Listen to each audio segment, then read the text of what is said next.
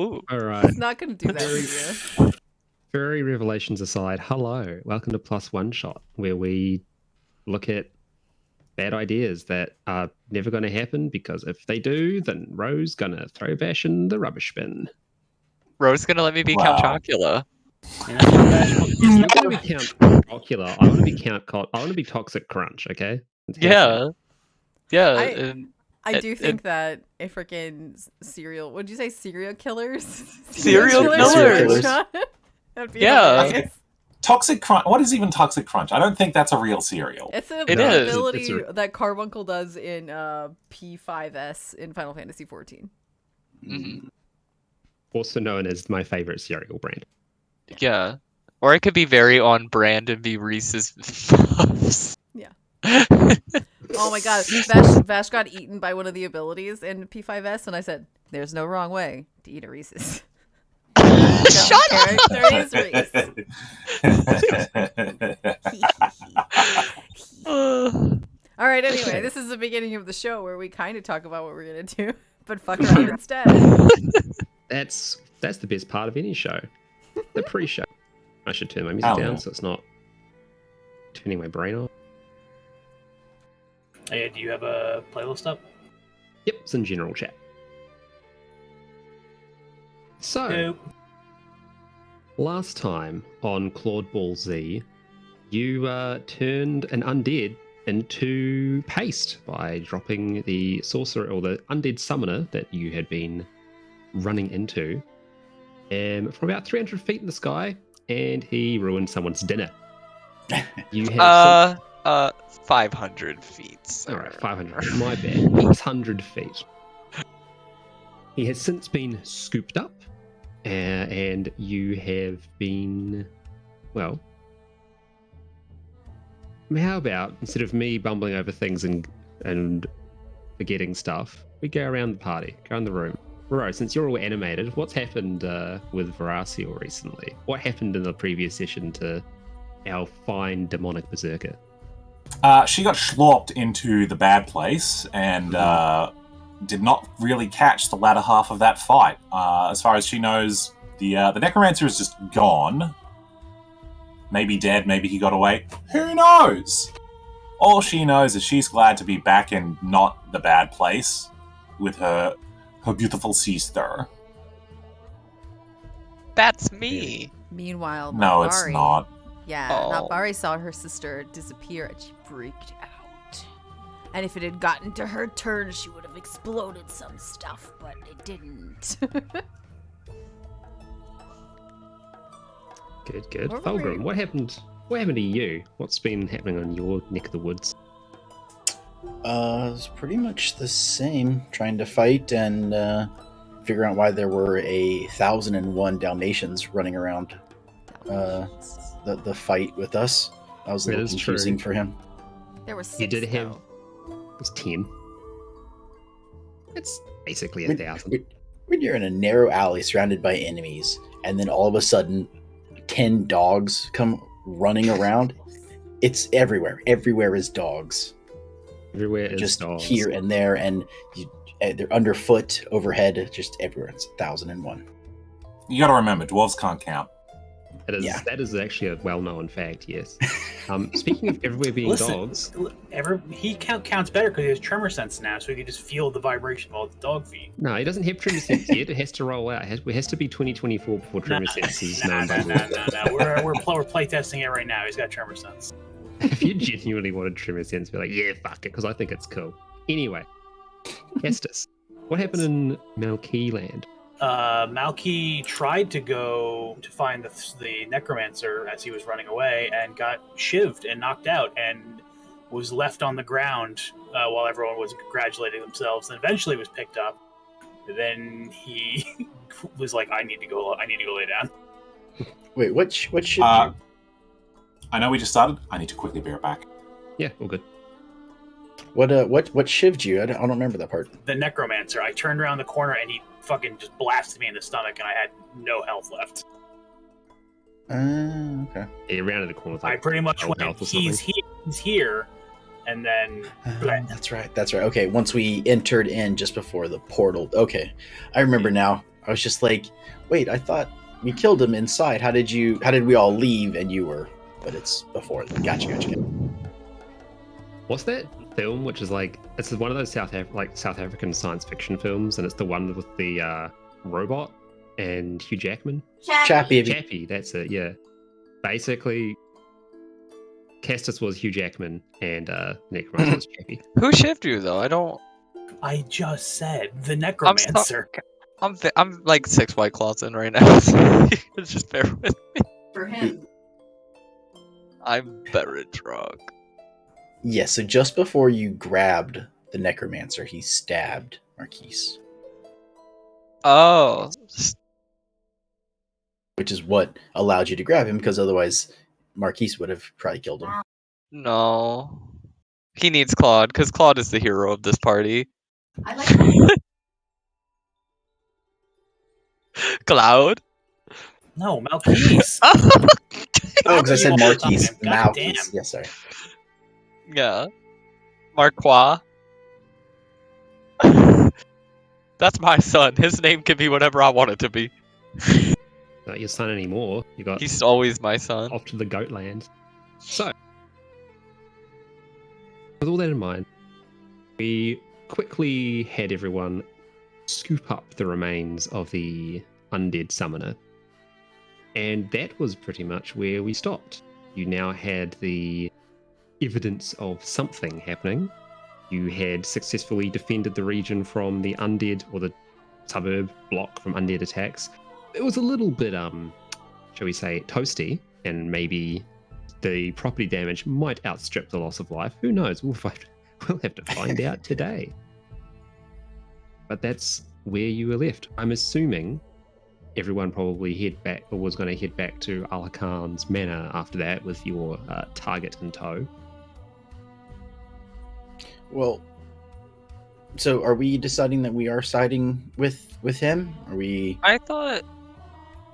Because Thulgrim was still, hoping at least to you guys do this for the church. But Oh. he seems to be the only one.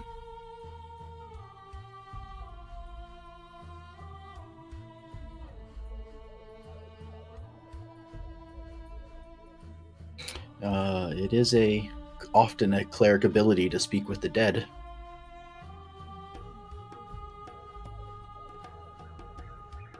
Just So last time. Also, what happened? She teleported away. We never saw her Man, again. I forgot to hit the button. Okay, so like I asked, where should we take this? Do you think the clerics know what to do? Oops. We could also take it to the college as well to study it. Well, do we know what to do to study it? Well, there's a lot of knowledgeable people there. Okay. I don't And think so. I know a lot of the people there, in fact. I'll repeat the tidbits as well. The undead is covered in wrappings, the remains of ornate jewelry, and there's all sorts of magical inscriptions like on their body, or at least what's left of the body. Can I look at it and see if I recognize anything? Sure, though I shall ask, whereabouts are you while you're looking at it? Are you just like in the street carrying this corpse around, or? I assume wait, he got dropped on some dinner, right? He got Yeah, dropped on table. like a restaurant, like a rooftop How restaurant. do we and you went how up do we there. know how to find it? Claude just guided you there, Okay. Yeah, so- he flew. And the dogs. and the dogs. I can fly. Yeah. Thank you for your service, you lovely animals. Okay. Then maybe we're still in the restaurant if they haven't kicked people out because they're freaked out. I believe when we were departing last time, everyone was leaving. Like you were all leaving the restaurant with the body in tow, Oh. heading Okay. out. You were heading out into the streets, but you hadn't quite got there yet. Well, then we probably shouldn't just be in the streets. Okay. Well, I'm sure. Could we find an alley nearby that is Well, a little bit, secluded? we're very close because Claude's teleportation range is very limited. So we're very close to the place we fought him in the first place, and we know there were a bunch of empty tenements there. Mm. Yeah, so I'm sure we could find either, a building that is abandoned or a place that we could sort of duck into. Well, I have a Okay. whistle that I can summon Biscuit, and we could just throw him on Biscuit and go. Since when? Since I just made that up now. You don't have a biscuit whistle. Damn. Cast a slap down a patch. I mean, Malky, slap down a patch and get another Biscuit, No. please. No. They're not always horses, so it does seem to be what they are for me. When you have a bunch, just keep slapping it down till a horse pops out. No. First of all, we don't need more horses. We have 2 horses. Well, why not 3? We need to feed these horses. Do you forget that? Let's just find some place to hide. Well, we're at a Preferably not in- restaurant. We yeah, could feed the we- horses we there. We left the restaurant. Goodbye, restaurant. Preferably, let's not stand in the opening of an alleyway where any passerby will see Okay. 5 people leaning over a body. So there were definitely abandoned tenements where we came from. Varasila's just going to walk in that direction, and since she's probably the one carrying the corpse, you can all decide if you want to be involved in the investigation or not. Wait for me! Wow. I'll swap you over to the map as well. And I've just put that token down where roughly you all were. You get a feel for at least the street layout. And a reminder that the red district is all under construction. So you can certainly find abandoned buildings along the way here that are still also being built up and refurbished and having soft fit outs done and all that sort of stuff. Why don't we just go back to the old abandoned buildings? Yeah, that's what Varasila is doing. Yes. So you want to go back to where you were before Yes. then? Mhm. Yeah. With the body. All right, give me a moment. I shall load the map. Where did it go? He loads like the Lucaline map, or the not Lucaline. What the hell am I Sure saying? did. Look at it.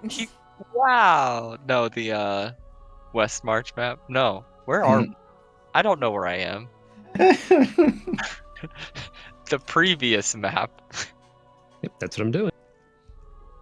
No, not that Yeah, one. that's- The one where we met Hector. The camp. The base that doesn't want your father there. Yes. Well, we have a. So we do have a warehouse which has no workers in it, so we can easily throw him, or bring him into the warehouse.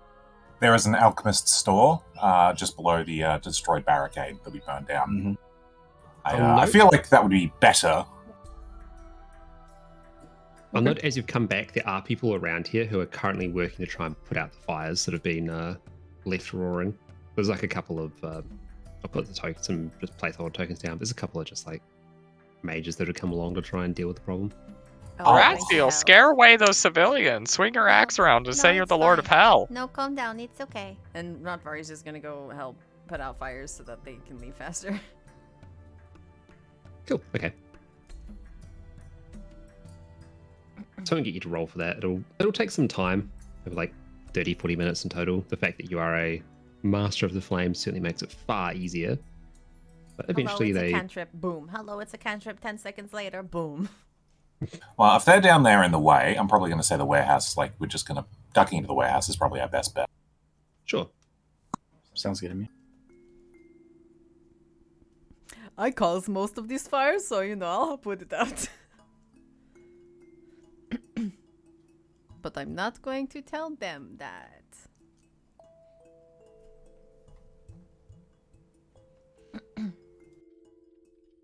So, So yeah, I guess we just inspect the body. Is that what seems Yeah. reasonable? so everyone who wants to help, do an investigation roll. Varasiel is probably just going to stand guard. Yeah, my investigation is not good. I would be more of a hindrance. I was going to, but now I'm putting out fires. Ooh, very nice.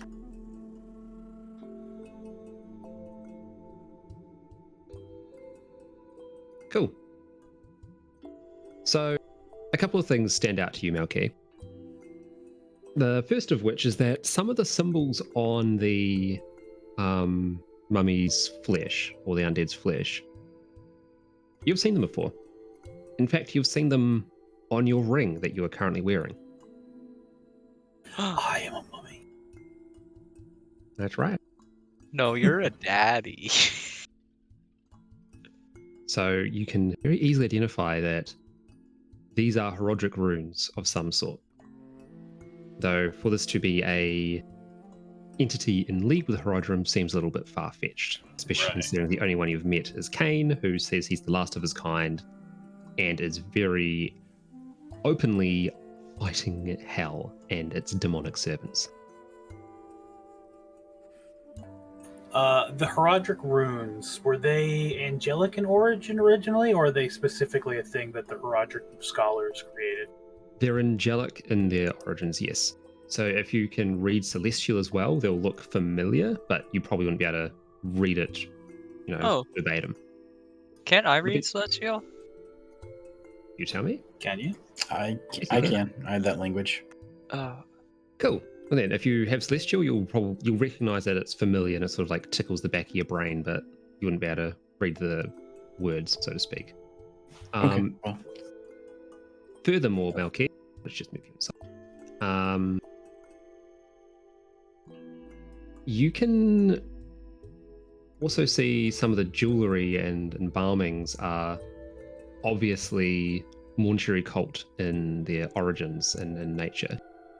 Now, that in itself isn't a smoking gun, as if someone's been buried in this this region. That's probably because of the mortuary cult.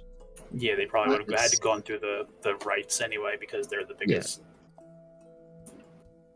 You would also know, though, since due to your previous ventures here, the mortuary cult has very, very in-depth records kept of anyone that enters their service, as they like to put it.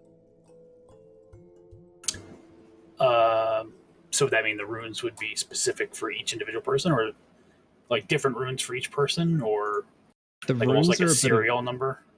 The runes are a bit of an enigma.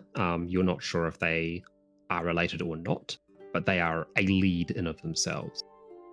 The types of jewelry used and like the material of the wrappings and the way it's all laid, that in itself tells a story, sort of like how in like traditional tattoo art, a tattoo might tell the story of someone's life. It's sort of like that, except it's the story of who they were up to this point. Also part of the reason why tomb robbers aren't particularly popular, because you're erasing history. Right. Is the corpse intact enough after the fall for Malky to extract the tattoo?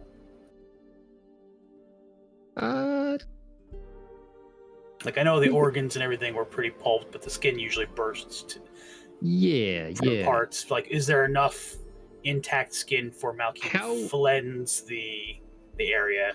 How would you propose doing this? I'm going to say yes, you slowly can. with a knife.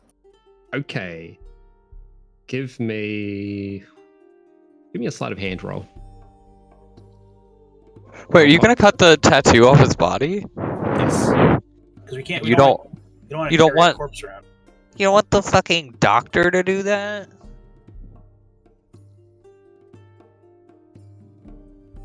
Cause like,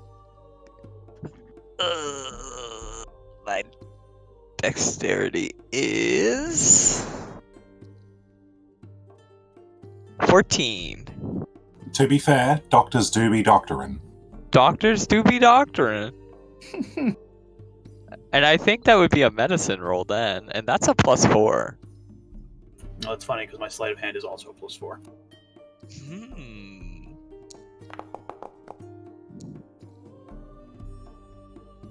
Cool. So it's going to take some time to do it carefully, but you will eventually be able to get it off. Without any warning, like after Malky kind of invites Thulgrim down to get a second opinion on the script, he's like, all right. And he just pulls a knife out of his boot and starts slicing strips of skin and getting his knife under there to pull it away from the muscle and everything very carefully to make sure he doesn't fuck the tattoo up. Thulgrim kind of does them as isn't that sacrilegious? We don't want to carry a corpse around. Figure evidence is easiest to carry out when it's small and compact. Very well. And I'll say, due to the fact that the skin is quite brittle, you do have to go very slowly. By the time you're done is around about the same time that Michelle's done with Netvari putting out the fires. Can I also help him remove some of the jewelry that he was wearing? You said he had a lot of ornate jewelry around him, right? Yeah. Oh, he has shinies? He has shinies. We're correct. not stealing the shinies, it's evidence. Yeah, I- it's something that I he was want to buried with. liberate his shinies, though. We're not liberating their evidence.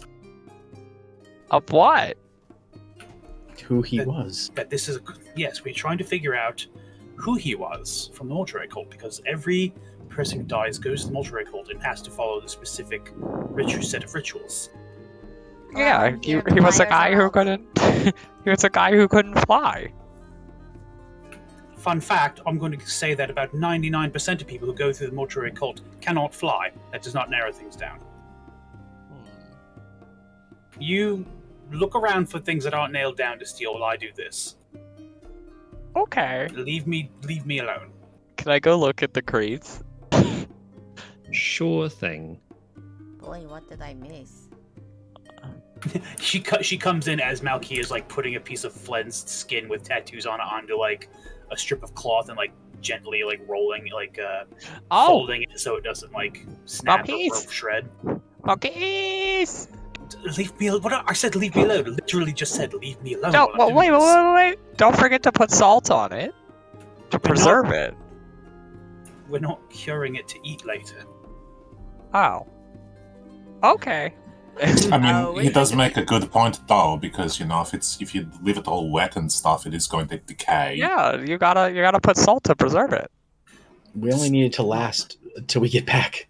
Yes, I'm not keeping this forever and ever. I don't need. Well, I don't no, need all I'm the going. I don't mean to, take sides here, but I think that we don't know how long we're going to need to keep it. That's true. And I'm It is- quite smart and a doctor. You should listen to me, Malky. I know So exactly speaking how of- long we're keeping it. We're keeping it for exactly 6 hours until I can go to the mortuary cult. I'm not Also- keeping this around. Also, why don't you just get a piece of paper and just kind of copy it? Because anyone can make things up. This is direct evidence. I don't know. I I could- just didn't take the whole body. We're not Yeah. going to walk around the city with a corpse.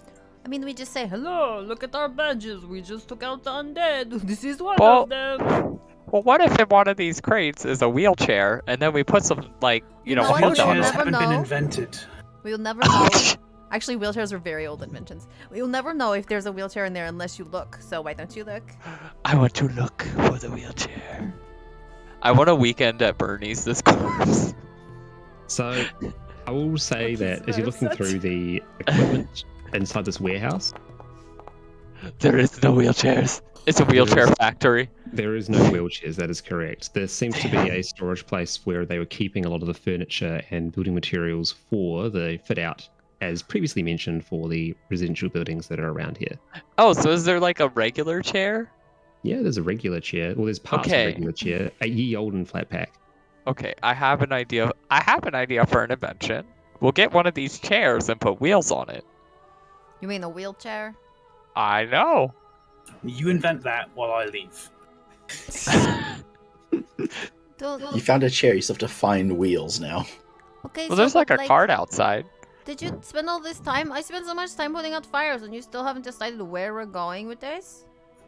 To the college. We You just said said. the mortuary Mortuary cult, cult. but why would we take things to the mortuary cult when we have two other options already, and we know the mortuary cult is bad? We're 'Cause going to the mortuary- college. Mortuary cult Oh. isn't necessarily bad. They will know who this was, though, and where they were, thereby giving us access to knowledge of who would have access to this corpse. I guess. Well, then what were you going to say? No, that's what I was going to say. They keep records. Marquise was saying they keep records of all of the people who die and are buried in this manner. So we can Well, use this as proof, but as a sort of like the record, to find the record of this person and track them down that way. By all means, What if- we can tell whichever about this that we have exact proof, and get first, so they can use it for whatever bargaining chip they want. But I would like to know where this corpse came from. And you don't think that they would think that we're just grave robbers who cut up one of their sacred corpses now? Well, bringing the whole body there carries much the same dilemma, don't you think? No, because we wouldn't have it in pieces. We would be like, hey, we found Well, this dead body and wanted to return it to you. Grave robbing is grave robbing, all the same whether you have a piece of it or a whole thing. What if we take the body to the clerics and we ask them how it was reanimated and maybe if they know who did it? Yeah, I'm sure you can. I mean, it's from the mortuary cult. They raise dead to work as their servants. But if Whether- we take it to the church and maybe they can speak with dead, I don't know. He doesn't have to have skin for that to work. I think that's a good idea, personally. I mean, don't get me wrong, Malkis. I mean, you're not wrong. I mean, taking the markings to the mortuary cult, Mm-hmm. And Unless- oh, go ahead. Sorry. Like, unless they, turn around and are like, okay, you've figured me out, so now here is my army of the undead to eat you too, because, you've solved the mystery. But, unless they do that, they'll probably be like, oh, yeah, no, this is John from Accounting. Johnsville.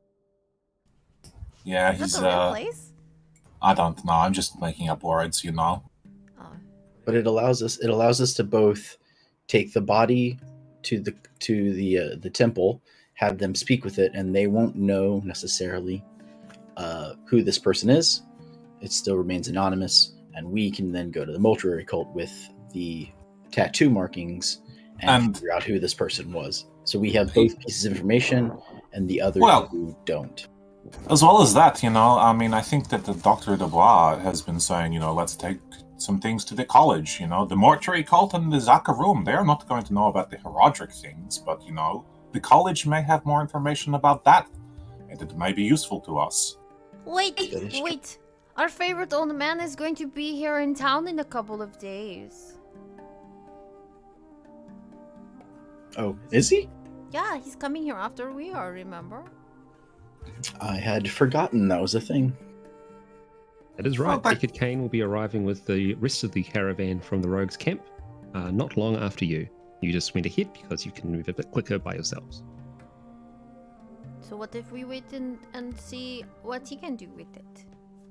Well, I think that, obviously having the Herodrium looking at the Herodric things is a good idea, but... Well... I mean, he's not here yet, and there's no harm going to the college and saying, hey, what do you know? Because, who knows when the undead may attack next. I don't think we should take it to the mortuary cult before we let Deckard can see it, because they might be like, oh, we must return this holy skin to its holy resting place, and be like, no, we still need it. Well, that's why I was saying we should just copy the tattoo and be like, does this mean anything But to what you? if we fuck And then... it up? There's probably some, like, Well, magical stuff. No, there's probably some magical undertones in these markings that we don't understand because we don't know how to do the Herodric markings. Right, but we just take them a piece of paper and we go, does this mean anything to you? And if they go, yeah, but like, it's a body, but we can't tell you much without the skin, then we go, oh, look at that, we have the skin. I guess so, yeah. Because then they wouldn't know or think we stole bodies, because we could just be like, we're archaeologists, we just found this and we thought it was interesting. Do you know? Okay, I think that is a good idea, personally.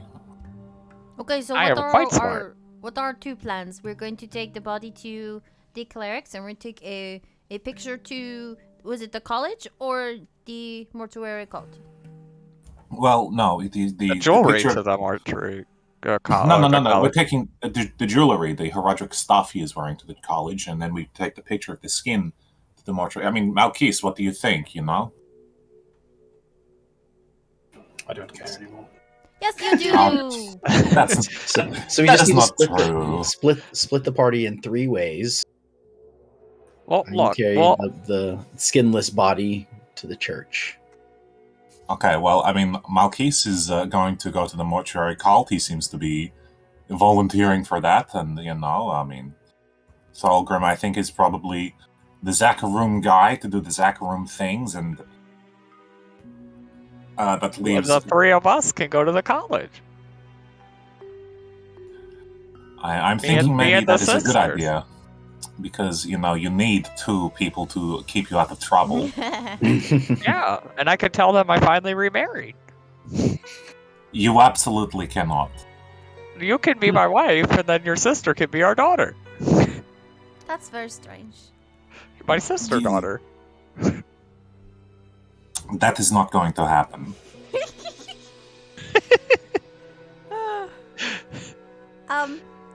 Malkis, does all of this sound okay to you? I know you said you don't care anymore. But It's fine. I'm going to do my plan. You do whatever it is you're all going to do.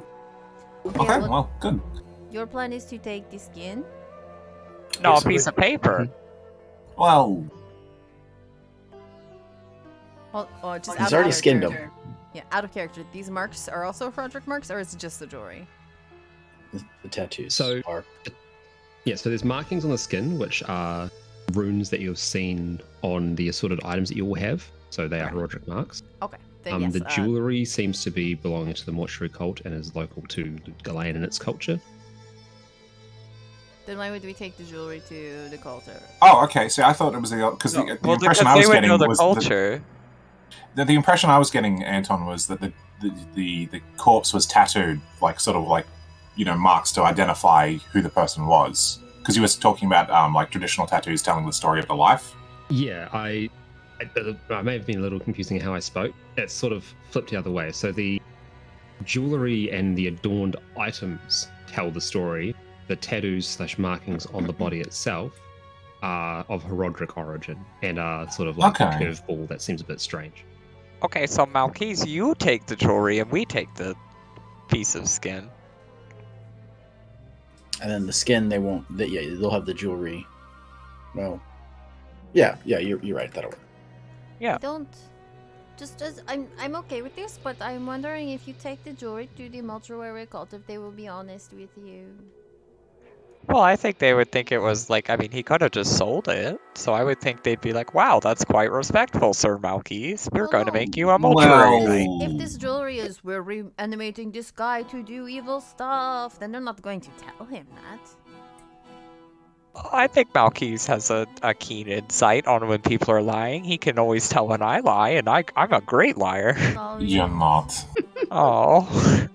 And also, just by saying like, oh, this jewelry belonged to John Smith, doesn't mean they're admitting to activating him as a person to destroy the town. It just means that they know who he was. I'm a little worried that I mean, when you get there, I'm a little worried that they might just be like, you're going to be like, hey, whose jewelry is this? And they're going to be like, it is ours, and give it back, you tombed robber. Oh, well, then why don't we take it all to the college? They probably know more than everybody. Why would the college keep records about the dead? Well, they study everything. Why don't we take the jewelry to Al Hakan? I mean, Because he's not going to know any better than, it's the mortuary cult who keep the records that Yes, we but- need the access to, right? He might know what the jewelry does, like what the significance is. And then if he's like, oh, this is just, to mark that this guy's name was John Johnson of Johnsville, then we take it to the mortuary cult. And if he's like, I don't know what the fuck this is, then we come up with a different plan. I don't think that's going to get us very far. I don't Okay. think he's going to know. I think that I think we do need to get to the mortuary cult, but I'm just concerned how helpful they are going to be.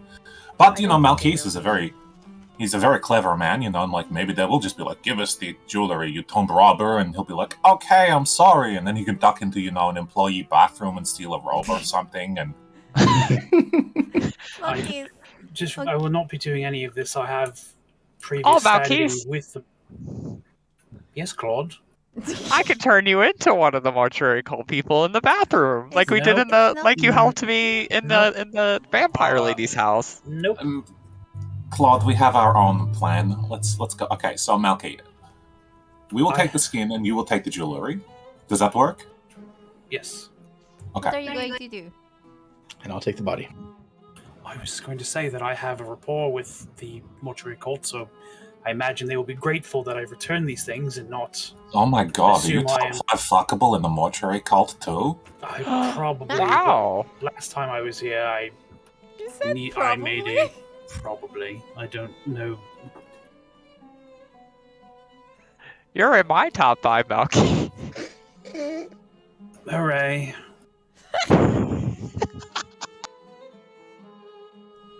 Okay, we have a plan then. Are we all really going with Claude to the college? Yes. You don't want to see how smart I was? I won accolades. I think that Cloud needs people to keep him out of trouble. Also, I don't want to be very far from you, okay? Like, I was just away for you for like 2 whole minutes and it was torture. I mean, it was worse for me, okay? I know you're in hell and everything, but I thought you were dead. Yeah, so, why would we split up now, Yeah, and I rescued you from hell. I'm really your hero, if anything. didn't- Knight in shining armor. I didn't, really think that we should split up, but I'm just worried about Malkis and Togram going to places by themselves, especially Malkis, because I don't trust the mortuary cult from everything. Well, okay, look, I understand. Okay, look, Thulgrim is going to be fine, he's a church man, he's going to go to the church, and his church friend is going to be like, oh my god, Thulgrim, I love you so much, let me give you a big hug and a cup of water. And then his other church friends are like, okay, we're going to have a prayer circle now. Come and join us. And he's going to be like, I love prayer because I'm a religion guy. Yeah, and he's gonna give them all ice tanks. Yeah, but Malkis maybe he's going to be in a little bit of danger. Like, maybe he'll get there and they'll be like, it is time to die, Mr. Bonge. But, 9 times out of 10, Malkis is, he's going to be okay. He's going to be like, pocket sand, and they'll be like, oh, my eyes, my fragile living person eyes. No, I mean he is top 5 for a reason. He'll just, bang his way out of there. I think it is best if the two of you go with the doctor. I'm sure he will get to the library. They will give him wait, you want to know what? And he will try and hold them ransom by setting their library on fire. I don't like books. They're scary. Yeah. So then you can at least turn off the fire as you are wont to do. So yes. So we'll show them the skin, and then when Deckard Cain arrives, we do your plan, and we show Deckard Cain the skin, and he'll be like, "Oh, this is pretty weird of you to keep some skin, but I know what this is." Yeah, and I'll put salt on it to keep it all nice and fresh. Unlike Malkis, who wasn't gonna do that. So now we'll have beef jerky when we're done with it. No, nobody is going to eat this skin. Cool. So, for my notes, action points. What is the plan from start to finish? Thulgrim is going to take the now flayed corpse. It's not entirely flayed, right? The tattoos weren't over its entire body.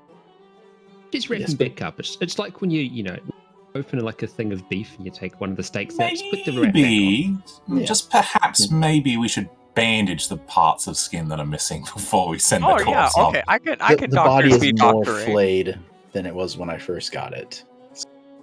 Yes, I will take the semi-flayed body to the church. The semi-flayed jello body. Yes. I'll give you that. Oh, the fucking token broke. Sweet. All right, well that's fine. There we go. All yours. So, Thulgrim is taking the partially flayed corpse to the church. What next? Keese is taking the jewelry to the mortuary cult. And Claude and the tea stores are gonna put some salt on that skin, and then they're gonna go to the college. Varasiel and Natavari are accompanying Claude Disaster to the college so that he can talk about the skins. I don't have skin, I have feathers. You have skin under your feathers. It's like saying you don't have skin, you have hair. I have feathery skin. Honk. Now, I will remind you all that it is late at night / early in the morning currently, as you are fighting in darkness. Sure. So, what are you going to be doing immediately? Are you going to head straight to your assorted locations, team huddle, off you go, or are you going to be resting first, or what are people going to do? We have to rest first, because I have a date with that Malkis hooker. What if we take the body together and then go to sleep? Bring it back to the masquerade. No. Yeah, I like, think that to I'm the pretty sure that the clerics. church, I'm pretty sure that the clerics, at like 4 a.m, they're going to be like, "Oh my God, Dahlgrim, we're having like breakfast just now because we're really weird and wake up before the sun rises." I don't think anyone enjoys being woken up at 4 a.m. I'm Even pretty priests. I don't know. I'm pretty sure I they don't. don't even Yeah. sleep to No. begin When with. bodies But, of like- the soul have no Okay, time. I guess the thing though is like we have to put the body somewhere, and it's not like we can take it back to like the Wait. changelings. I have an idea. Because I have an idea. okay. I can just use an invisibility spell on it, so no one will see it. They'll Or- smell it. Okay, I can disguise it. Wait, does disguise self work on other things? Oh, No. yourself. Yeah, itself. Yeah. Ugh. Yeah, I'll just use Okay. invisibility, and we'll put it in like a horse stable, and then they'll just be like, "Oh, the horse is pooped," Real quick, Oh my God, I Sister, shall yes. also note that from where you are to the Zakarum Enclave, if we measure how far that is using the key on the map, a straight line is about 6 miles walk with the body. But now is probably a good time because there's less people around. Yeah, I'll say as well, Yeah. you can potentially if you take the main roads, it'll be faster, but you'll be more likely to be seen with a corpse, while the back roads will be slower but safer. So that's your choice. Okay, so Navari does actually freak out for a second. Hold on. Then she starts looking through her bag and she pulls out the mirror that they found in the monastery to Okay. see if the mirror of the past will work on this dead body. Oh. Sure thing. Thank you for linking it. I just want to read over what it says, because I'm not going to remember every single random item I've pulled out of the compendium and gone, this looks cool, I'll put it on top of someone. So.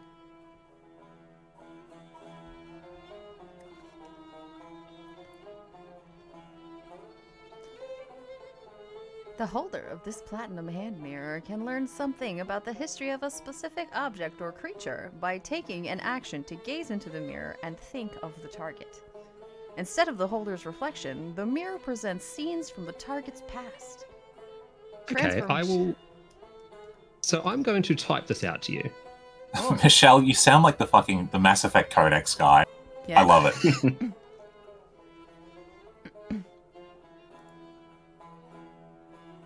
Information conveyed is accurate, but it is random and cryptic, and presented in no particular order. Once it is activated, the mirror gives its information for 1 minute or less, then returns to normal. It can't be used again until the next dawn. We thank you for your patience. Please wait until an operator is available to assist you. Thank you for calling. Mirror of the Past. If you have any questions, it's too bad you only get one.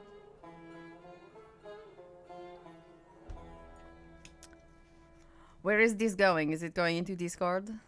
Yes, I'll Discord it to you. Alright. So it'll take me probably 2 or 3 minutes to type it all out, so just Oh. as an FYI for everyone. Everybody just keep talking, you know. I'm staring deeply into a mirror like transfixed and stuff.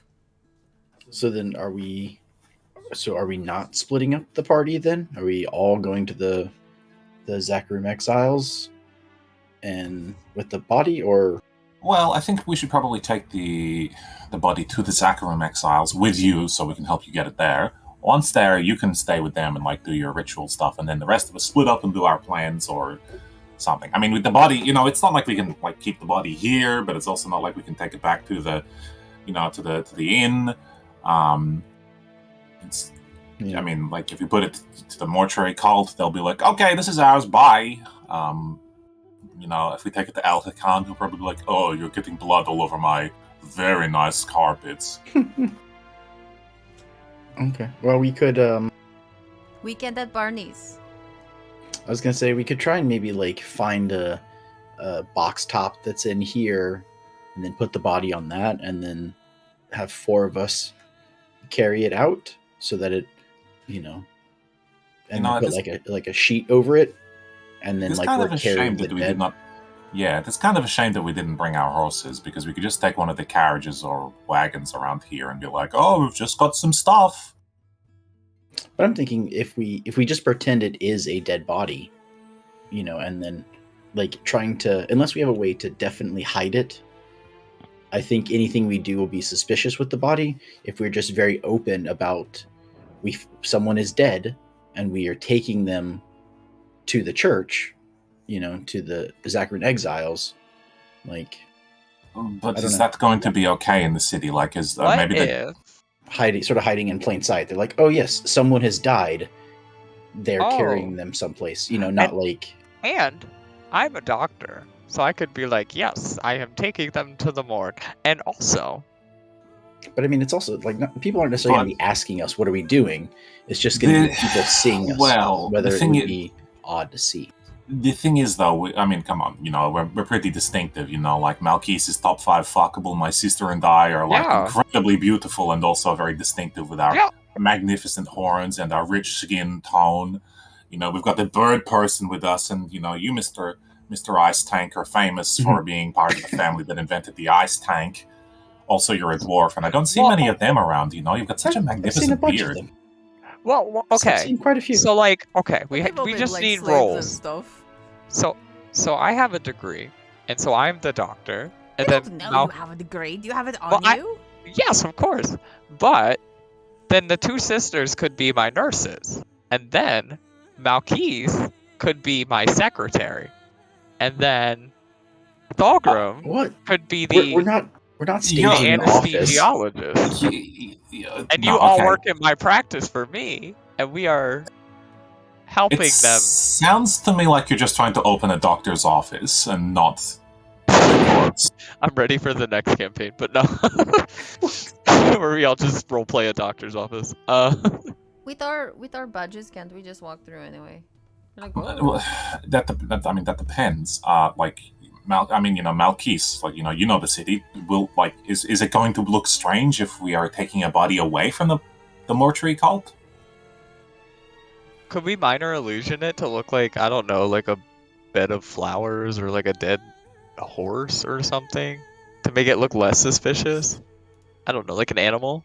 Because the guards here take things pretty seriously. If they see us wheeling a corpse to the city, I'm thinking they're probably going to be like, "Hey, that is not the direction of the mortuary cult, and you are not mortuary cultists. You're stealing of the corpse. You are tomb robbers." Seems like they take that pretty seriously here, which I guess makes sense. Didn't they say the Janissary cult? Not the Janissary cult. The Janissaries went back to the other parts of the city. Who is even out making sure people are in for curfew? They're all still guards on patrol. We ran into some the other day when Claude was screaming about trying to sell drugs. That's right. Yes, who did that? The Janissaries are the soldiers. The guards are the guards, I guess. What if we just throw one of our cloaks on him and like shoulder carry him like, oh, he got so drunk. Ah. No, that wouldn't work because we're only allowed to be out because we have the badges. But I don't think anybody will bother us if we said, okay, we are very official. It is dark. I will say that much. Look, we could make a wheelchair. I could just make him invisible. No one would know. I literally could make him invisible, and no one would even see him. We just throw him in the back of a cart, and we move along our merry way. And when someone comes up to us and goes, "What's that awful smell?" We're just like, "Oh, that's a bird man. That bird man stinks because he's a bird man." Okay, why don't we just fold it and put it in a bag? And I will carry the bag. And if anyone's like, "What is in the bag?" I'll be like, "I don't know, some camping supplies." Yeah, when you dump it out, nothing will be in there. Well, no, something will be in there. Look, we are overthinking this, okay? Look. Yeah, I'm gonna just make it invisible. It is dark out. There is nobody around anyway. We have our magic badges that say, "Hey, we're allowed to be here." We'll carry a sack full of the corpse, and if someone's like, "What is that smell?" we'll be like, "What are you doing out here? Where's your badge?" Oh, wait. Yes. Do I have perfume? I thought I had perfume. I don't know why. Too much. Don't need it. It's fine. Okay. You go, Michelle. Oh, my goodness. Do I have Axe? Do I have Axe body spray to spray on the corpse? No. That'll certainly hide it.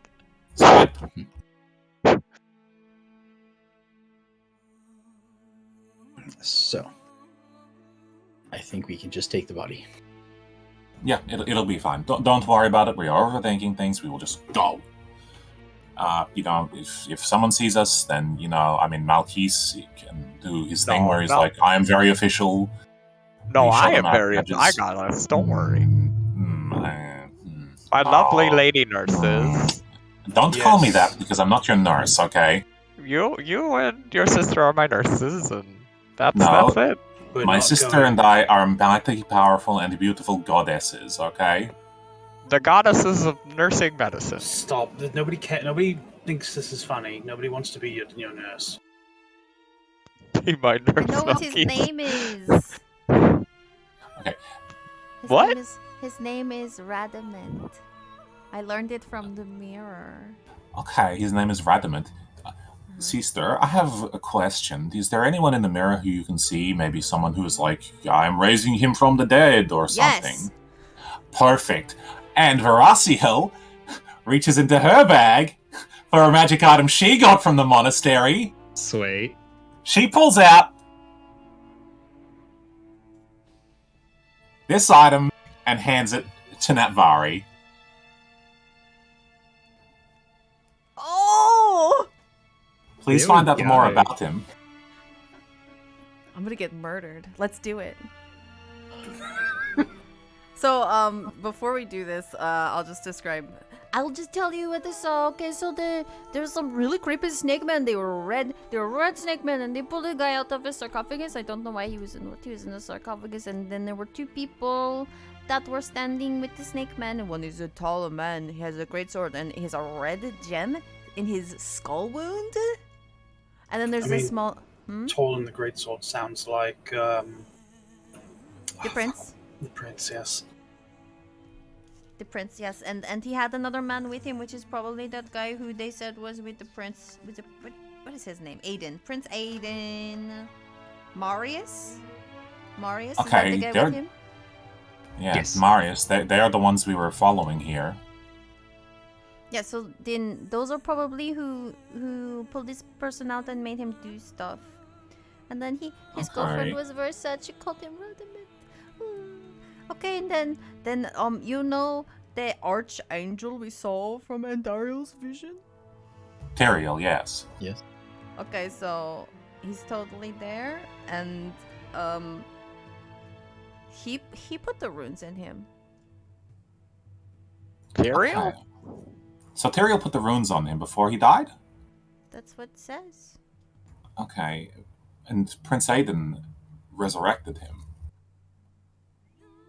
I guess so. So Oh, this okay. rediment person must have been important. Well, I guess then we know that it's not the mortuary cult who did this, or at least not Can I- likely.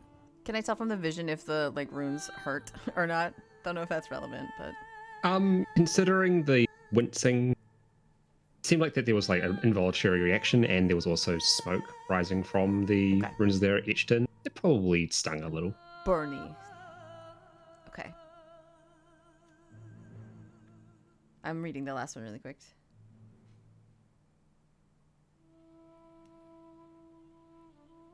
Okay. So he at some point was in the desert, went by a Blackstone tomb complex, which I guess we did too, and some oases surrounded by tabaxi wagons, then the coast, and then here. So he came from far away. At what time? Who knows? Anyway, that's all I saw. It was a lot of stuff. Now I need to scry for Prince Aiden. Do you think that's a good idea? Can't you attack people back through scrying?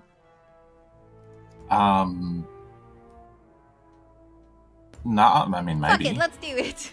Okay, well, be careful, sister. Okay. Wait, Like- can we just like shake you out of scrying, or like? I don't know. I've never She's done it not before. gone. Oh, okay. Well, if you start to get hurt, like scream, and we'll smack the ball out of your hand. I don't think that's how it works, but okay. Okay, we'll dump water on you. I don't have anything to tell you. Yeah, I don't know what to do. Cool. So you will roll. Actually, I'm going to use some of the new cool automation I have. Give me a moment.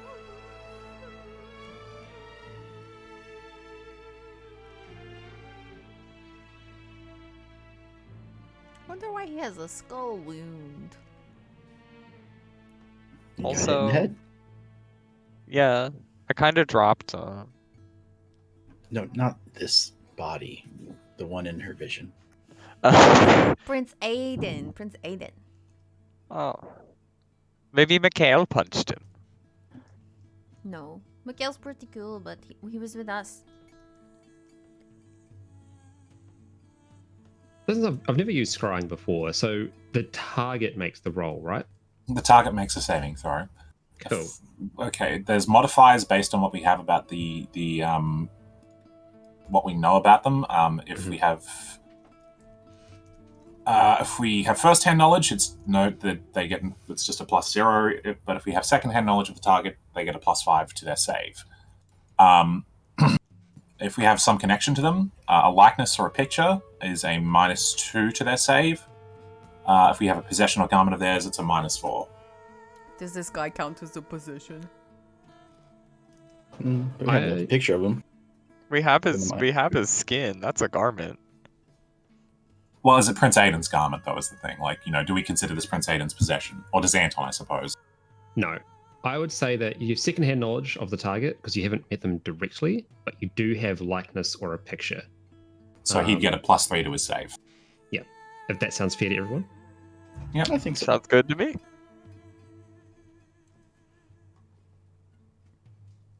Home.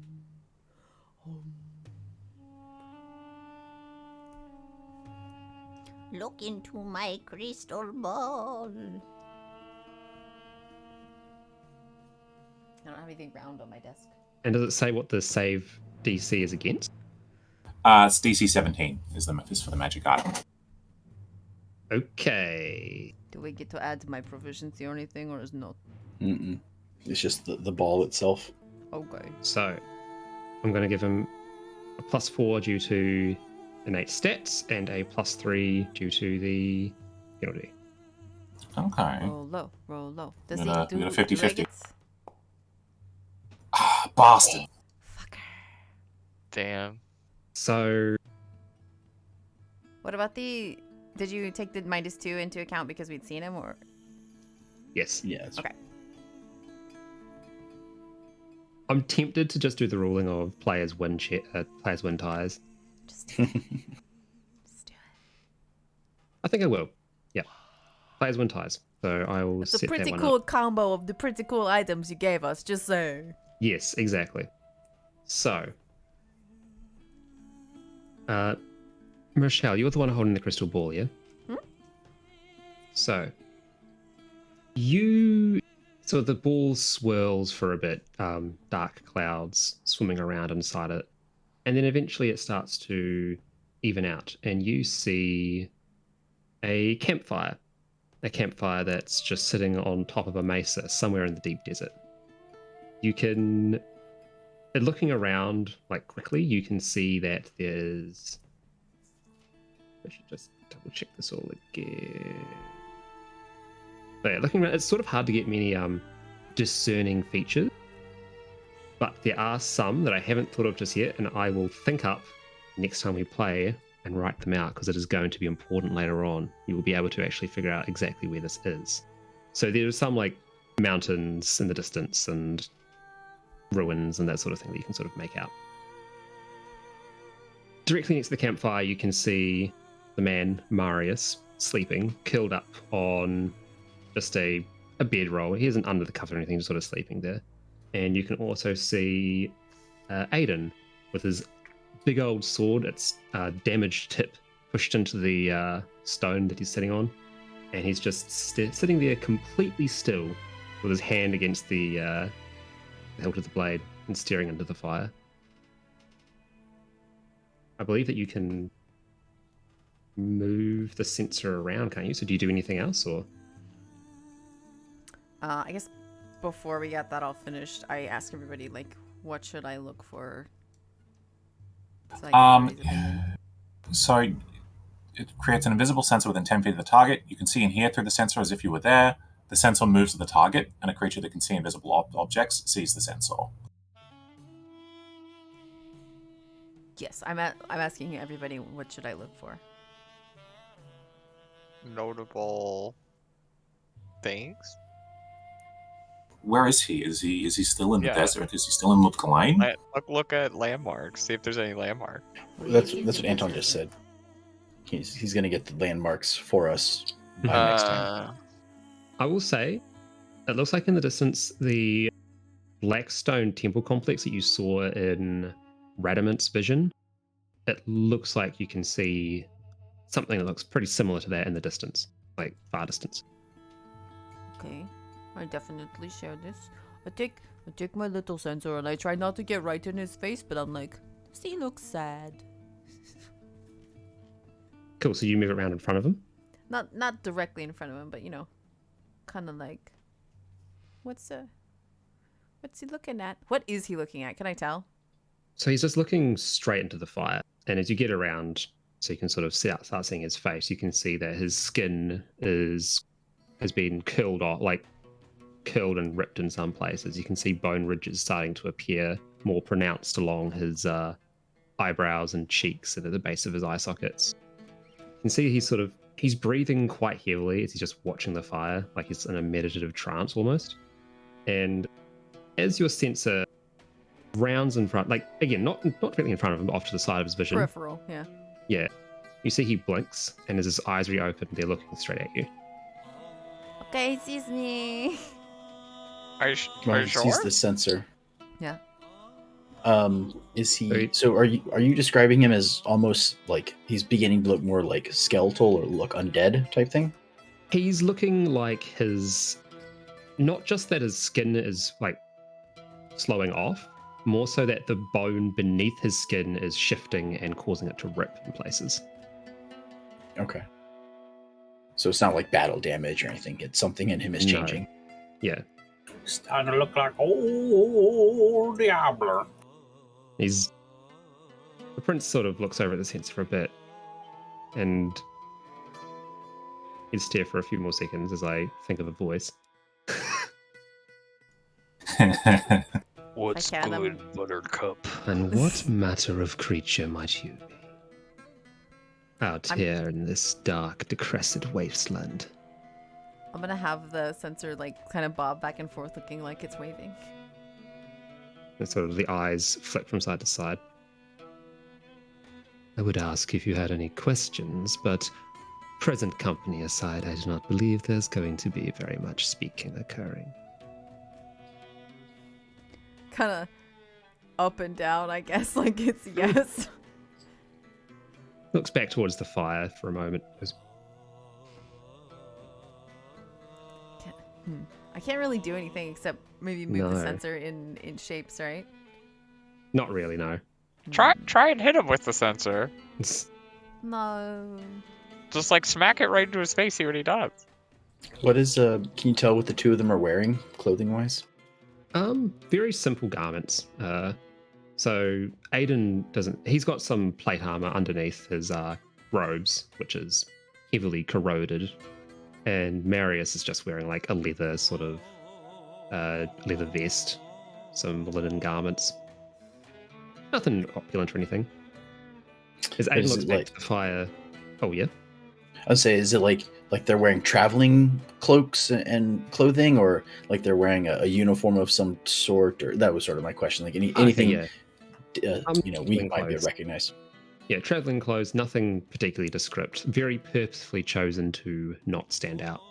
Can the sensor like interact with the world in the sense like could she smack it into the ground and like drag it across the sand?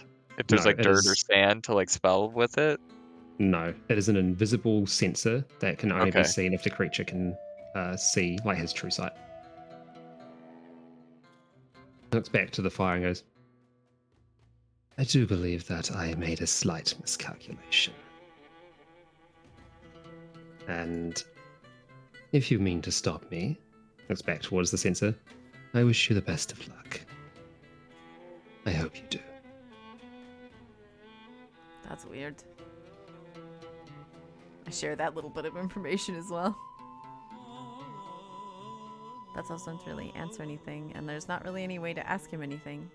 Though it does seem like he's open to questions. I'm kind of scared that he's gonna find us, and maybe we should go after this. That's the plan anyway. Yeah. Regardless, he looks back to the fire and no longer interacts with you. You can see that his breathing returns to that sort of heavy state as he's focusing very intensely on something. Probably don't. I think it only lasts like a minute, right? 10 minutes in total, unless you end it early. Oh, okay. I can't. Yeah, I'm going to say like the spell. I don't think the rules is written so you can move it, but I think that's fine as long as you stay within 10 feet of the target and it forcefully moves you if you move more than 10 feet away. She admits to wanting to like set the little sensor on his shoulder like a bird. I went to see if he's nice.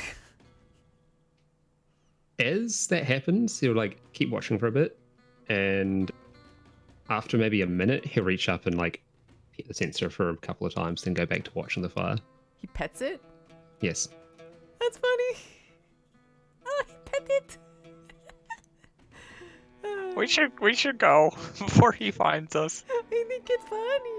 No. Paul's nervous. Navarre is like, hee hee hee hee. Navarre, you're doing me things, and I don't like it. Well, now you know how it feels. However, we have more information now, which is good, but... Okay. She's just gonna have those sensors sort of like go around in front of him and bob again as like a little like thank you and then be done. Cool. Cute. I also wanted to mention from the stuff she saw earlier in the mirror, in the vision where we get the name Radamant. Mm-hmm. You get the image that he's leaving in the morning to fight a great demon. So we like you don't know what the demon is, you don't know when that was, who it was, but it was a demon. I'll say this: you do get a name, Bale. Okay. Okay, so if this guy was going to fight Bale, the dead body we're referring to is going to go fight Bale. I guess probably Tyrael probably gave him the mark so that he could fight Bale, and then maybe Aiden thought that having the marks maybe give this guy some more power so he can do whatever purpose he has for him now. Or maybe Aiden wants to fight Bale since this guy was already going to do it. Wait, so did we kill a good guy? Did I kill a good This guy? was already dead. Yes, he was already dead. I don't think that we killed the good guy. I don't think Well, that isn't Prince Bale the Aiden... bad guy? Bale This is was when he was certainly alive. someone who is bad, but we... He was already dead and resurrected by Bale's minions. But we also know that Prince Aiden is not exactly a good person either.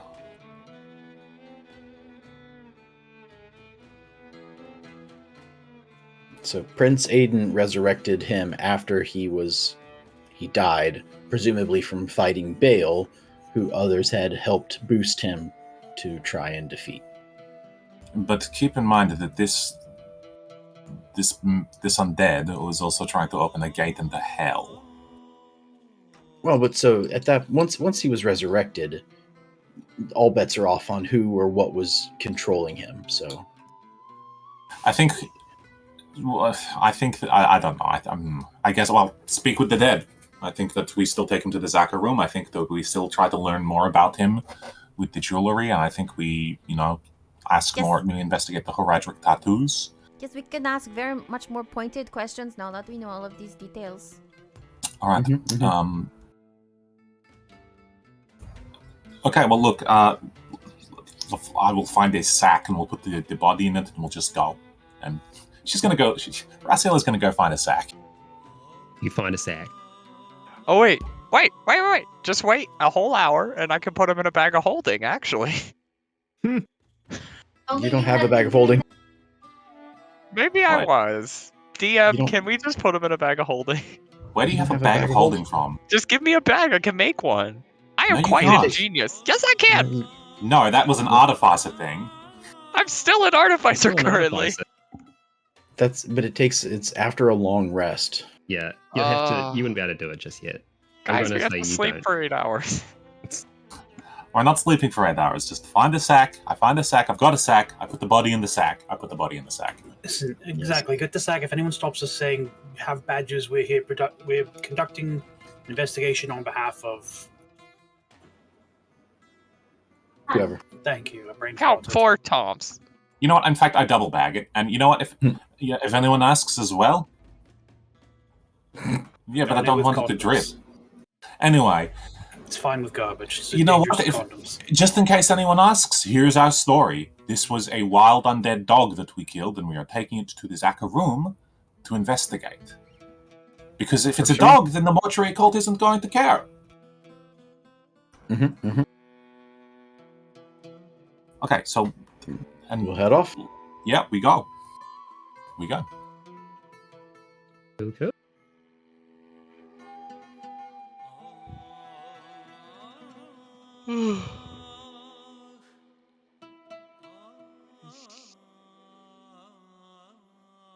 So, right now, you're a dead dog. This.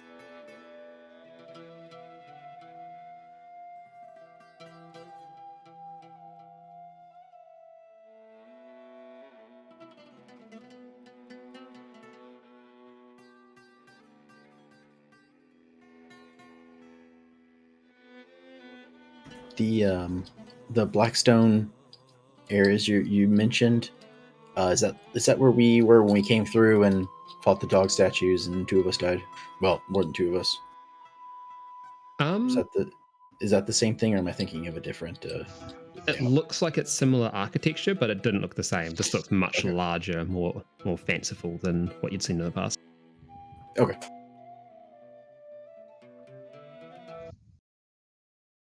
Cool. So, clean up the music playlist.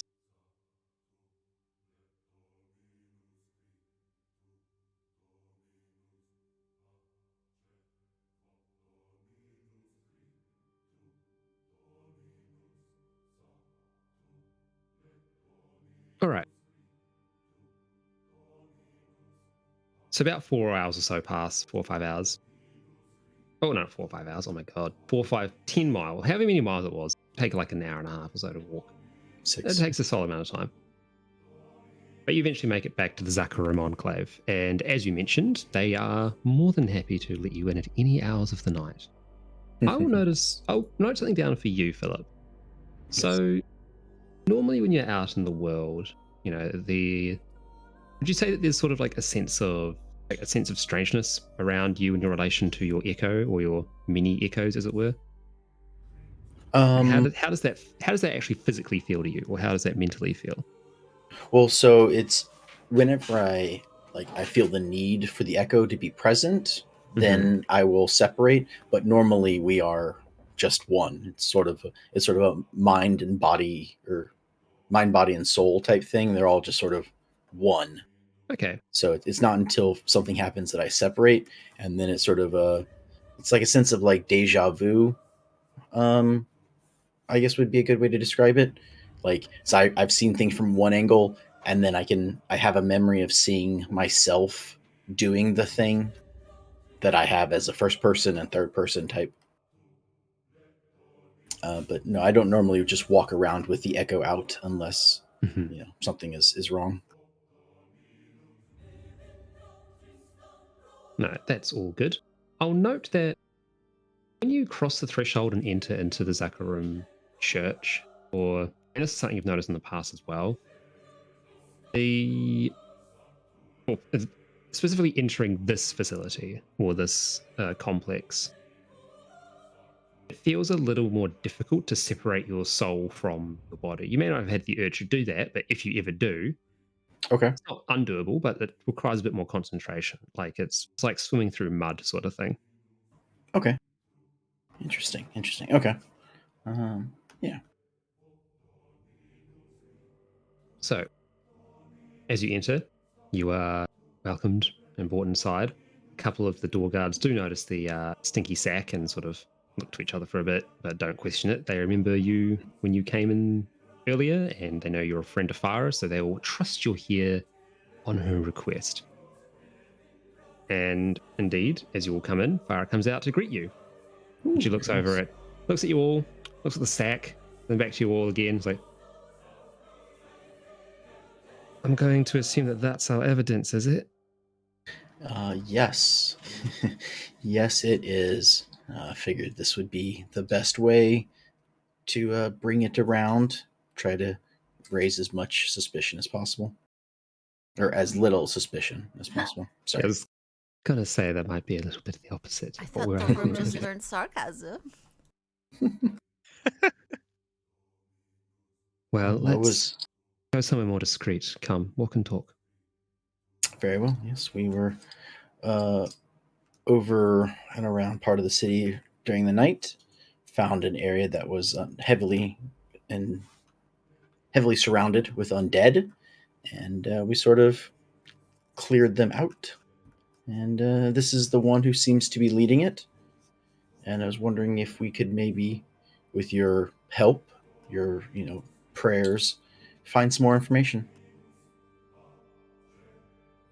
Well, I'm more than happy to do what I can to support this particular venture. And as we said, if this does prove fruitful, we will be more than happy to accommodate your sponsorship.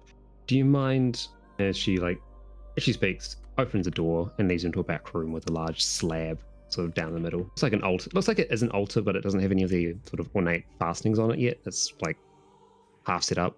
Like, put him down on this. Let's have a look at what we're dealing with. I help I help Veraciel open up the sack and pull the body out and sort of explain a little bit of why the tattoos have been removed. The skin has been removed. Okay. So, yeah, she listens to your story intently, and as you're speaking, she's like just squinting and looking around at the body and inspecting the different burial jewels and all that, looking at the runes. Goes, so, what exactly are you hoping that I can do to support you in this? I have ideas, but I want to hear it from you all first. Well, my main thought was that if we can ask it a few questions, I know that is an ability that some clerics, sort of, what's what I'm looking for? I'm trying to say Possess. possess, are able to do without saying casting spells. So, trying to stay in character. Wanting us to have a nice conversation with them, then? Is that what you're getting at? Yes, if that is something that you are able to do, if that is something you've trained for. Myself personally, no, but I am sure that one of our brethren will be able to support you in that venture. Do you mind waiting here a moment while I get things in order? No, shouldn't be a problem. Cool. And she'll leave the room, and unless anyone does or says something, she'll return in about 10 minutes or so with another fellow in tow. I'm going to see if anybody else in here has any questions that they think would be good to ask ahead of, them asking questions. Since we know their name and we know what they were doing before they died, I'm guessing it'd be the question of what the portal was for. Does that seem like a good one?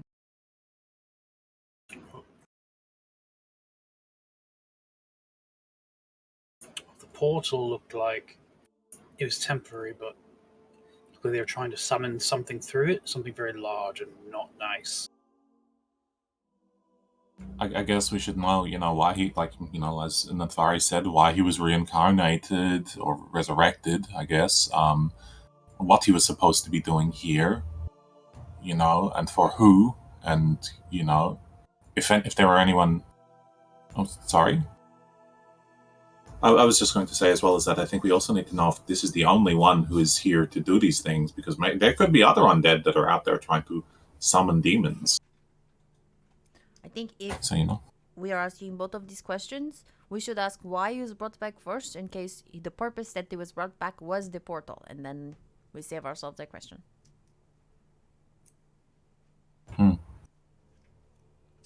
Okay.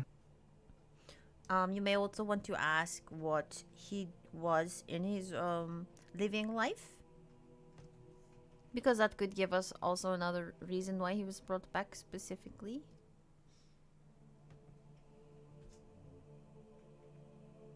So I will say, this will be explained to you, but just so you all know, out of character as well. The Speak with Dead spell means that you can ask up to 5 questions, and you cannot cast it again on the same target within 5 days, 10 days of itself. And it has to want to answer the question too, right? Yes, it is under no compulsion have to to answer answer it. truthfully. You Can think he anyone can here tell us if he cast- has treasure? No, we Anyone don't here do cast treasure. Cone of Truth? No. No, well, here's the thing. Like, as an undead, it probably was our enemy, but as a living person, I mean, it was a Haradrim. It would have been on our side. Can it see? Can we see what? When it comes back, can it see? And if so, should we not be here? Won't it be suspicious of Rasael and I? No, it cannot learn any new information. Okay. It cannot comprehend what has happened since it died, and cannot speculate about further events. Well, I guess that raises the question. So, does that mean, since it died as immortal, would it be able to answer any questions about what happened when it was undead?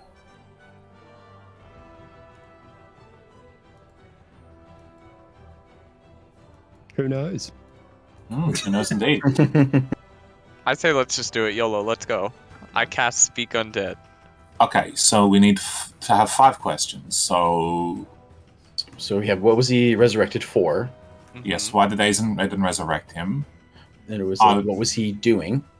What with yeah. the portal? Oh, Were there others that were resurrected with him? Like, was he a group of them? Or ask him- others resurrected for the same purpose? And maybe Mhm. one about why, like, what he did for the When he was Haradrim alive. when he in life, like why? Because like, there's a lot of, Haradrim, and Mhm. well, there was. So, what was special about him? Because like, why did they bring other Haradrim? You know? Yeah. So what did he do when he was alive? Yeah. And then, so that's 4. Does he have? Does he have? Oh, we could ask if he has any like relatives or like children or like things, because then maybe they would know more. Oh, like a Like ancestors, but like living Yeah. ancestors. Like, did you have kids or anything, or like yeah. who was Well- the girl that was crying over him? Do we Maybe want to she's find alive. out, like, if he knows how long ago he died? If he, I if he would died ask about 100 years ago. ancestor. I don't think that we only have 5 questions. I don't think that is going to be very relevant to us. Well, we could find his ancestors, and maybe they'll be like, "Oh yes, Uncle Oh. Jim." Well, we have that. We can do that once we talk to the mortuary clinic. Yeah, that would be very much easier to do to the Yeah, because mortuary. they'll cult. have the mortuary cult will know more about his like who brought him in and stuff like that. Oh, ask him if he knows anything about Baal, if that means anything to him. Bail. Okay. Baal That's- Organa. That is a good 5th question. Well, we want to know. But we know he knows about Bale because he was going to fight him. Right, but like, what does he know? But what Why- does he why know was about he Bale? fighting? Like, Why was he does he know? fighting What Bale? does he know? Yeah. He was Did- going did to he fight him because he's succeed? a primeval. That's why. But did Yeah. did he succeed? Did he Did lose? he, did he lose? anything? Yeah. I Maybe think he that won, there- and that's why they brought him back. Well, he was in a 'Cause they don't want him. sarcophagus, so he was buried. So at the very least, he was not totally, absolutely fucked up, murdered. Yeah, so like maybe he knows some special way to defeat Baal. Like, Oh, that's a good question. I am such a smart bird. That's actually a very good question. And also, we know if these marks were put on him by Tyrael, then the marks that are on him are probably very good for beating Baal also. Oh my god, sister, we should get matching tattoos. Where's my compliment? From I am owed a angels? compliment. She said that it was a good idea and that you were very smart. What more do you want? I want it from Malky. So wait. We So is the can't question: always did get he what we beat want. Bale, or is it? So what? How is the question? What is the weakness of him? Is that what you're trying to say? I think we Yeah. just ask, what do you know about Baal? And people answer. Cool. As you're discussing, that's when Farah returns with another priest, who she introduces as the one that will be casting the Speak with Dead spell. Hello. Thank you for joining hello. us. No problems.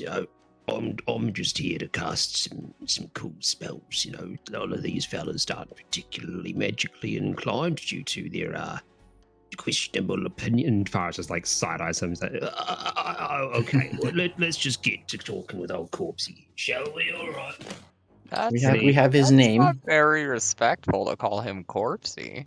Oh, you ain't. Shut up. and he like claps his hands together and starts chanting something.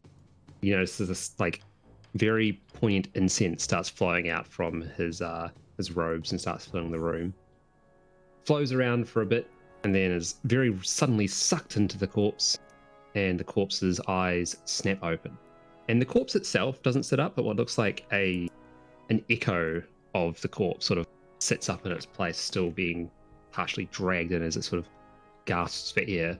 Like, Hello. All right. Well, get asking your questions. Do be careful. You don't want to ask little stupid questions that you don't think are questions but actually are, because they'll get very ornery about that. All right, off you go. Out of character. So don't say, "How are you doing today?" yeah, don't say how you doing today. How are you doing today? Just kidding. So, sort of sitting in front of, I'll sort of move so the echo can see me. And the first question will be, what were you resurrected for? I was brought back to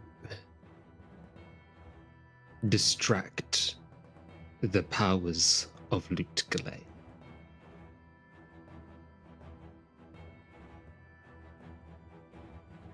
Next Okay. question. What were you going to do with the portal you had opened? I was going to distract the powers of Lutgale. See, I told you that was Okay. probably the same question.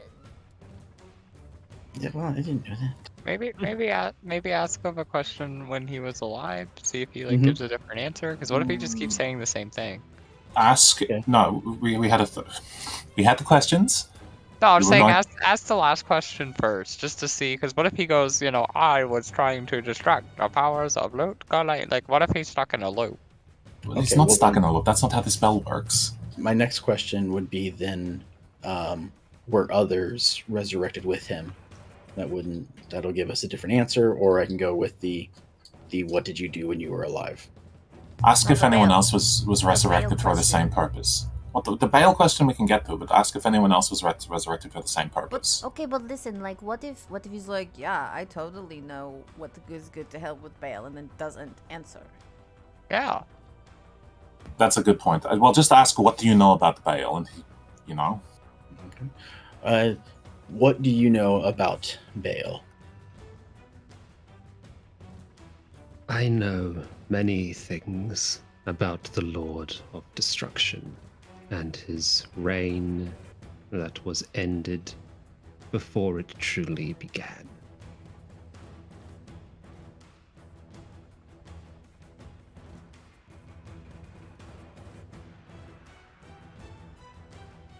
Would this be a bad time to say, like, what? No, Yes, yes, it don't would. say that. Two more questions. So then, so I'm sort of look to the group. I'm not asking anything. So I look to the group. I say it would appear that he is more on the side of evil than the rest of us. no? I don't think so. I don't He think says any he of us are on the side of evil. he says he knows many things about Baal, and I guess that is strictly speaking true. We have two questions, so let's say Well, we no, want to. It's the ending of it. Whose reign of destruction was stopped before its time. That doesn't I- mean he's evil. That just Well, means he said maybe he before stopped it.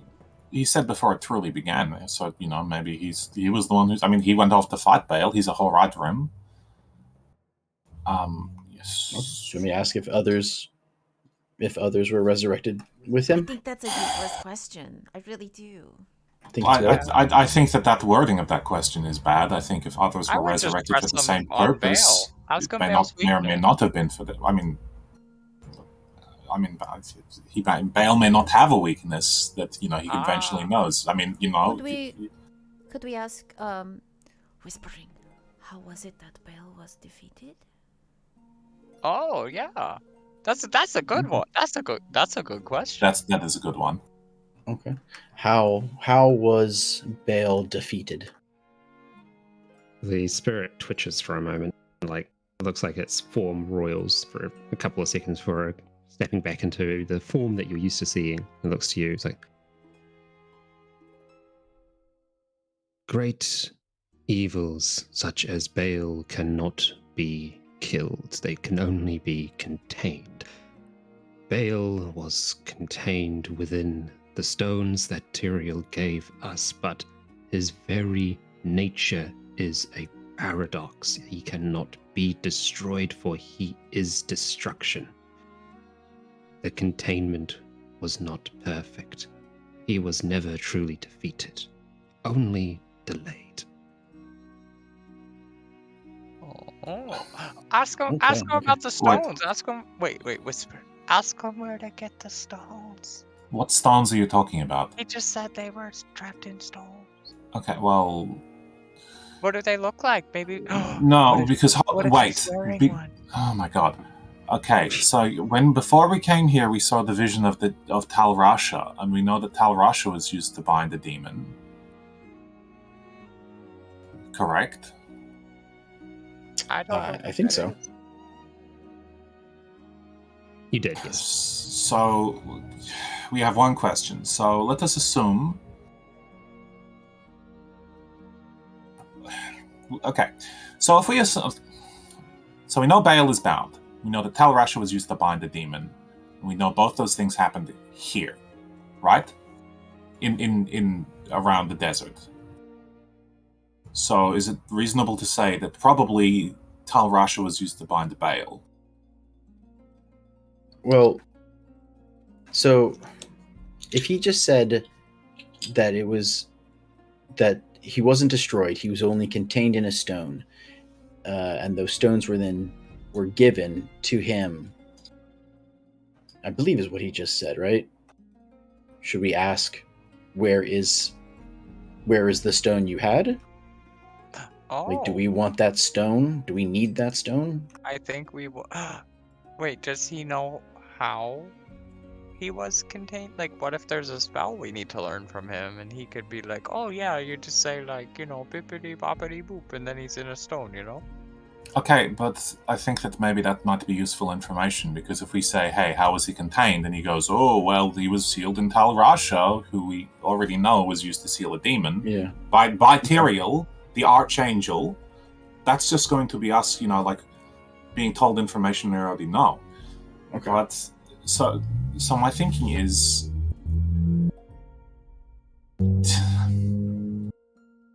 So... The Dark Wanderer, Prince Aiden, has a purpose in the desert, and he's resurrected this man who knows about these things to distract the people in the desert, in Lutka Lane, from his plans. So what are his plans, and do they relate to Bale? Maybe he's trying to unseal Bale. Okay, Probably. So ask. You want me to ask him what are Prince Aiden's plans? I guess the question though is, would he know Prince? I mean, like, maybe it should be like, does Prince Aiden intend to release Bale, or does someone intend to release Bale, or something like that? What do you all think? I mean, I think that is a good knowledge to have. Someone. I would ask someone. I wouldn't ask Prince Aiden, because he could just say no, and then that would be that. But if you say someone, he goes, yes, it's, and then But then we don't know if it is Prince Aiden, or if there is someone within the city trying to do the same. I mean, Prince Aiden could simply be We could ask him, could you name the person who's releasing Bale? And if he can't name it, then we don't know who it is. But at least no one's trying to release it. But if he But gives then we us don't even know if Bale is made, like, because if nobody is intending to unseal Bale, then we then are. we're good. That's a, Well, that's no, a good, then that's we're a not good, good. good Then, news. because then we go forward assuming someone is trying to unleash Bale. Also, don't phrase it that way, because if you ask, "Do you know?" he could just say yes. Yeah, could you name the person who's going to No. release Bale? Don't phrase it that way, because then he could just say yes, I could, and not actually name it. That's a wasted question. Malkis, help Just say us. who is trying to release Bale. Oh, Yes. there you go. Okay, I that think seemed like an okay question. I think we should try to get a name, because if we don't, then we lost the question. But at Well, least we know. Why do we need to know who's trying to release Bale? Because Bale is like a meaner Dario. But do we need to know why? Or do we need to know who? We need to know who. That was the question to ask. Who, Who is yeah. trying to? Yeah, if we know who to stop. Do we need to know who? Do we need to know who? Yes. Because I mean, it helps us stop a lot them. of suspects. What if Yeah. he's like, it's John? But then we look for John. There's We like get all the- 5,000 Johns. Then we line up all the Johns and kill them all. Okay, I think we're again overthinking things. Look, the most likely thing is. I mean, look, we know Prince Aiden is in the desert. We know that Tal Rash's tomb probably isn't here. I mean, it's like a mystical ancient Horodrim tomb. I don't think it's going to be, in the city. And I think that Prince Aiden is doing something to distract the powers of Lut Ghislaine for a reason. Okay, waiting. My notes say that Aiden was freeing Bale. Oh, okay. Then we already know that. So we already know that Prince Aiden was intending to free Bale. So then I guess Where did you learn that? it's probably in the monastery, because we did see the cutscene, the cinematic vision. Yeah, it says Aiden is and is not Diablo. Aiden is... Oh my god, my rating is terrible. Freeing Bale from Tal Rasha. Okay, so out of character, with that in mind, I have a little bit of meta knowledge here. So if Varasiel, Anton, based on that, would it be reasonable for us to say that for Varasiel to make the conclusion that the stones perhaps may have been jammed in someone's forehead? Yes, that's fine. Okay. Okay, so based on the thing that my very beautiful sister sort of in and out of character reminded us, I'm thinking we have seen, or she has seen Aiden described to us, Aiden, and we know that he has, he is, decrepit. He looks like a husk with a hole in his head, in which a stone could have been pressed.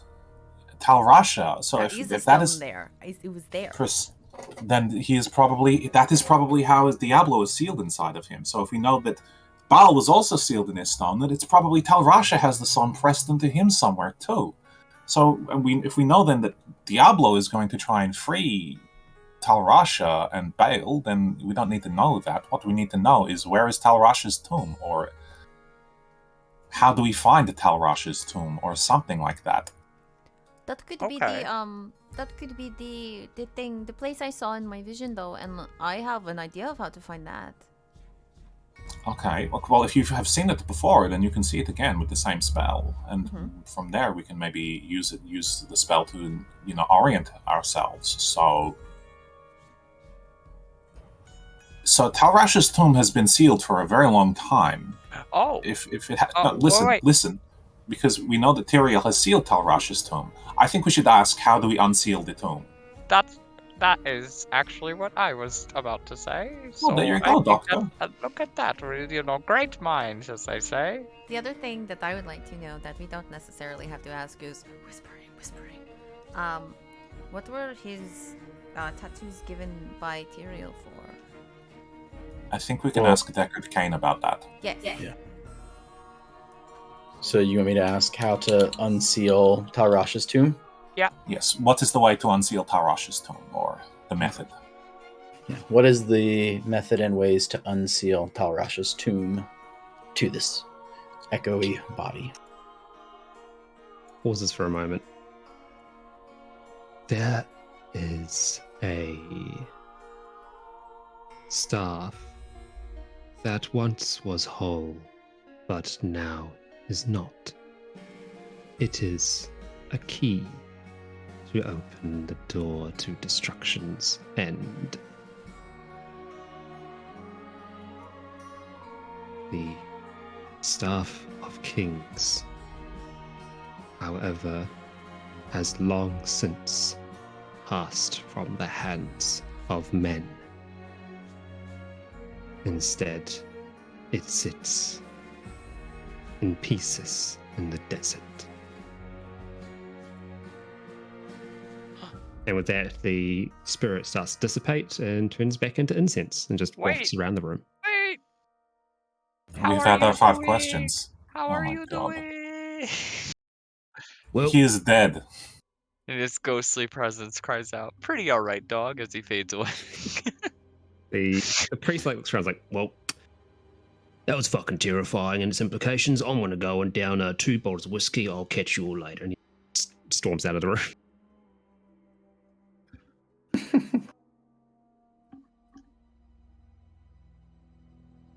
I do. Okay. Yeah, and we can leave the body here, because I don't want to take it with us. Well, I mean...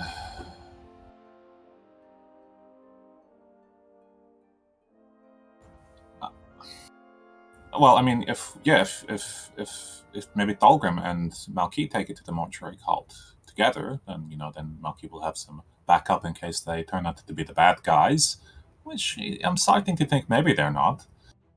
I mean, I feel like all the information we just received points that they are not the bad guys. Yeah, they could be. I mean, everyone is a bad guy in some sense. The thing is, now we know that we are looking for the Staff of Kings and that it is in pieces, but we know that the body only knows what it... We know that that Radamith knows only what he knew when he was alive, so, or at least undead. So he knows that the Staff of Kings is in pieces and in the desert, but that was when he was living. Anything could have happened between then and now. Who knows? Maybe someone in the city has taken a piece of the staff and is working to unseal Talrash's tomb for their own I mean, I'm just he knows. Remember, he says he knows he was brought back to distract the powers of Lut Ghislaine, so he knows that much about his resurrection and his undeath. True. I mean, not to play, it's pretty obvious, but it's called the Staff of Kings, and they do have like a king that no one's allowed to see. But it's in the desert, theoretically. Wow. Well, I think we should ask the college and the mages. Okay. I think we should continue with the same plan that we have. Right now, we need to speak to the mortuary cult, find out more about what the jewelry means, and see if they know anything about the Staff of Kings. We need to go to the college, find out more about the Horagic runes, and see if they have any information about the Staff of Kings. And I think that you're right. Maybe the Sultan does, or the Sultan's advisors do know more, so we need to still keep working towards meeting with him at the very least. I meant, like, what if the Sultan has the Staff of the King, because he is the king? No, he does not have the staff. We would know. Well, something's definitely wrong with him, because I don't disagree with you. I don't disagree with you, but I think... distract people, the Sultan kind of being useless is, like, good, so I think that he's under a spell. The Sultan is a child. And under a spell. No, we don't know that. You're making assumptions. We know that he is a child. He's probably being misled by his advisors. Either way, I agree that probably, we have been working towards seeing the Sultan. I think we need to keep working towards seeing the Sultan if we can. But, we need to... Because, like, the thing is, we cannot just go out into the desert and start walking around, with combing every inch of the endless sands and poking our heads into every ruin, because, there is thousands of years of history here. No, you're not wrong. We need more information, I don't even have... No, which we can only find in this city. And I don't even have a comb that big enough for the desert, I have, like, just a regular comb. Okay, that is stupid, but yes, I get what you're saying. What do you comb if you've got feathers? Not very laughs. So here's what I am thinking. I think phony. I think the immediate plan is, Thalgrim and Malkis go to the mortuary cult and see if they can learn more about what is going on, what they know, if they know anything about the undead, because, who is to say that, we know that, keeping in mind, we know Prince Aidan wants people here distracted, but we don't know if there are people here who may be willingly working with him to increase their own power. This is very good deduction for Asiel.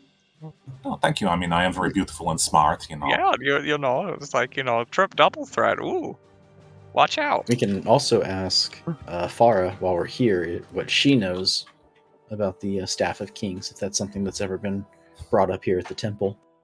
It may be, but the Zakarum are not really a significant power here, are they? They come from the further in the east, where you are from. They're not native here. That would be like the native lore.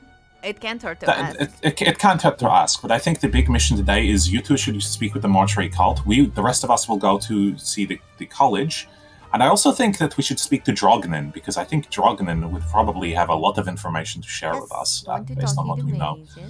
As well as that, when Deckard Cain arrives, I think Deckard Cain is going to have some insights that we have been lacking. Okay. You're planning too far ahead, and also you forgot to add, well, sadly to say, we have to let Mikhail go before Deckard Cain, for sure. Well, yes, but that is, No, Mikhail has helped us out. You can't just say that's a secondary objective. I didn't forget. I'm not saying it's a second not objective, your problem, but it's mine.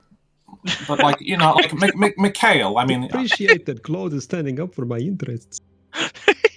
No, we all want very much for you to be let go, and we're going to. But I hope you understand that we have been a little bit distracted here because of some of these demony sort of things.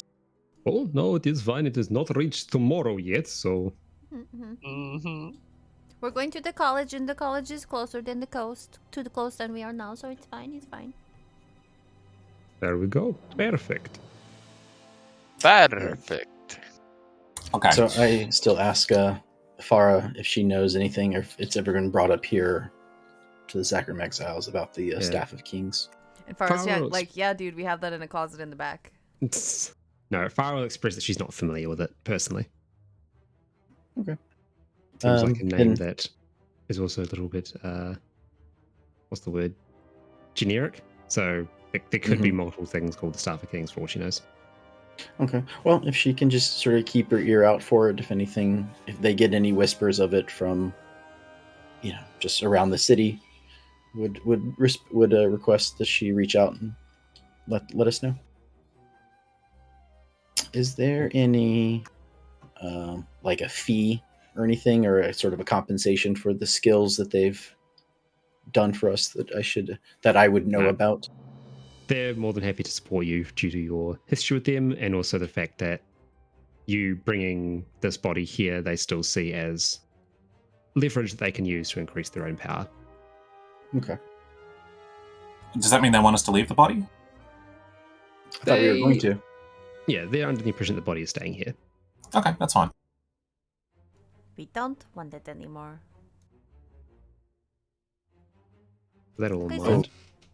Should we go where to now? take a rest and then deal with the rest of the stuff tomorrow? No? Oh yeah, since we have been up since the previous morning. Yes, you probably want to start resting before you started to make exhaustion saves. So. Gotcha. So then we'll head back to our fabulous hotel. Anton, those are a myth. Nobody does exhaustion saves.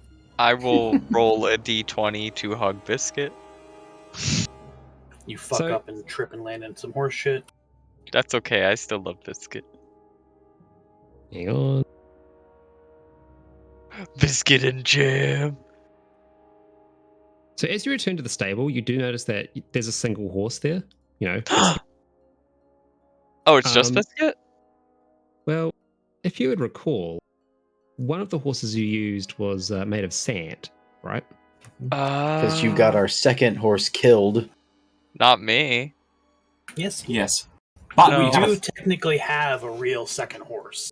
Yeah, because we got a real second horse from the patch, which got given to Varasiel, and she named it Claude Dubois. Wait, where did that horse go to? We lost a sand horse a very long time ago and haven't had a tertiary horse. Where is the? What happened to the clawed horse? I don't even remember that. Jesus. Yeah, I don't know. Nothing that happened to the clawed horse. It's just in the state. No, it Yeah, happened they- to We 2 or made 3 it in sessions the ago. middle of the city to impress Li Ming. That's right. Oh, Yeah, and it turned into a horse, and Claude was like immediately like, "All right, I'm naming it Gravy. It's my horse now." And then Varasiel was like, "No, I want the horse." And Malky was like, "Yeah, I'm giving the horse to Varasiel because she wants it."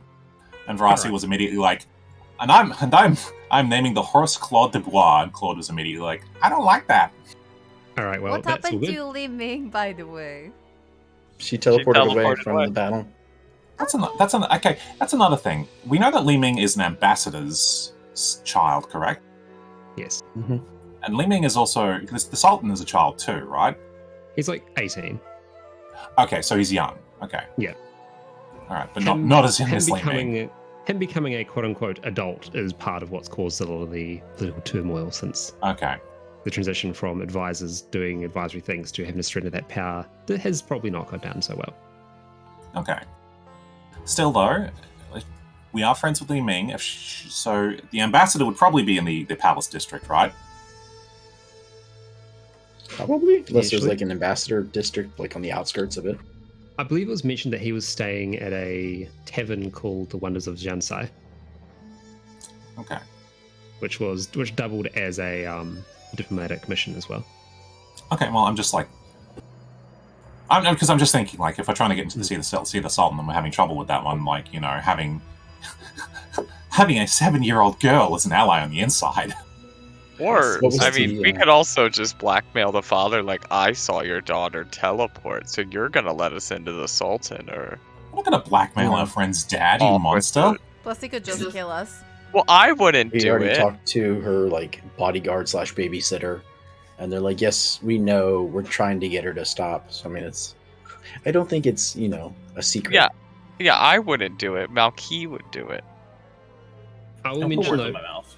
when you arrived, and with the sandhorse having been long gone, one of the staff just come over and like hands you an arrow that has this like a very ornate arrow with the inscription of like a horse on the side, and goes, "I believe that your horse dropped this when it turned back into sand, and we had to clean it up." Oh, yes. I take the arrow. I'm sorry for that.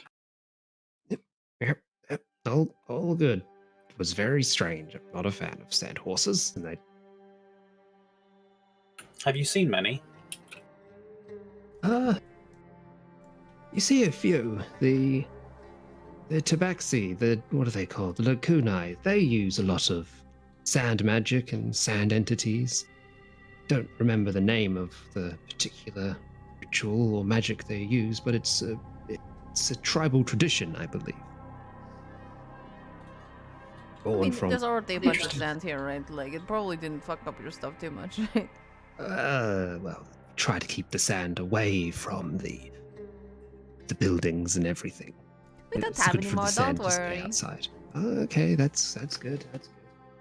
Did any sand get on Biscuit? Did you wash him?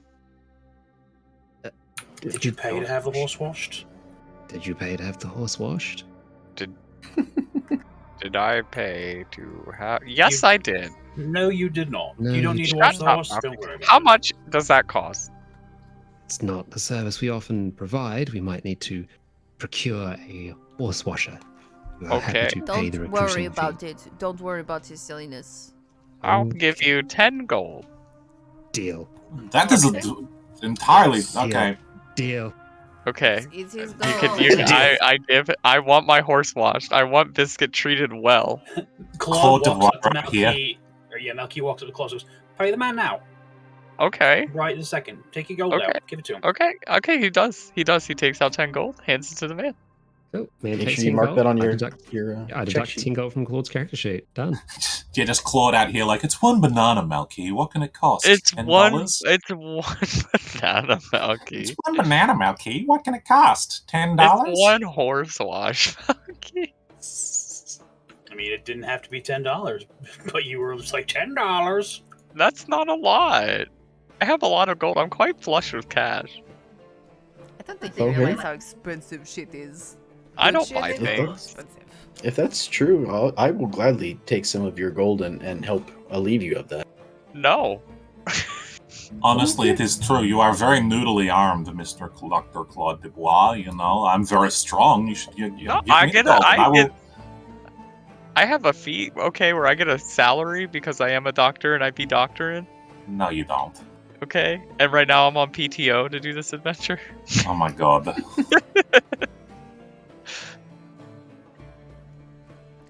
Okay, so I guess like it's time to go to sleep so that we're not fucking tired. I sleep. Okay. Claude missed his fuck date with a fake Melky. I did. No, he actually came into the room and Claude didn't know what to do. He just cried and hugged the Melky and said, "Tell me I'm good at my job." And he said, "You're good at your job." And Claude said, "Thank you, fake Melky." And that was it. I'm horrified. Cool.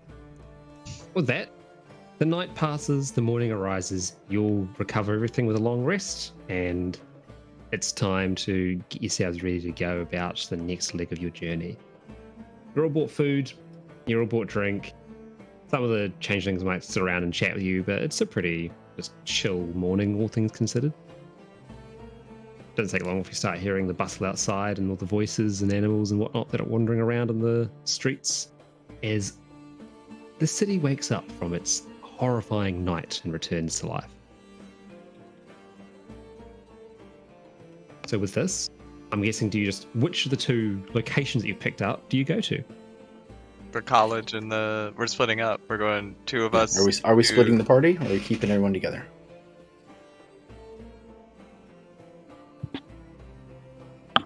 We can split the party. I'm Yes, fine to I mean, split.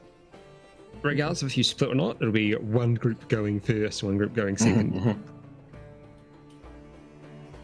Okay. Well, then, yeah, I guess we'll split the party, and the 3 to the college and the 2 to the mortuary. I was gonna say the graveyard, but that's not right. It was a graveyard Kinda smash. right.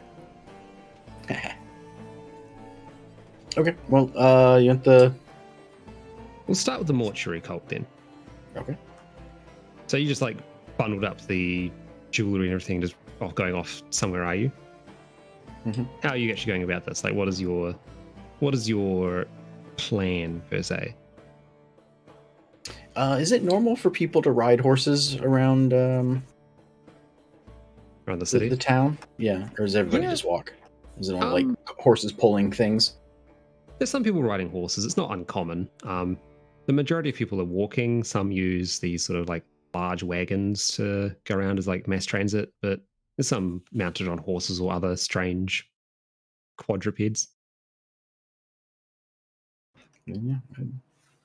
Me and Malquise can probably fit on one horse. But I don't know. Yeah, I'll ask Verosio if I can borrow Claude Dubois. Why don't you take Biscuit? Do you really think Claude's going to let Biscuit out of his sight? You can He's take yours. Biscuit, Biscuit is your Malky. horse. Well, yeah, we have shared custody, Malky. And then my sister and I will ride on Claude Dubois, and, you know, Bird Claude can fly. That's true. Sounds like a plan. So, But Malkeys, you have to be nice to Biscuit, and he hands you one of his foods and goes, "You have to give him this if he gets hungry, and tell him he's a good boy. You have to promise me that." And he kind of like squints. I promise nothing. Okay. Please. I think For that's me? the first time I've ever heard Claude Dubois say please. Or Biscuit. I know. I take the thing and I'm like, yeah, we got you. Thank you. See, Thalgrim is great. This is why, Malkeys, you should have meant an ice tank. It'll make you nice. A Yeah, nice yeah. Wait, tank. what? Make an ice tank. Make an ice tank. Why would I make an ice tank? He's It'll made the ice it'll tank, make so- you nice, like Thalgrim. I didn't make it. It was a family thing.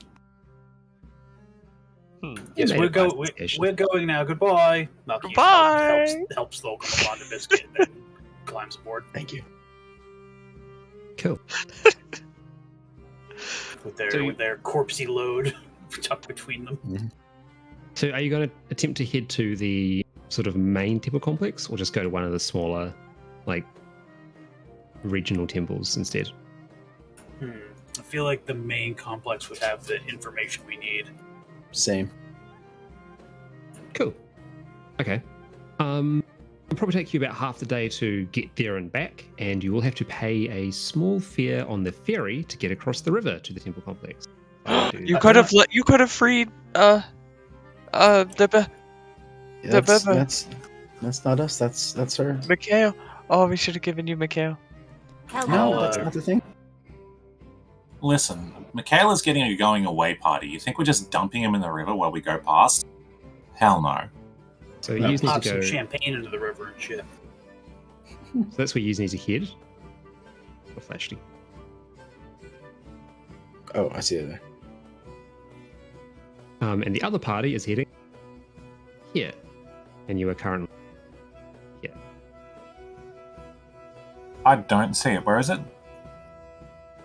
Mortuary complex is way south, but you guys are only going to the university. Horizan's University. No. Can you get in? So the Like, don't you have to university be has sponsored? the university has Oh, an yeah. exemption where if you come in via ferry, like, so you can't go through the gates, but if you're going specifically to the university, it has dedicated ferries that take you there, and you can enter its campus, but you can't leave. Also, yeah, we can go in because Claude is an alumni. You can go into the thing, but you can't get into like the streets that lead you there. You need to go to the ferry. That's what Anton said. Yeah. You got to ferry, you got to go to the ferry, get in, and as Claude mentioned, since he's an alumni, it also makes it a bit easier. Cool. Okay, sounds good.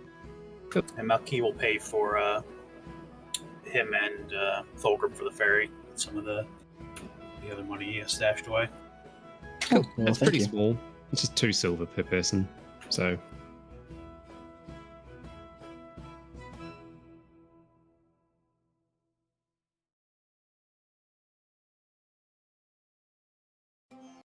Now what, DM? let me just get things in order.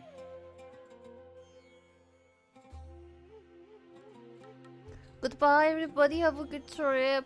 Don't forget to hydrate. It's very dry here. Have a nice trip. See you next fall. Don't fall down. I cast Sacred Flame on Doctor. What? You killed our horse. No, on the Doctor. That's you. Oh. Claude Dubois, the horse, is not a doctor. He's a horse. No, he's Dr. Horse Claude Dubois. Plus, we don't have that horse. We have Biscuit. So how would we cast it on Biscuit? Why are you casting Sacred Flame on me? What did I do? Because of a bad joke. Thulgrim got You know- hungry. It's chicken for breakfast.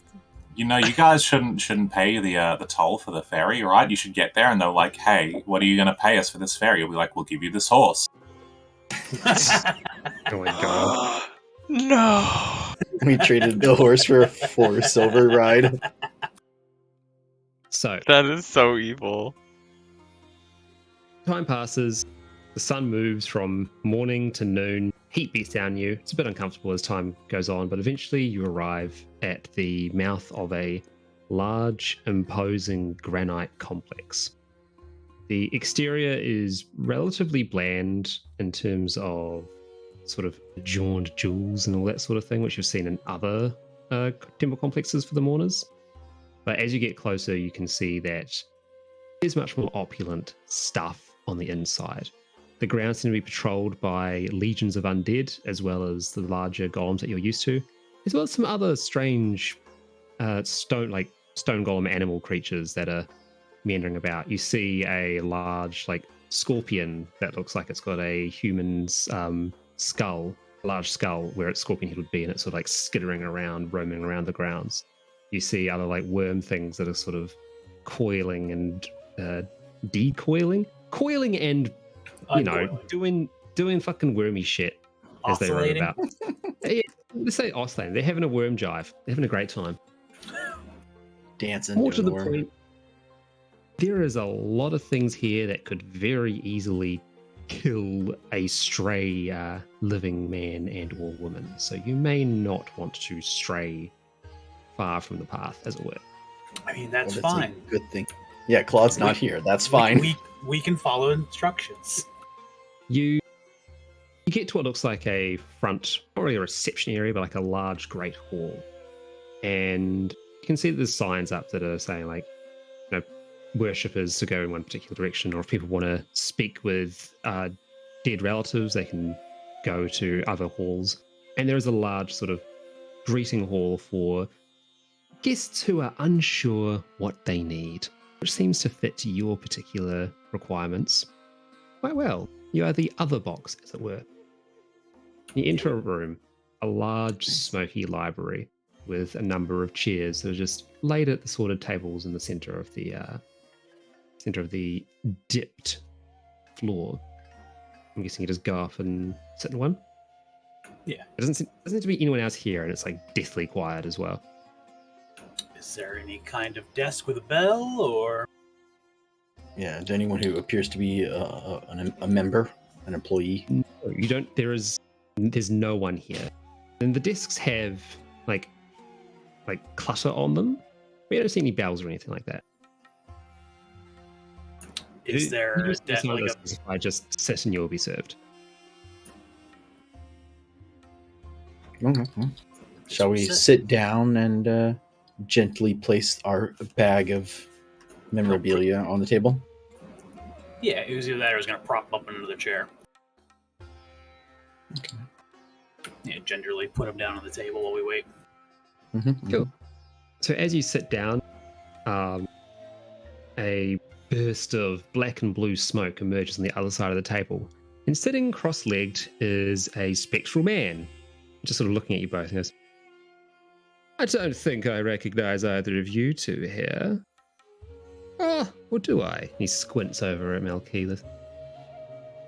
That must be a trick of the light. No, okay, welcome to the Central Complex. I will be your assistant, I suppose, for this particular venture of yours. May I ask what it is that you're coming here to inquire about? I believe we were here actually to return some lost affects of the mortuary complex. Ah, how very kind of you. Quite generous, in fact. Most people seem to be much more content to simply pluck things up and run off with them, so I'll be more than happy to claim returned goods. Might I see them? I'm guessing they're in that bag over there. You must forgive me. And he reaches over and like waves his hand as it goes through the table and goes, a little incorporeal, as it were. Completely understand. I will admit, though, we are not entirely altruistic in our endeavors. We wondered if we could ask certain questions about this paraphernalia we've acquired. Ah, an exchange, as it were. Well, color me interested. Of course, we Tell do you bring what, these back show- in good faith. Of course, we're just wondering if certain information could be released to us for the service of bringing these back to you. We are more than happy to facilitate the sharing of information between the living and the dead. You might even say that it is our sole cause for existing on this mortal plane. So take the things out of your sack and I'll take a look at them and tell you what I can tell you. How does that sound? Perfectly negotiable. Malky, empties the jewels around on the table and spreads them out. Made sure that nobody fingered any while in the middle of the night, so it's the entire collection.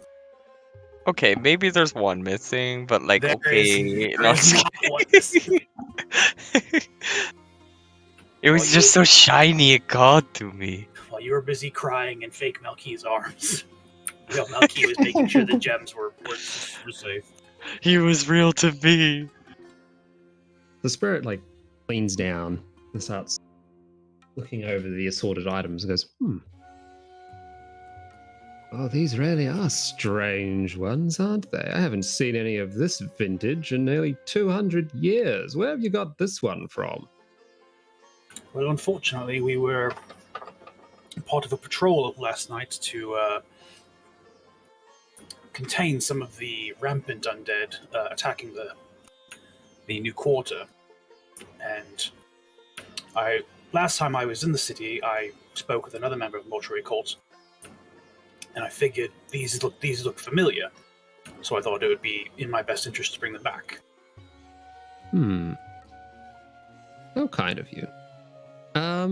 Philip, give me a insight check, please. Insight.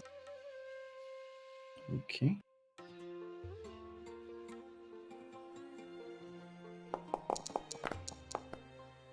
$19. Cool. It was on that 2 for a hot second. So you feel something strange happen. As the spirit's attention snaps up to Melky and like he smiles and starts speaking, you feel for a moment, but you're able to stop it, like as if your soul starts to separate from your body to mimic the actions of the spirit before you sort of pull it back. It's like a... Okay. So as if like my soul was going to separate itself and then say the same things, or just separate itself and walk away. Separate and say the same thing. It seemed like for a moment, it was as if whatever is happening with this particular spirit was going to like happen with you as well. Okay. And as that happened, the spirit did actually sort of like shifts attention from Melky and looks over to you for a sec. He's like, well, that was odd, wasn't it? Yes, it was. Tell you what indeed. All right. How about this then? I will happily diverge more precise answers to your questions if you would humor me with some questions of my own. How's that sound, eh? I look at Malkis and yes. If they're I within think that's agreeable. If they're within our, our scope to answer, I don't see why not. Sure. So, this particular set of garments and adornments is a burial kit that was given out to heroes some 250 odd years ago. Now, we don't see many of them around because most of the time these heroes are meant to be resting, ergo not woken up again, even by us. The fact that one of the said heroes was wandering around in the streets and chasing chickens and kicking down doors is a little bit problematic. I don't even need to finish that. It is a bit of a problem. Indeed, we in fact brought your hero back to you.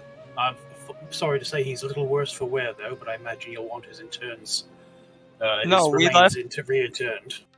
We left the body at the church. Yes, well. We did, sorry.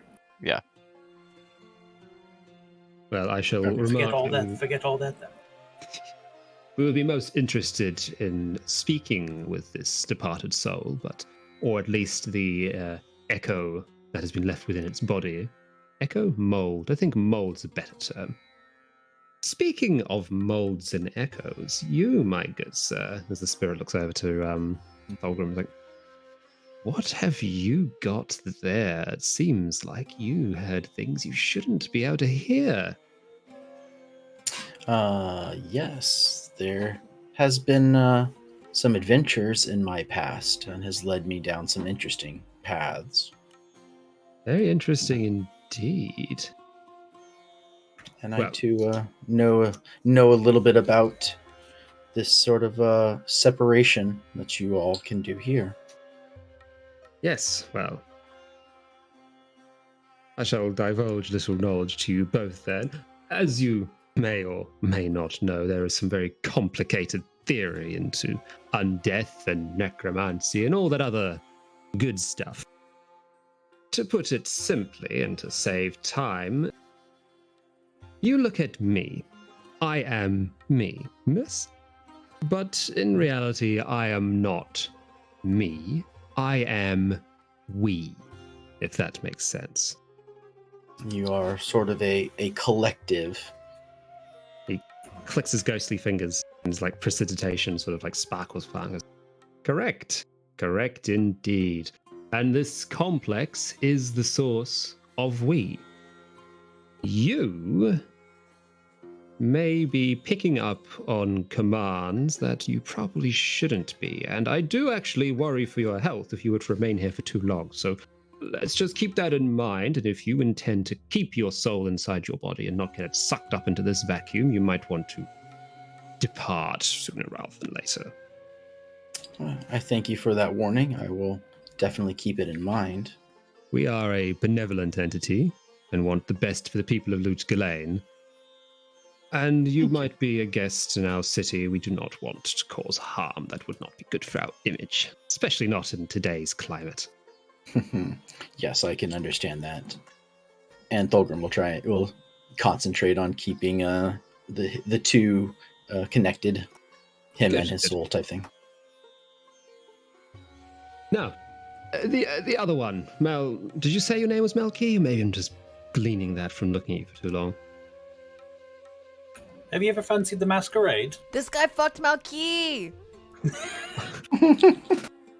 I can't say I did, but maybe someone who has recently passed did at some point.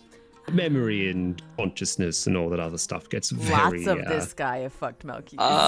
Gets very murky over time. I didn't know Claude died recently. Just kidding. Do you have any other questions other than just what are these MacGuffins belonging to? You said he was a hero. Do you know which hero, based on particularly the jewelry and the memory within, do you know who he was in his previous life? The spirit leans down against it. Not sure if I could answer that question with what I currently have on hand, but given some time and maybe some acolytes, I might be able to recover that information. Everything is catalogued, you see. It's just a matter of finding the right set of eyes. Mm-hmm. It is also a bit difficult without the body, the vessel that it's meant to be attached to. Yes, I mean, that is understandable, but like I said, we were patrolling and they were attacking, so... Yes, vaporization and all that other fun stuff. Do you have any other burning questions, then? Is this jewelry just given as sort of like a symbol of respect and to put them at rest, or does it contain anything about them? Does it do anything for them? It's not magical. Not per se, anyway. It's more about the symbolism, and it also marks the body as not to be recruited, as I mentioned before. Whoever this belonged to clearly was very, very famous and did some grand deeds for the city. Although that does narrow it down a little bit as to who it might be. Give me a moment. The spirit sort of hums for a moment, vibrating violently before popping back. That was one of the Herodric heroes, I believe, from about 300 years back, I want to say. Were there many of them, Herodric heroes at least? Oh, yes, there were quite a few. Oh, they started off being quite a few. By the time they were done, there were quite a few less. You must... running off to fight greater demons does not often lead to a long and fruitful life. What would it take to bring back, to resurrect someone of this stature? Is it different than what you have here in your courtyards? Truthfully, not really, no. Okay, necromancy theory. Let's have a crash course, shall we? So, yes, when someone dies, you're gone. Your body and your soul separate. Your soul goes off to wherever it gets sucked to, and your body remains behind. Cool. That's perfect. That's super. The body, however, is still susceptible to commands if something else were to be giving it. It doesn't have to be another soul. It could be simply something that tickles the right spots, if you catch me. Most necromancy, from my understanding, our understanding, I should say, operates with this theory in mind. You simply need to find the right spots to tickle, and then the body dances however you see fit. Whoever's been setting undead loose in our fair city has been doing quite a bit of tickling, I might suggest. The troubling thing is that they shouldn't be able to out-tickle us, but very clearly they are. I see. What sort of entities would have that sort of juice, you think? Oh, that is a question I don't really want to answer, because the possibilities are quite frankly terrifying. And I don't want to jump to disasters, I simply want to assume that it is something I don't know, rather than knowing it is something terrifying. Are heroes of this caliber, is there a place in particular they are interred? Not interned. If they are not meant to be touched and left to rest, where is that resting place? Aha! Now that is the question that you should be asking. There is a valley deep in the desert that is playing babysitter to a number of important people that we don't really want to have found. Unfortunately, I'm not going to say any more than that, because we don't want it to be found. Ergo, we don't really want you lot rumbling there either. Yes, but unfortunately, it does appear that somebody has already found it. If Roderick hero is out and about, that is a possibility. However, let's go through a risk matrix for a moment. You want to do a little bit of how's risk sound? You like risk? I love threat assessment and de-escalation. Let's do this. Brilliant. Okay. Let us theorize for a moment that you are in fact not exactly who you say you are, and you find this particular location and then manage to free the interned heroes to fight for you. That would be a disaster, would it not? It would. Mm-hmm. It appears there's already a disaster unfolding where these heroes are rising, though. So clearly, your location is not as secure as you thought it was. That's possible, but not necessarily the only possible answer.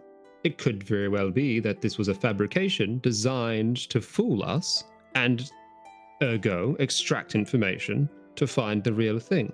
Forgeries are not uncommon here, you must understand. I see. But are the Herodric runes easily replicated? By someone that knows Herodric runes, certainly. And it's not like there aren't Herodrums still around. Few, mind you. Very well, but it's not a common thing that we can do. I believe we could both agree that the remaining Herodric scholars would not participate in such wanton acts of vandalism against their own kind. The Herodrum wouldn't, but there is one group that has already done such a thing in the past and likes to think of itself above such petty nonsense, but I can assure you, if they were not above it, they would not have an order of secret police assassinating them for getting out of line. That would be the Vigerai, your mage friend. My mage friend? Yes. The more we talk, the more I get to look into your soul and remember the assorted times that I have met you and your friends, and do happen to recall that there was one particular moment that was a little unsavory. Only one? Well, one is a figure of speech. And I'll get you to do an insight check.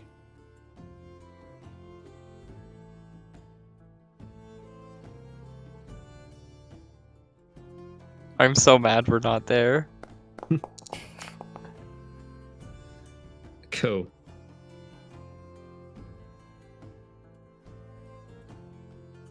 I'm going to ask you the question. What do you think he means by that?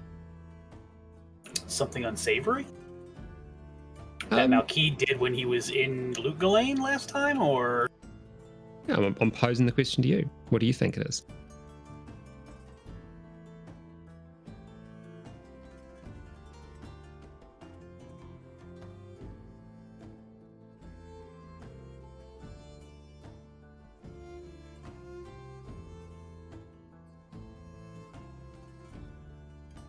See, it's hard because Long thought.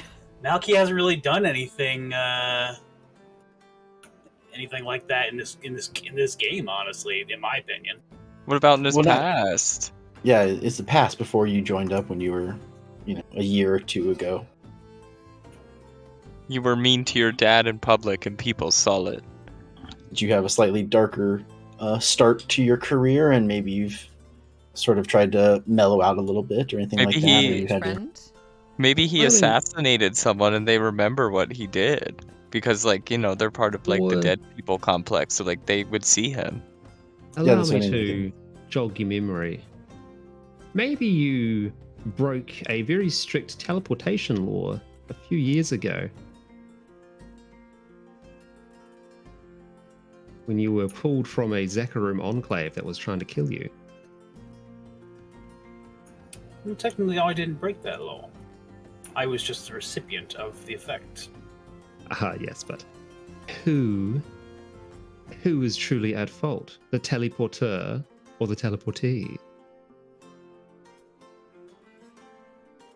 Bad threats aside, we have reason, to not entirely trust you at face value, so we shall not divulge any more information on our deepest, darkest secrets. If you are, in fact, deep diving, then you know why I'm asking such questions. Why it might behoove you to share information with me to help you save face. We have limited information. And right now, we are not entirely certain who our allies are. So the fact that we are having this pleasant conversation in my nicely decorated hall is a sign of good faith, and I am more than happy to continue having polite conversation, but you must understand that I am putting down my Your hypothetical spectral foot. foot. There we go, that's the term I was looking for. What about you, Master Your Dwarf? ectoplasm. Anything else? Anything else you want to add to this train wreck of a conversation? So since you have knowledge from, times past, do you know anything of a staff, once referred to as the Staff of Kings? Staff of Kings. Now that is something I can tell you about. Look at that compromise. So, Staff of Kings. It was a Herodric artifact used many, many moons ago to create warding seals. Oh, how exciting. It could also dismantle those seals. It was a glorified lock and key, just given a very pompous name for reasons that only the mortal mind can comprehend. Now, we are well aware that it has long since passed from the realm's usability. I believe that it was lost in a gambling debt some time ago. I don't know exactly what happened to it, but part of it wound up leaving the city. Which means that a part of it is still in the city? A part of it may as very well still be in the city. And if you so happen to want to, let's say, put something up to offer, there is a large gambling institution that might just so happen be able to present such an artifact back. The college. No. The giant gambling hall that's in the No. southern part of the city. Because a degree is a gamble. I get it. Oh my god. He's not wrong. Why you get? He's speaking in code, and May just said I was right, so you're welcome. I Why cracked you the gotta make code. things hurt though? So, with that in mind, I do hope that I will be seeing you soon at our fair establishment. And maybe if you are kind and generous and don't cause trouble, we can have a more pleasant conversations and maybe help me fix this little problem that's befalling our fair city. Just when I'm sure I can trust you. I have no problems helping, trying to save this city. But I'm not sure how we will be interacting with you again. Just let me worry about that one. Very well. Or maybe I should specify it's the collective collective me, the group, my colleagues. Yes. Yes, I understand. I feel the presence of you as well. Yes, My soul part. Is when it's your time, sure, but it is not your time. So maybe you should skedaddle before you get sucked. You need to leave before you get. Yeah, maybe you need to leave before your soul gets arrested, and Malkis needs to leave before his body gets arrested. What are you talking about? They got no proof. That's what we could. As Back in I- the 1700s, we call spiritual evidence. It's bullshit. As a stand up to leave, I want to like have the little trinket that I keep around my wrist, the glowing green liquid, sort of like fall, like it's it's attached to my wrist, but sort of shows. Just see if there's any reaction from the spectral. The spectre doesn't Spectrum. react, but as he speaks, you notice that its intensity changes with the pitch and volume of his voice. Well, toodaloo then. Behave. Don't go disrupting anything you shouldn't be disrupting. Mm-hmm. Plucking any eyes. Yes, we will not pluck the eyes. Sort of whispers to Malkis. Does that mean something here? I don't know. I don't know that reference. I have a fake eye in my pocket. Oh. Walks out.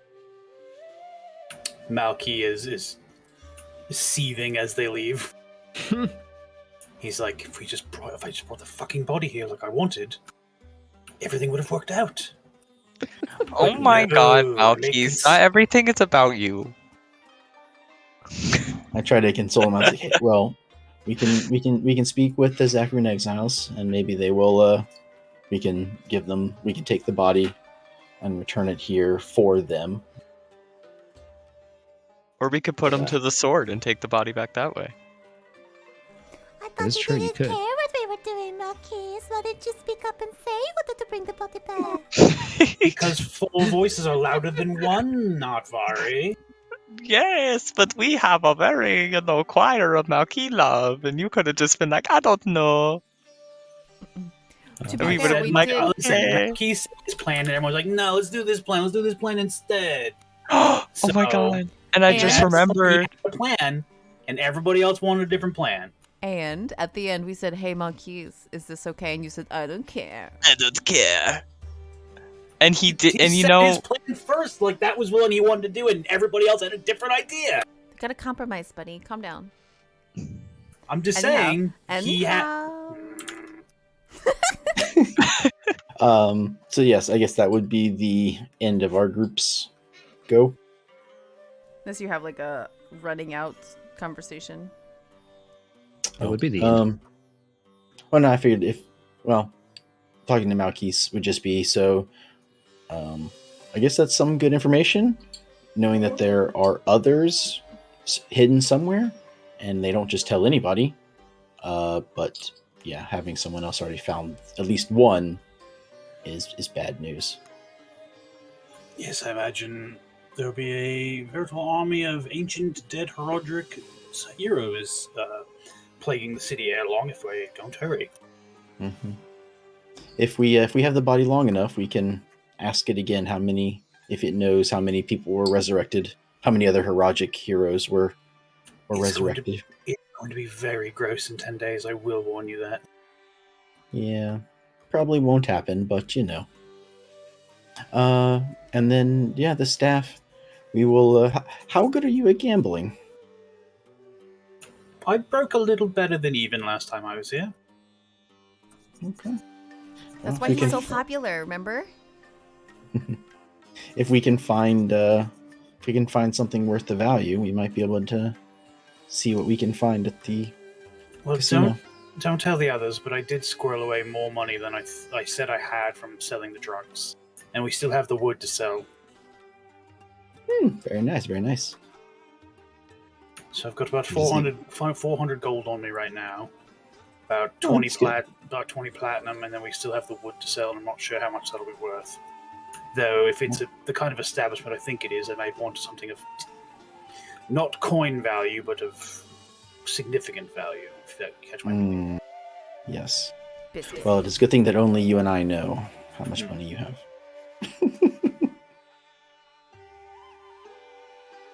Yeah, I'm out of conversation if you are. So, we snap to the other side of the city.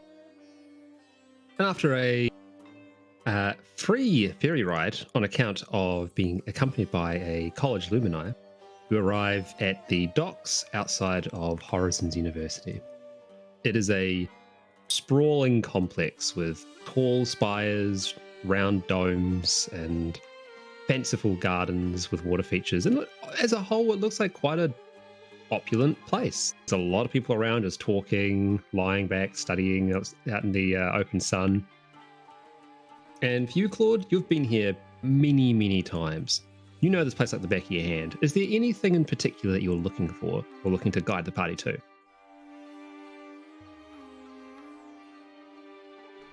Claude Dubois. Flash! I'm sorry, what? That's very in character. You've arrived at the college at Horizons University. Okay. So what exactly is it that you're looking for? Or whom are you looking for? Or what are you looking for? I guess his mentor? Sure. So yeah, it wouldn't take you too long. You'll guide the party around, maybe prattling off about particular rooms or particular things that happened while you were very clearly studying medicine. And before long, you arrive at a rooftop office with a withered old man in simple robes who is busy mixing assorted herbs together to make a few potions. The one in particular, as you enter the room, he's got a bright golden potion he's swirling in a goblet, a simple clay goblet. And he looks up. Wait, actually, has it loaded? I'll wait for it to load properly first.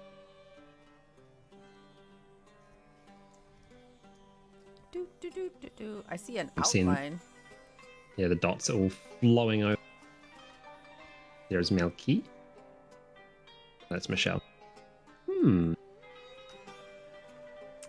don't see it. I see the outline of where it's supposed to be. It's stuck at 98%, so I guess Sweet. it's still going. Yes, yeah, I see 98% as well.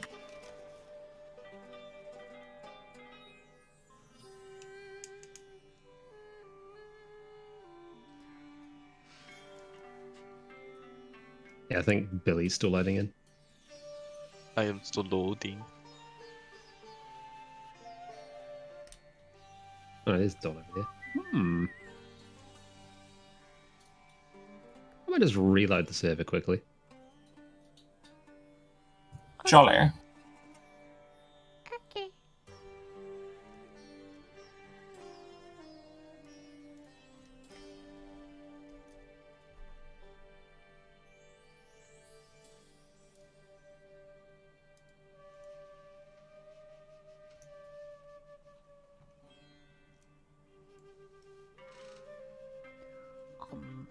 This site can't be reached.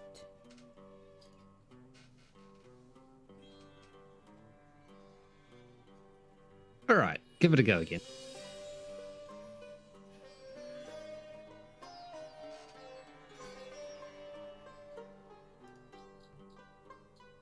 I believe in you. I believe in a thing called you.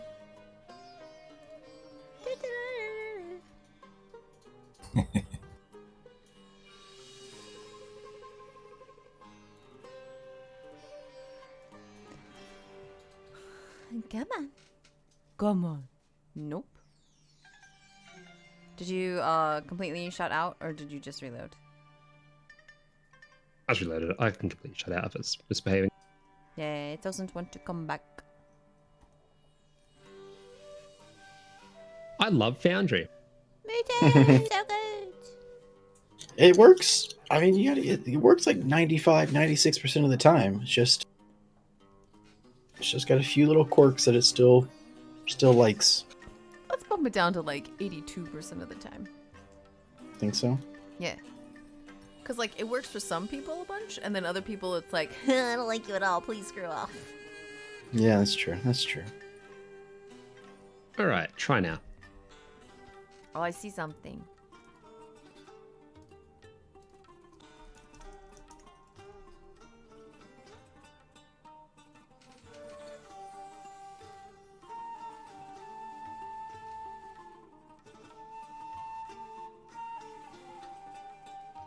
It's loading. But it should be fine.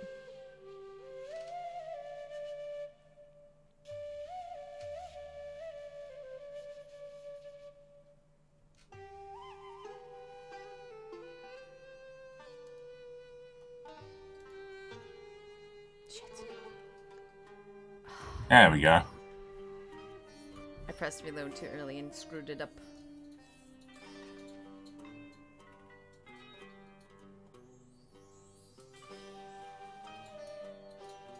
Hey, nice job. Hey, I found him. Lysander, I found you.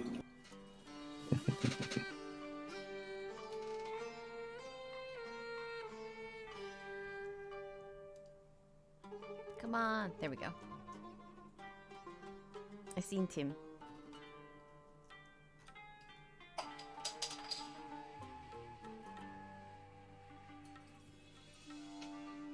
There we go. Cool. So, into the room, or the rooftop awning, and the man looks up. So he looks over you all, like, can I help you? This is sort of not only a private place, but it's my study. Yes, hello. We are here with Claude Dubois, who was looking for you. Do you know that? Claude Dubois? I don't see. He looks over towards Claude and goes, huh. Claude, you're looking a little birdie. Yes. Yeah. You wanna maybe talk about that a little bit first, or what? How can I help you, Bird Dubois? I don't like that name. Well, I don't like that you turned into a bird. That's really strange. Hello, everybody. He waves his hand. Hello. I am Natvari. Nice to meet you, Natvari. I am Lysander. I am one of the, shall we say, leaders of knowledge in this establishment. And You're the head alchemist, right? that is a title that's more accurate than leader of knowledge. So yes, I am. And who is your beautiful sister over there? Oh, my beautiful sister is Varaciel. Yes, my name is Varaciel. You can pretend that I'm not here. I'm not very good at intelligent people things. So unless you have something you need broken, ripped, or snapped in half, I'll just be over here listening. That's not true. You're so smart too. Well, I'll keep that in mind, because that might be more relevant than you think it is. Oh. Before you ask your questions, Claude, why are you a bird? I was cursed Uh-huh. because I did something dumb. Well, So Oh yeah, I want to know what new. you did. Tell your friend. I'm Oh my not god, naive. he's constantly doing things that are dumb, though. So It's true, you know. yes, it's very true. That doesn't sound like the Claude I knew. Maybe a little insecure, but not stupid. Tell me more about this curse of yours, Claude. What's happened? I don't really know much about it.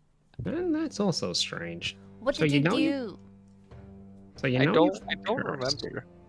You don't remember what the curse was or how, when. He pauses for a moment. Hold there. Hold him still. Hold him still. Take his arms. Hold him down. What? Hold him down. No, okay. Yeah, well, I mean, Okay. sorry, Yeah. Doctor. Wait, hold him down where? No, just hold him and just take his shoulders. Hold him. He's like 25 pounds. It'll be easy. Your Gets up bones and- are Yeah. hollow. So Horaciel does that. She just kind of grabs him and like holds him in place. Not puts very the, totally moves over to help and then notices she doesn't need help. So she's just like, I'm going to stand here. This is Claude Dubois. So the alchemist, old Lysander, he puts down the gourd that he's holding and then picks up another mug. Sort of mucks around with a few powders that are on the table in front of him and inside some of the shelves and all that sort of stuff. Mixes it together real quickly, spits in it, gives it a shake, gives it a blow. Big old puff of sparkling red powder emits off the top. He goes, all right. Good old alchemy. Just spit in it. So this is gonna be what we call I like to call this a litmus test. Are you ready? It's very exciting. No. Stand I'm, back? honestly, I could listen to you talk all day. You sound exactly like Claude does, and it's like it's so odd to going to me. say that. Is You're not Claude here. imitating him? I am? No, not him. I forgot what timeline we were in. Yeah, you're right. Sorry, It is Milky. that is a little odd, and it's a little unsettling. But you know what? That's what parent issues do to you. So hang on. And he Oh my god, on are you that- his dad? no, Oh my god, his is dad's you dead. Lysander And he Dubois? blows Oh, okay. blows on the top of the mug, and like a burst of powder and smoke flies off and hits Claude straight in his little beaky face. Do you want to do a roll to resist or anything, Claude? Or are you happy just to go along? No, with I'll it? let you go. So the powder washes over you and you breathe it in and you feel like burning in your lungs. You start to cough a couple of times and start to writhe, and then like raising from your shoulders, a large spectral raven starts to like appear for a bit and starts. It's not making any sound, it's just like writhing as it's trying to escape, and then it dissipates again. Like,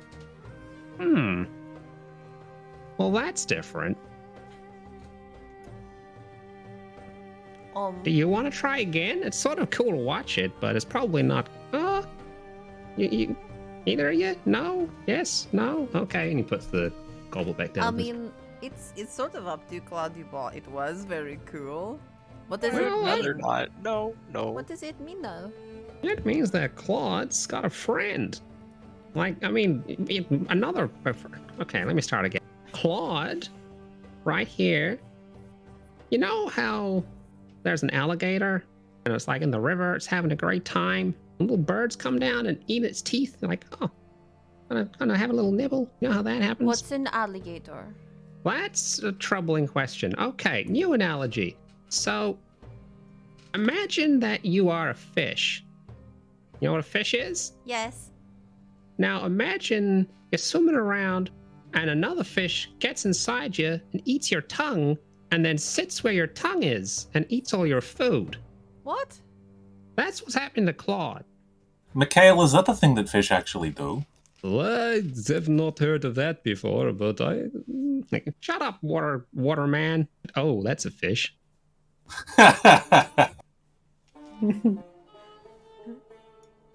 So, Claude, Mm-hmm.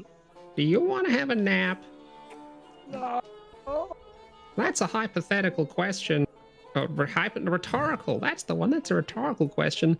Because I'm not letting you walk around my university if you got a little demon inside you trying to get out. Present company excluded. Technically, you aren't. Oh, technically, you are demons, I guess, but not the same ones. You aren't eating people's tongues. No. Well, not recently, anyway. Not recent. Don't say that. Otherwise, you'll get burned out as well. So. You know, sometimes when like you're hungry and stuff, and you know No. that's not a person, but you know, cow tongue isn't terrible. Cat tongue is Yeah, pretty well, good, actually. Yeah, All right. you- When you went to hell, did you eat any demon tongue for Horaciel? Usually, if you're eating Listen. cow tongue, you're eating the cow's What tongue. happens in hell stays in hell. Look. Point is, Unless it's us. I know a possession when I see it. Okay? Okay, but I don't know very many big demons Oh that my look God. like birds. That makes so much sense, though. If he doesn't act like an idiot all of the time, but he's possessed by a demon, the demon is making him do idiot things. A crow demon. But maybe he's also like an idiot and the demon is making him doing the occasional smart things.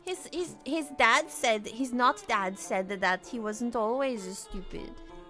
Okay. He's actually pretty smart. Okay, fair enough. So, okay. I should probably ask, what have you come here for? I've completely hijacked this conversation. That's true. Oh no, it's totally, it doesn't even matter anymore. Listen, if you can like, pull this stupid out of his head, then please, by all means. Well, I don't know how much stupid is going to be in there. It's a little important. Yeah, it's pretty important, but how one about thing this? at a time. Like, we're on this topic now. Well, how about this? Favor for a favor. You help me get the stupid out of Claude, and I'll help you with whatever it is you're here for. I Okay. won't even ask what it is. It'll be fun. Well, I mean, you're going to have to ask how it is, otherwise how do you know what you I can think help he us might with? be No. my second favorite old man. I sure don't. I'm just going to do it. They can't stop me. What are they going to do? Fire me? No. I'm more important than all of them put together. Okay, Well, yeah, my he's a own pretty university. good old man. Second favorite. Okay. You got any friends that can come along? You might need one person per limb. Yeah, okay. Sure. I mean, tell you what, do you want to hold on to him and maybe we'll go get our friends, or... Hold on. Mm, Hold on. How far does message go? And our friends, are they that far away? I think message is pretty short range. It's like 120, I think. how are you Yeah. doing, Claude? How's this feel? Not the best. No, that's good. I'm Look, kind of scared, so. that's okay. Look, you know what? You're gonna feel much better when this thing's out of you. It's like a drug detox, You think you need it, and then you go to rehab for 2 weeks. You wake up, you no longer have those urges, and then 3 weeks later, you do the same thing again, and the great cycle of being continues all over again. Oh. Do you want me to knock him out? Because I'm getting pretty good at that. No, please don't. Why don't you just no. stay here and I will go run, or vice versa? You're probably fast. Actually, hold on. Cast haste run. Oh, off she goes. I was I gonna hope say, she it's Bye, realizes- sister. I love you very much. Stay I love you safe. too. I'll see you soon. I hope she realizes she needs to take the ferry out, otherwise she'll get arrested. Oh fuck. Also, isn't this happening at the same time as we're at the mortuary cult? Yeah. Yes. Wait, So- couldn't you just She'll come and teleport find him you there? after. Couldn't you just summon them? No. Nobody can do that. I don't feel like pissing off the undead people. Not today, anyway. Maybe tomorrow. Who knows? So, alright, Claude, can you drink this, please? He, reaches down and pulls out a little vial of an indescript clear liquid. It's not gonna kill me, right? No, it won't. Okay. Alright, here you And go. he does it. Peek. The way you drink things, does your tongue, go up and down like a little, bloop, bloop, bloop? Does that happen? Yes. That's funny. Alright, here you go. Pours the She's so mean. vial, pours the vial into your mouth, and nothing happens. Oh. Well, that was just water. I wanted to see you drink. I thought that was pretty funny. You bitch. Okay, so he might be becoming my first favorite old man. He is a pretty good old man. Yes. Who's your first favorite old man before? Deckard Kane. Oh, that's fair. Okay, so I go and I find my friends somehow. I probably Yeah, go so- to the masquerade first, and if they're not there, I just take whatever path I think they took toward wherever they were going. Yeah, through arbitrary means to carry on the plot, you will find each other and meet back up. And probably as sort of the afternoon starts to come into play, you'll all arrive. Claude is passed out after being eventually successfully drugged, and Lysander is sitting there just talking to Horacio. And Did you have that's fun? why he doesn't have any feet anymore. Oh, hey, everyone's back. Hello. What do Oh you my mean he god, doesn't I have any know a feet? guy without feet one time, although that was actually because I cut them off, and that was moments before I killed him, so I guess it wasn't really Oh. that important, but Just like Anyway. Claude. yeah. It's like what? Well, I mean, What? a little bit different. Oh, hello, sister. I'm just having a very nice Hi. conversation with this old man. He's actually very nice. Your sister had some very good inputs as to what would win, whether it was 100 kobolds or one dragon. The debate continues. What's a kobold? Personally, the kobolds, they're those little lizard things, you know? Okay.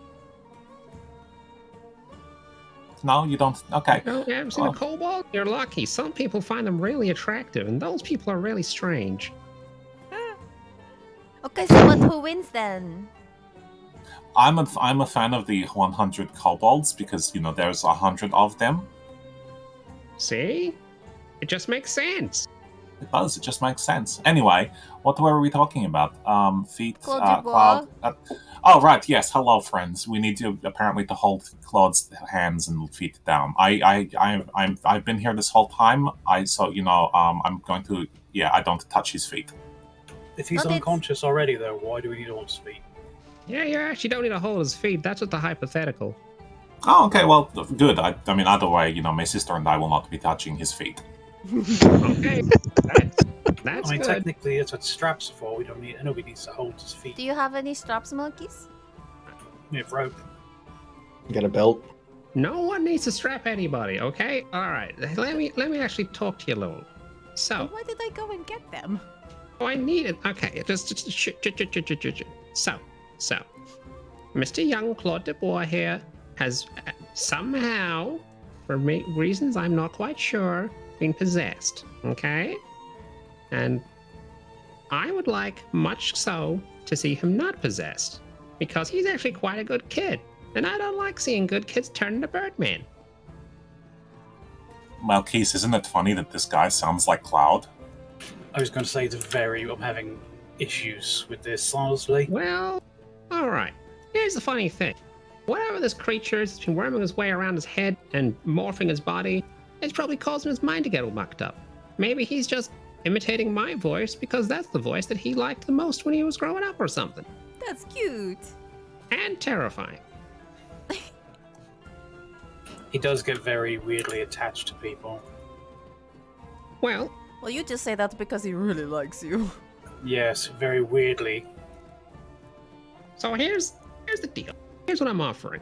I will help you with whatever nonsense it is you came here to see me about, with one single veto in case it truly is something incredibly stupid.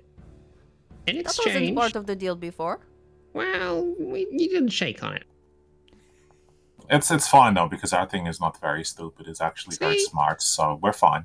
There you Also, go. if it really comes to it, I can Confident. hold him by his ankles and turn him upside down and shake him until the knowledge falls out. You might turn to a frog if you do that, but you know what? We all make our own life choices, and sometimes they lead to frog. Sometimes they lead to frog. I like frogs. Well, then you'll like your sister. That's not nice. Don't threaten my sister. I'm not threatening her. I'm just saying that you like your sister if you like frogs. No, you're not. Tell us what the deal is. Okay, so all I need you to do, so your sister has been very kind and helped me put together these 4 nice refreshing beverages over here. And he gestures over towards the table where there are 4 refreshing beverages. Now, what that'll do is it'll open the chakras, as they say. Okay? And it'll make you more susceptible to your minds to the minds of others. And you'll then dive in like little paratroopers and go and beat up the demon inside Claude's head. What's What is a paratrooper? Well, Yes, thank you. That's what you're gonna be when you do this. He's like the genie from Aladdin. Just lives in all times.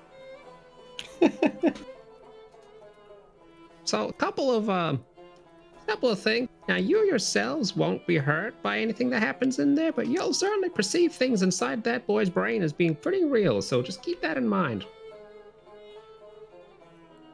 Okay, well, you know, I mean, I'm immortal and beautiful and, you know, probably the scariest thing that is going to be in his mind, so that's fine.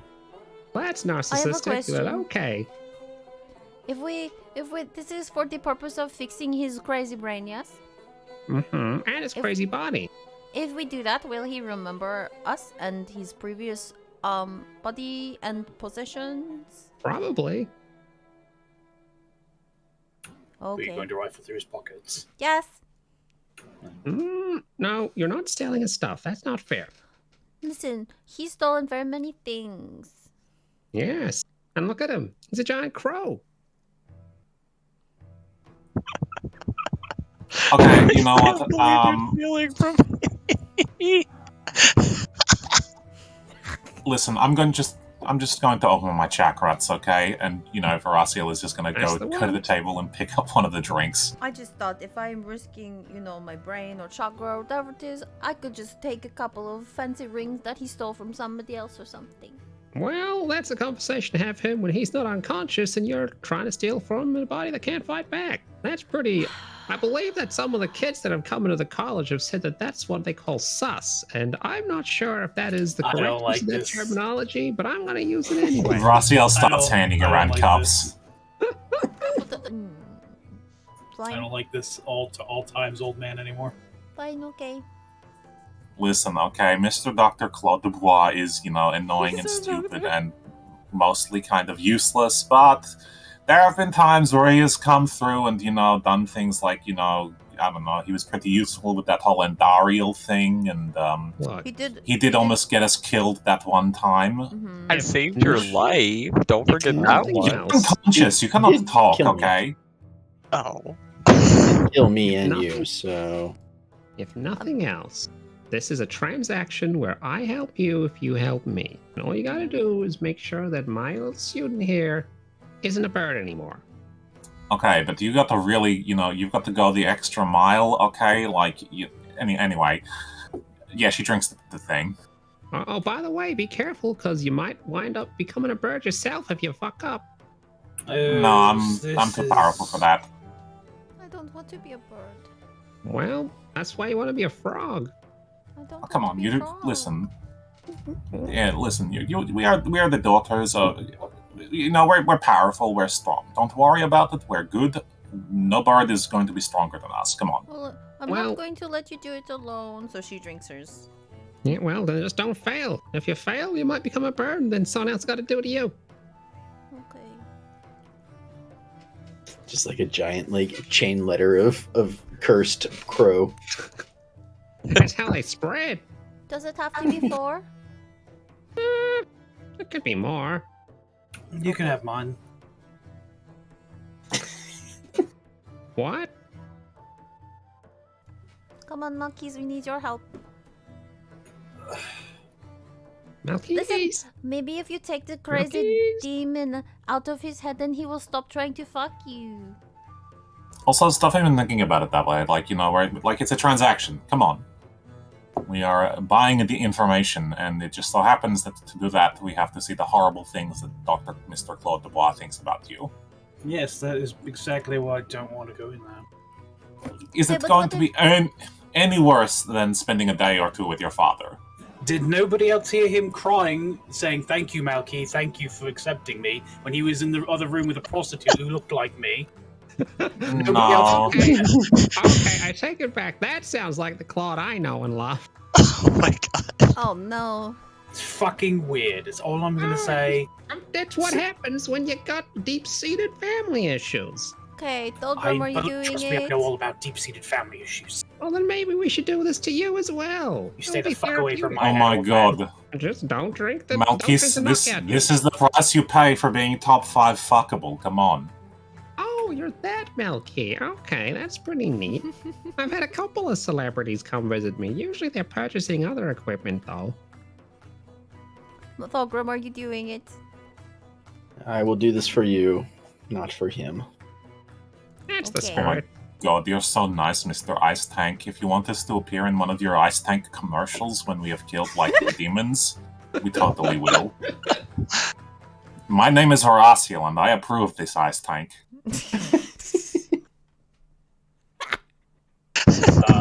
You may have heard of me from totally murdering Andariel at the monastery.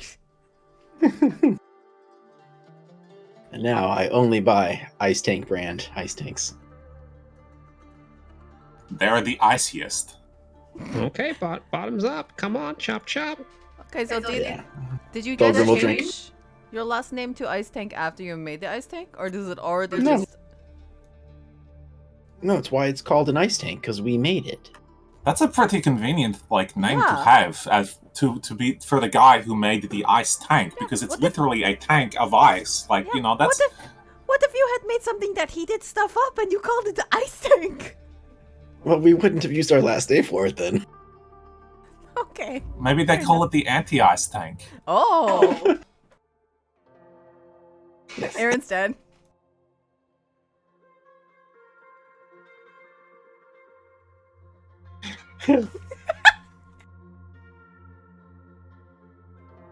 All right, count to 3. 1, 2, 3. And then he clicks his fingers and a massive sleep spell Wait. washes over you or knocks you out. Moses didn't drink yet. Doesn't work on me, remember? Oh yeah, he's an elf. Okay, well, in that case... I drink the potion. Drink the potion. Okay, well, we gotta figure this one out. I'll just do the deep breathing meditative trance thing. I can hit you with a cinder block. I will say magic that knocks him out doesn't work, but other methods do, including potions and poisons. Can't be magically put to sleep. He can sleep though. Tell you what. Just give him a Tell you nap. what. Sing him a song. Somebody's taking the train to Sleepy Time Junction. Well, I got a whole lot of lavender here. You could eat some of that. Eat? You like lavender? Am I asleep now? Yes. Yeah, the three of us are asleep. Okay. I'm asleep. I'm just saying I'm asleep. Cool. On the road, you have to learn to fall asleep when you can.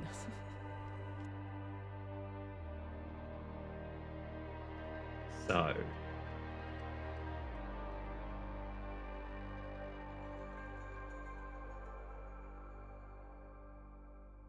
Let me just find the thing.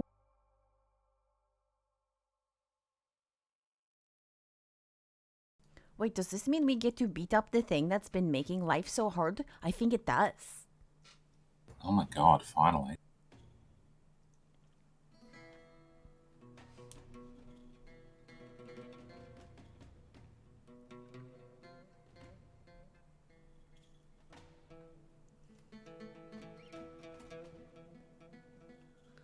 I drank all my tea.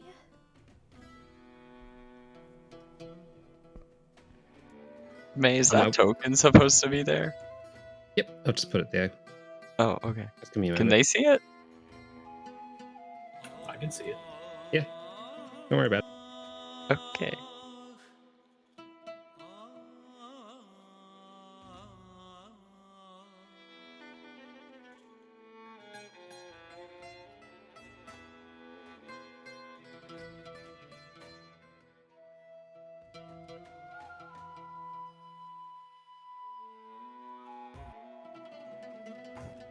Also, how are people doing sleep-wise and all that, since it is getting towards the later end of things?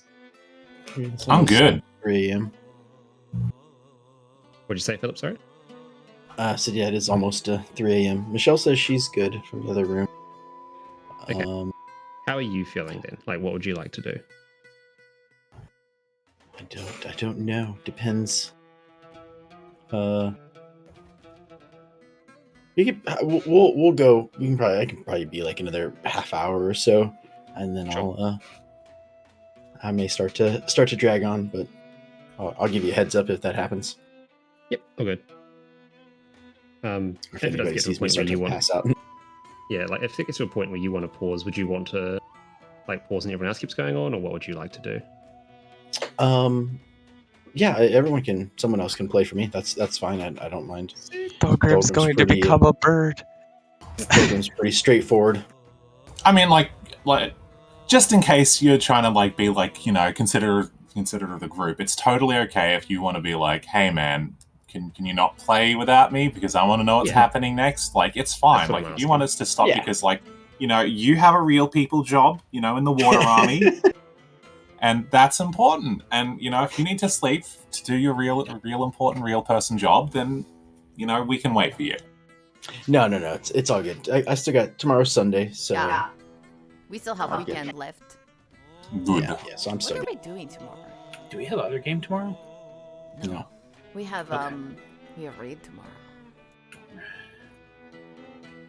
But yeah, I should be good.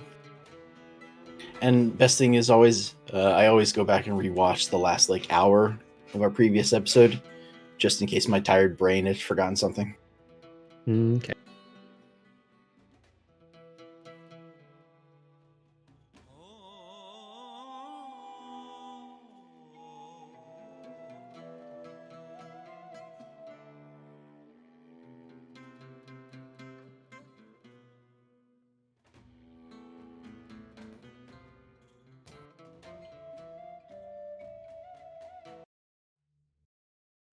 Cool.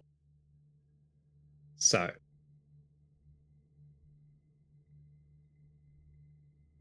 you drink your potions, the sleep washes over you, and before long, you find yourself stumbling into a deep, dark forest. You can see that there are like relatively built up but ruined stone walls flanking either side of you on a great forest path. And if you look down and across, it looks like that there are, at first glance, what look to be puddles, but it seems like you can see the twinkling of stars beneath them, like deep inside the water. And as you move, it seems like the perspective of the water or the stars on the other side of the ponds or the puddles shifts in strange ways. It doesn't take long before all of you are present, and it seems like that you've all got all your gear, all your stuff, and otherwise you feel like you're in a waking dream, like it's you're out in reality. Claude, you are there as Bird Claude as well. You've sort of just appeared in front of everyone. How are you feeling? Probably confused. Hello. Cool. Do you recognize this place, Claude Dubois? Would he? I'm typing it out to you now. Okay. Ooh, fancy. This is forest hell.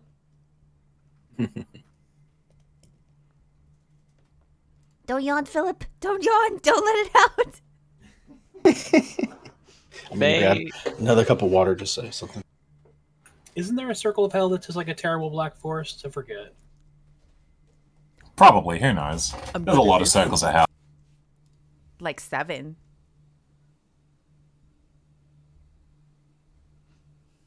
Okay, so like, do I recognize this forest? I know you're typing to him, but just say yes or no.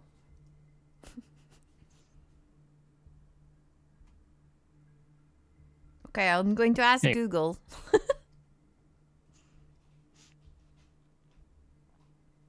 Siri, do I know this hell forest? Bring me some salty nuts. Cool. No, Resh is just saying that Hell since Forest on Amazon.com. Resh is saying since everyone's asleep, then needs to be quiet and can't really do voice. So that's okay. fine. I shall speak for Claude. So Claude will express that he does recognize this place, and it was a forested alcove from the town he grew up in. And it was where, when people were killed, they were often cremated in a large open pit sort of pyre just ahead of them. Well, that's a creepy place for us to be. And he'll just wander off forward. Oh, where are you going? Should we follow him? Yes. Right? We don't want to lose him, and then we might get lost in his brain, and that sounds terrible. Come on. Come on. The game has paused for me, and I can't move my token. Same. Right now? Yeah, it's fine now.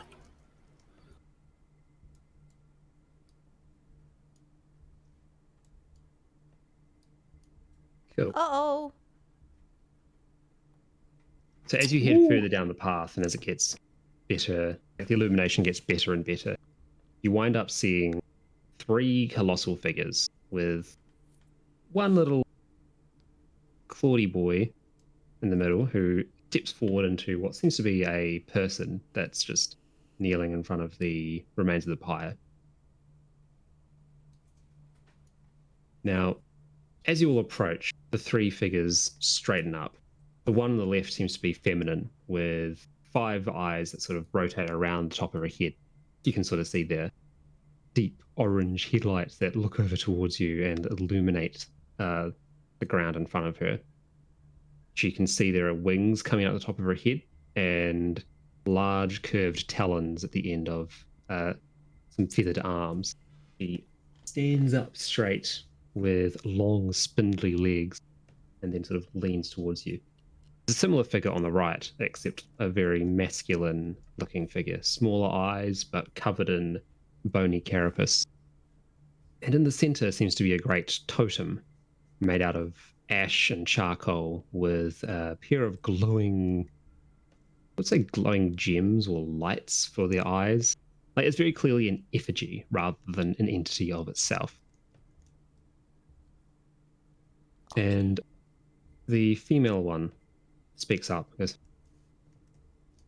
"And what do we have here, visitors to our humble little home?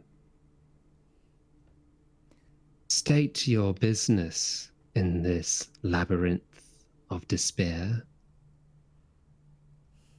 Hello, we came to see why Claude Dubois is crazy. Why is Claude Dubois crazy? Craziness is subjective, is it not? Okay. It is only if you are acting against the status quo that you are considered to be crazy or broken. Is Claude Dubois actually broken? Is he actually crazy? Yeah, is he a little bit. You probably know better than we do, but you know, he does things sometimes that make it very difficult for us to accomplish what we're trying to accomplish. Maybe you just do not understand who Claude is or Probably what not. Claude wants. Have you ever asked him a question as to what he'd like in life or what his goals are? Yes, it's usually to fuck Malky. Or to steal things that aren't nailed down. It's pretty disruptive, to be honest. I think the only time I asked him what he wanted is when we got to the city and I said, "Hey, do you want to go to the college?" And he said, "Heck no." Right. And here we are. And here you are. Who are you? Who am I? Do I know who she is? Who are we might be a better term. And you don't remember us, do you? No, apparently we have. This is another demon that knows us. Yeah, situational amnesia or something. Okay, were we friends before? No. Oh, No, we good. were not friends. Okay. So maybe just work colleagues then? Rivals. He looks over to Thulgrim and goes, "I don't recognize your taste, however. You're a different one." Yeah. Well, that's why you're here, isn't it? To offer yourselves as tribute in exchange for Claude's soul. No. A shame. But you can't get out, can you? Were you told how to leave? Yes. Were you actually? We're just saying that. You'd like to know it, didn't you? What's your name? Call me Mother. That will do. That's weird. This charming gentleman. My Chandler Catalar called me. Oh my god. Okay, so listen, I just want to let me ask you a question, okay? So, Andariel, you know her, of course. So, like, compared to Andariel, how strong would you say you are? And like, let me show you, and stop me when you think I'm on it. So, like, you know. So, as you're doing that, the other figure just sort of strides forward. Goes, This is not getting us anywhere. Stop talking with the prey and eat them. Are you father? Very perceptive. Okay, so before you try to eat me, I just want you to know that we're the ones who actually killed Andario, and you still haven't stopped me yet, so I think that maybe you're going to die here, so... Funny. Yeah, we already killed the mother. Ha ha ha. And yet, having already died, here we are. It's funny how inconsequential death can truly be in a place such as this. And with that, he's going Thorgrim to looks keep around on and sort it's of like, yeah. stomping forward towards you. As soon as he gets within 15 feet, I'd like to summon my Echo and have it attack. Cool. Should And we that will roll be- initiative or? Yep, I'm just going to set that up.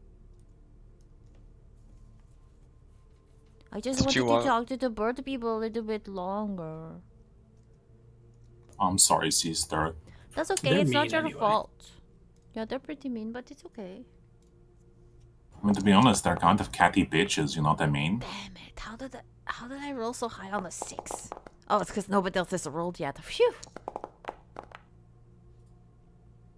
Why are there points afterwards? It's the dexterity Dexterity. score. So, for a Right. tiebreaker. Got you. Roll better. Boo. Oh no, this is fine. This is fine. Okay.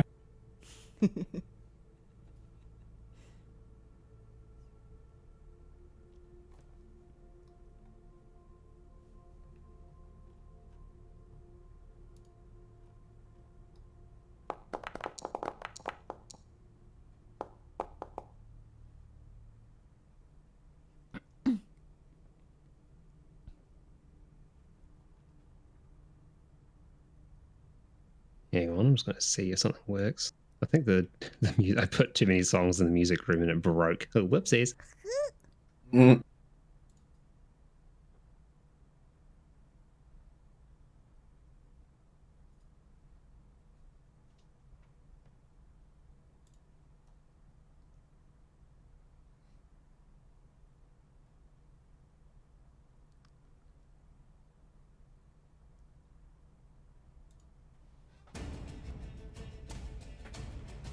All right, sweet. Thulgrim, you're up. Okay. So if you would place my my soul. So remember, in order to target things, you need to mouse over it and press T. Otherwise, you will not be able to roll for combat. And let's just start combat.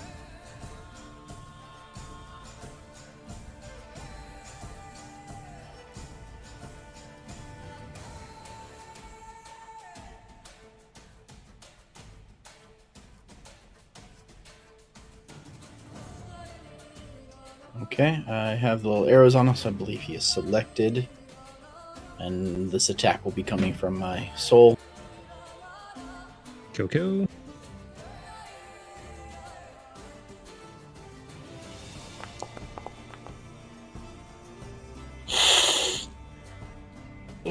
Not a great start.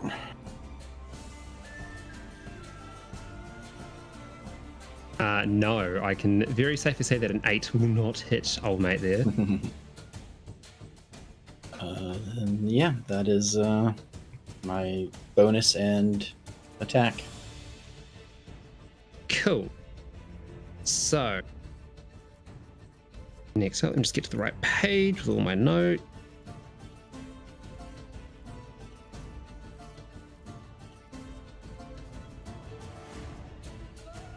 So, first of all, lair action happens.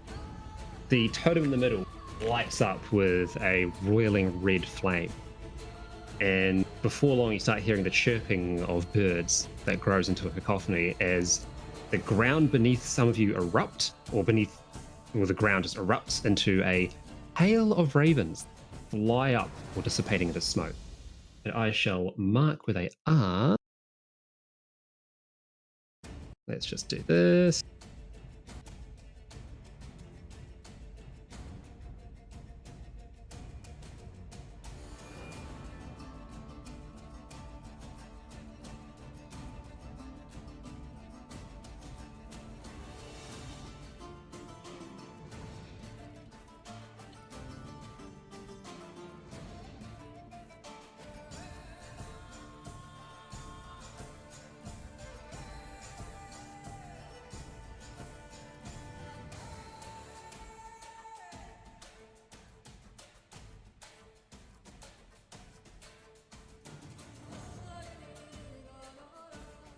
Oh no, that other Claude is dead.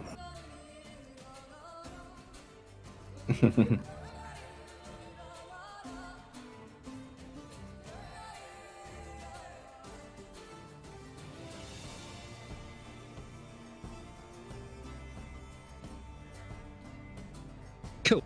So, these 3 areas had. Was I good and wrote it down to link? No, I wasn't. So basically, these act as 3/4 cover. You can't move through it. You can shoot through it, but once again, 3/4 cover. But that works for you as well, so you can use these markers as cover. Okay. So that is the Lear action. Next up, old mate father here is going to do something. He is going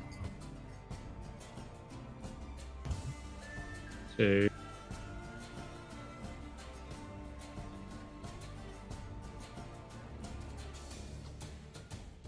Alright, I need to target something, don't I? So first thing he does, claw attack against the Eldritch Knight or Echo Knight thing. Getting 24 hits. It does. Alright. Goodbye. And then he'll move.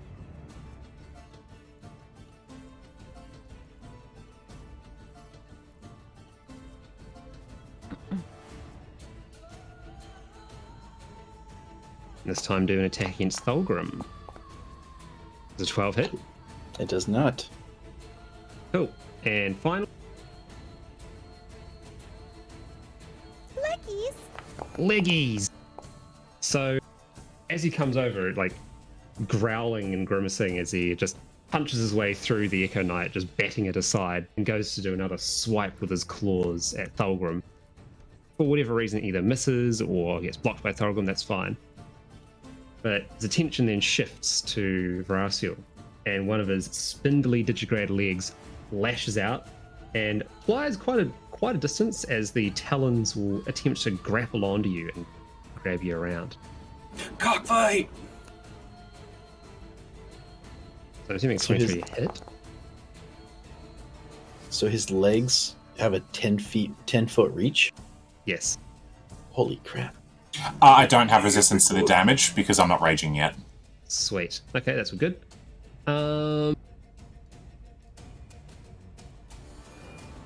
Also, the target is considered grappled with an escape DC of 17.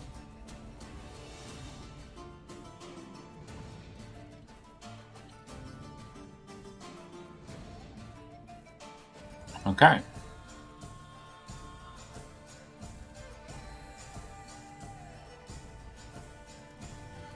I should apply that again, don't I? Ooh. May I use my reaction? You may. What is it called? Chop the foot! Deception. Sorry, I didn't mean to click it twice. Sure. Give us a roll plus proficiency bonus. Let's reduce that damage. So proficiency is 3, so a total of 9 damage. Cut in half. All right.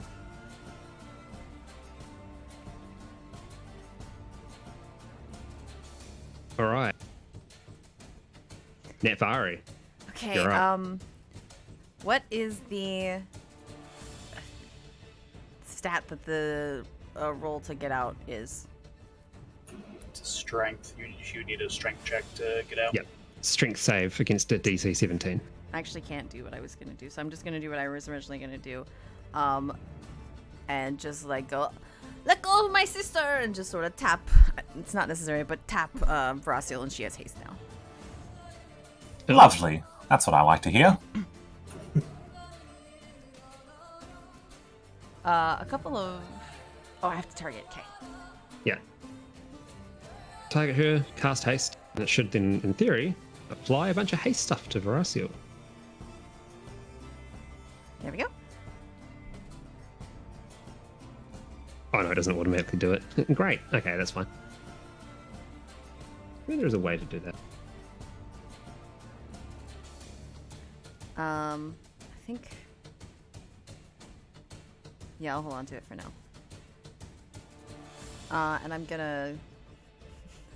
I'm not abandoning you. I just need to get away. And she runs away.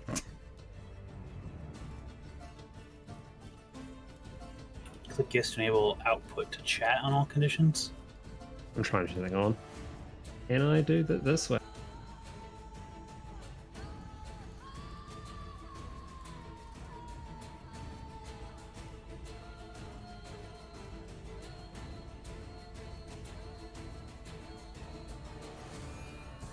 I can't see anything now. Is Guad dead? What? Is Guad dead? No. No, so this didn't work. So I'll just set it back off. Whoop. The Gua token. The Guakin, if you will. Yeah, let me just chuck the Gua token down. Whoop. Gua. I'm ready for a fireball to clip Gua and kill it. Hilarious. Okay, just have to remember that you're hasted. Melky, you're up. Yes. While they were talking, Malky put Hunter's Mark and Slayer's Prey on Mother. Mother! Okay, cool. Mother! So. That. And. Yes, I already took subtracted the spell slot, but. And then Melky is going to sacrifice his movement for steady aim to shoot with advantage against Mother.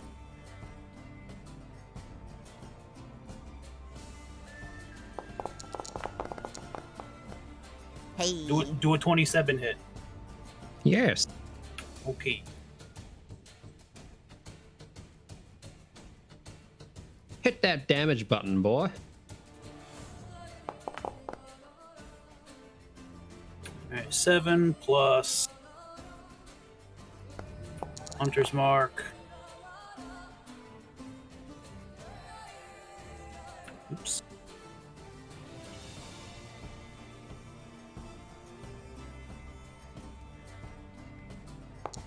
Alright, it's Hunter's Mark or Slayer's Prize 1d6. And then Cool. sneak attack because he's got advantage from using steady aim.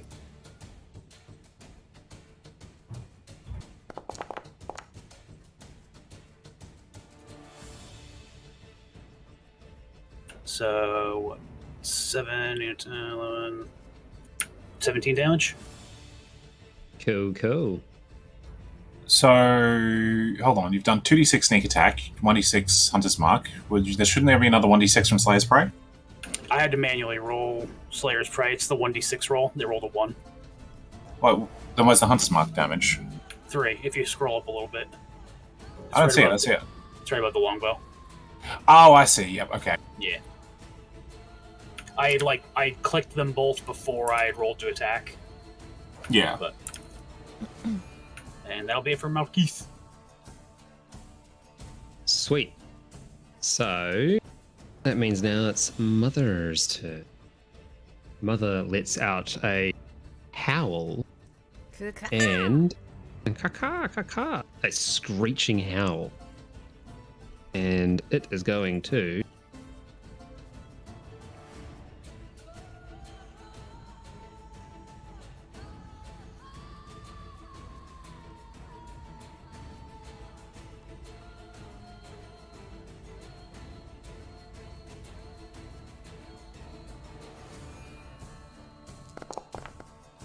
kill 11.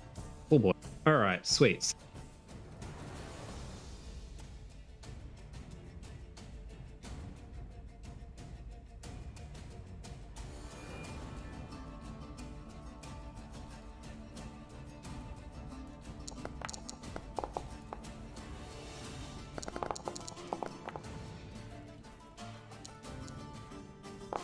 She lets out a howl, and swirling shadows descend from the sky and twist and coalesce until they form into a number of bird-related entities before you.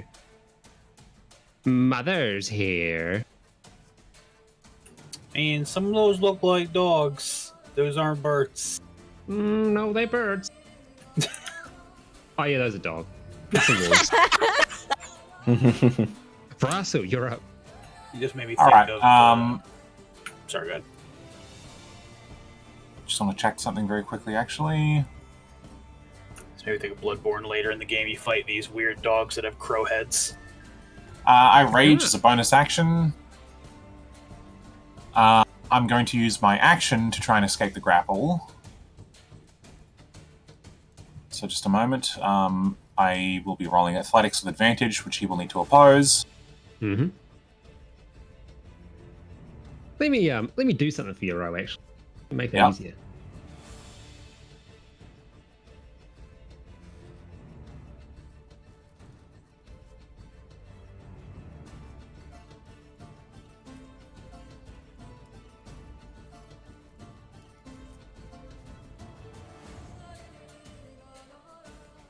Okay, well, while you're doing that, I'm going to roll it anyway. Look at that. Oh. Okay. It's cool. You can actually see little colored pips on characters now that you've targeted to show who's targeting who with what effect. That's pretty cool. Broke out. Look at you go. Oh, too bad. So sad. And I'm going to...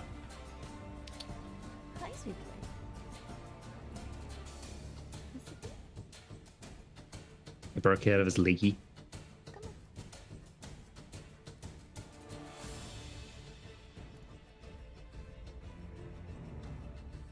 Yep, and I'm going to attack him with my axe. Just a moment. He chose you instead.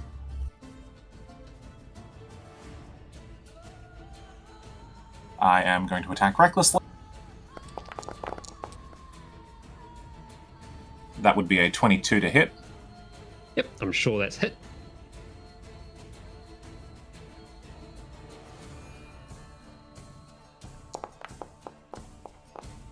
$28 points of damage. Damn. So when also you do the calculation, you can put like -5 into your modifiers to. Yeah, I've just noticed that, and I actually put the +12 in for my rage and my other thing. That is my bonus action, my action, and my haste extra action. So that's my turn. So we'll say, as you strike him with your. Oh no, it's a magic weapon. Never mind. Never mind. Cool. Yeah, get fucked.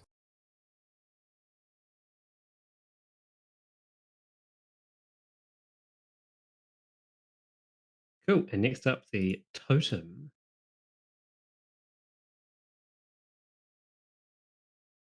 Let's see, who's the three closest? Oh, I see the three closest.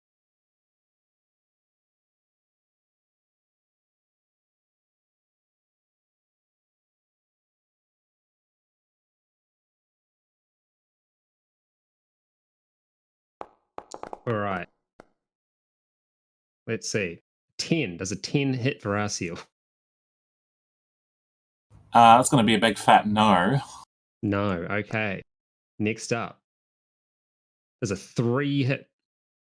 I was not calculating properly. Yeah, does a 3... No, yeah, does a 10 hit Melky? Nope. All right. Let's go again. Does a 14 hit Thulgrim? Negative. All right. As you're standing there, the totem lets out a thrummy basing sound, and then 3 firebolts fly out of it, whizzing through the air before attempting to collide with you, but falling short, either from careful dodging or just not being quite as accurate as the creature thought it was.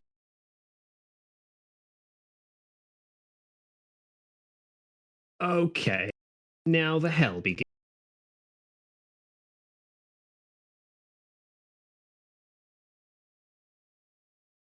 The real hell is that we're fighting these monsters without combat music. I know, because the fucking playlist is fucked out and doesn't work.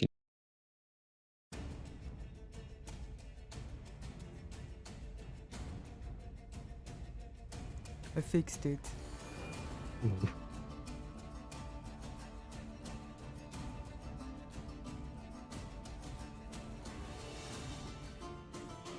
Okay, Ro.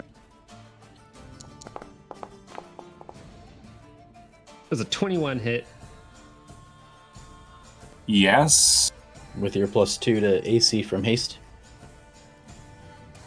Yeah, I normally have a 60. Oh, okay. All right, you get hit with a colossal. Yo, that should do a fair bit of damage. But you're raging, so it does half damage, right? That's correct. There you go. 5 points of damage. A swarm of ravens flies over and starts fucking beaking at you. All right, next up, Were Raven. Oh, that's the wrong bird. He woos loudly before coming down. Or technically they're called possessed memories, but you know what? Yeah, Were Ravens.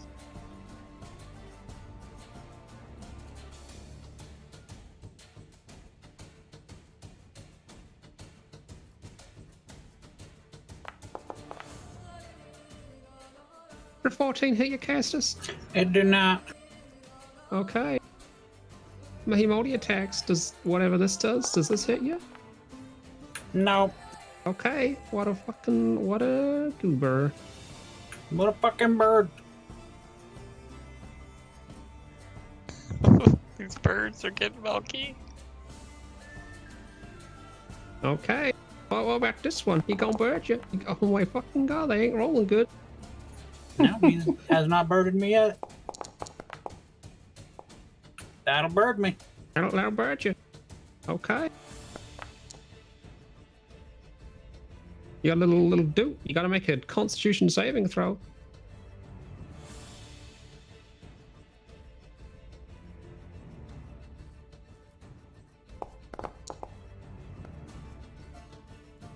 Bad roll. Okay. We will remember that. Oh, that I like wasn't how the bird. last line. See the last two lines of the effect. Succeed on a Constitution saving or be cursed with an unknown effect. Tee-hee. Alright, since you were hit, you gotta make a constitution saving throw to maintain your Yeah, little... that's what I thought the Constitution saving throw was for. No, it's something else. This is great. I love this. I don't have to remember about fucking concentration anymore. Oh, A 3 again. Cool. Like that. no No. hunter's mark for you. The fucking tall, gangly bird boy strutted on over and gave you a dot on the head.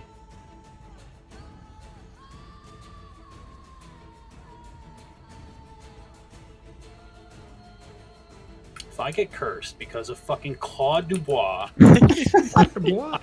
or how fixed he is, I'm going to kill him. Alright, I didn't mean to hit Malky with that. The swarm of ravens. There's another swarm. There's a shit ton of birds just shrieking loudly, and they're all coming over to Brass and they go, Brassiel, Brassiel, Brassiel, as they're like swarming at you.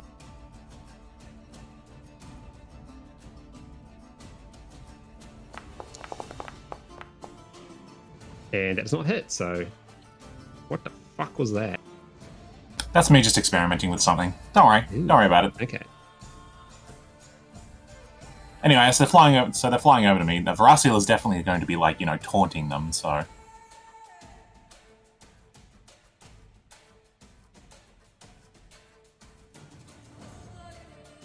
Alright, so this other one floats on over to Mytholgrim. This one has a sword on it. Ooh, what an exciting boy. Let's see. Oh, that actually hit. fucking hit.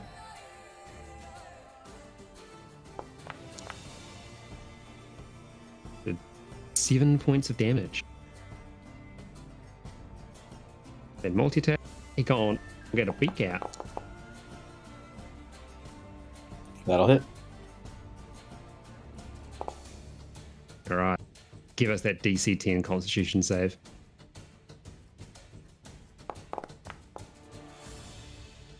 $21. Well, you didn't get the mysterious bird curse. That's good. Olgrim, you're up.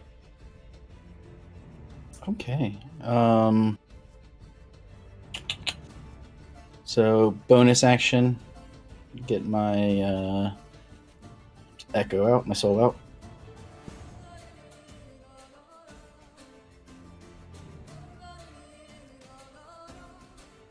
I'll summon him there. And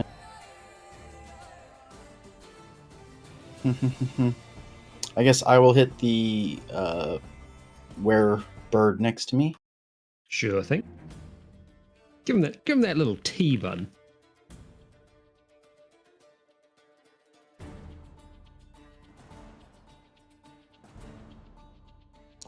Normal battle. Nah. 13. That hits. Sweet. Okay. They're tall, gangly, naked bird people. They're pretty easy to hit. 4 damage. Sweet. All right.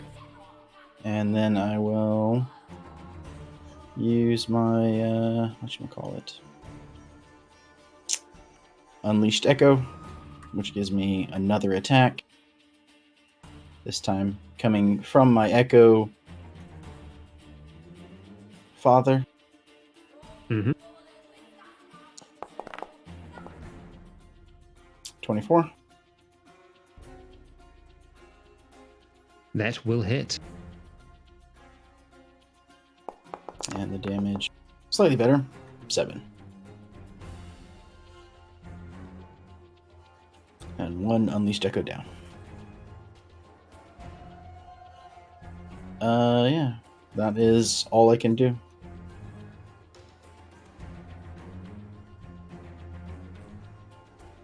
Cool. Oh, okay.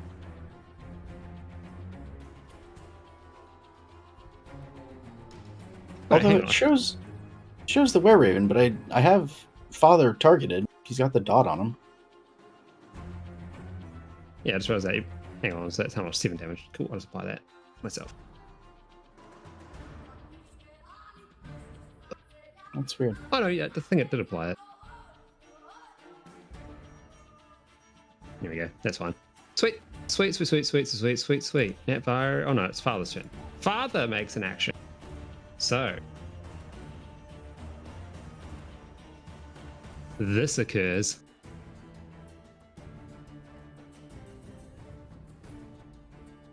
Father's doctors be doctoring. Oh, Doctor Daddy.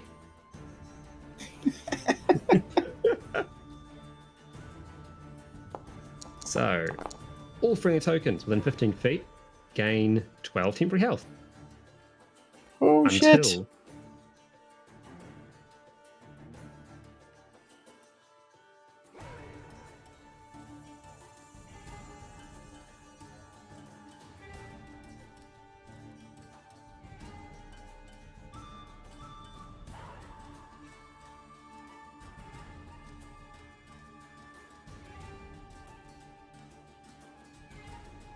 Netvari, it is your turn.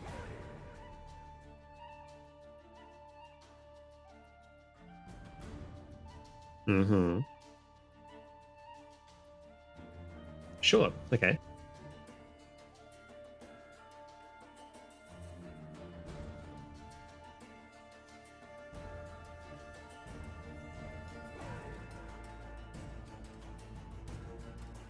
Vash, Uh-huh.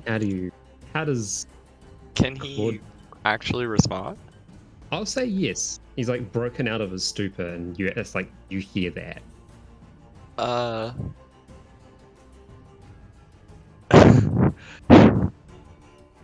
I would think that he sounds confused. And he's like, wait, what? Because I assume that he's like dreaming, right? So like to them they Yes. know. But like Yeah. to him he's kinda like, what do you What mean? incarnation? Like, yeah, like what's going you said 10 feet to your left? North. So like that, like in the totem?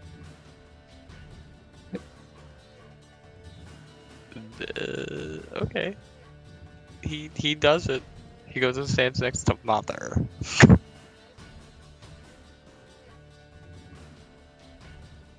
He wants to, but I just feel like he's kind of confused, like what is going on. Cool. He like tries to, but he seems like he keeps getting paused.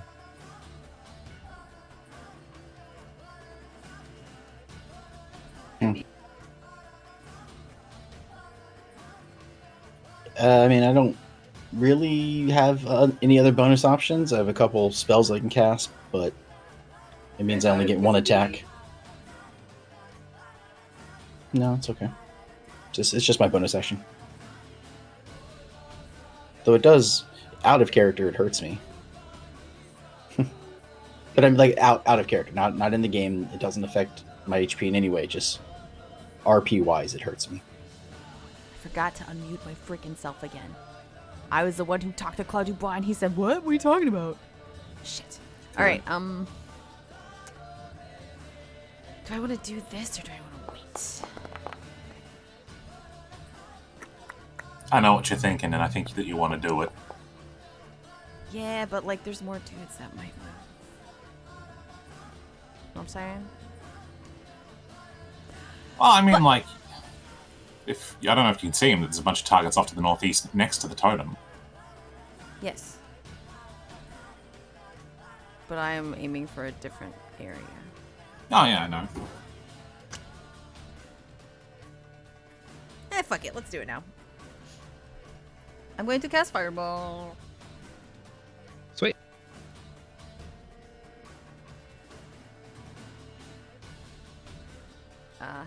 The thing for Fireball is never big enough.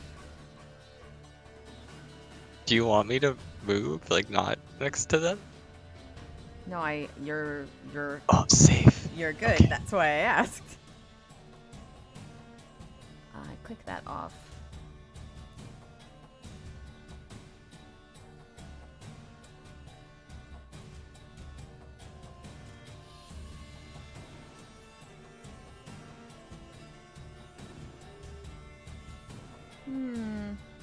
That's a little smaller than I thought. That's also not where I want it.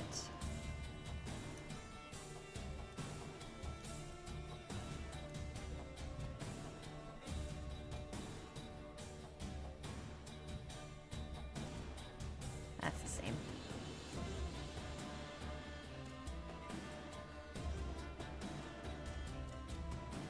Okay, whatever then.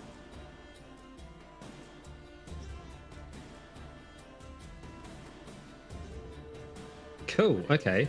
Roll your damage. Yeah, I guess I want to do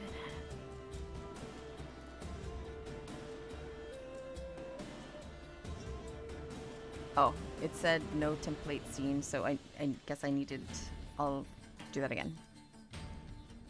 Yeah, use the template that appears when you actually cast Fireball. It's not because it's got a big bunch enough. Okay, this will work actually.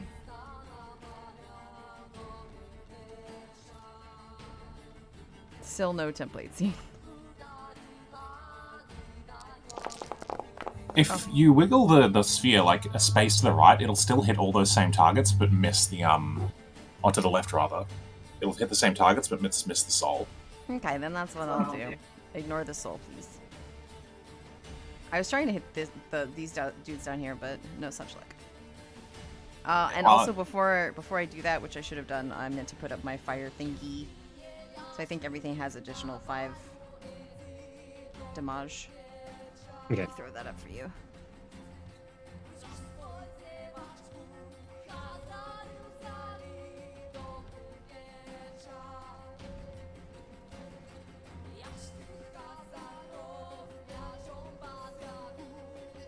Yeah.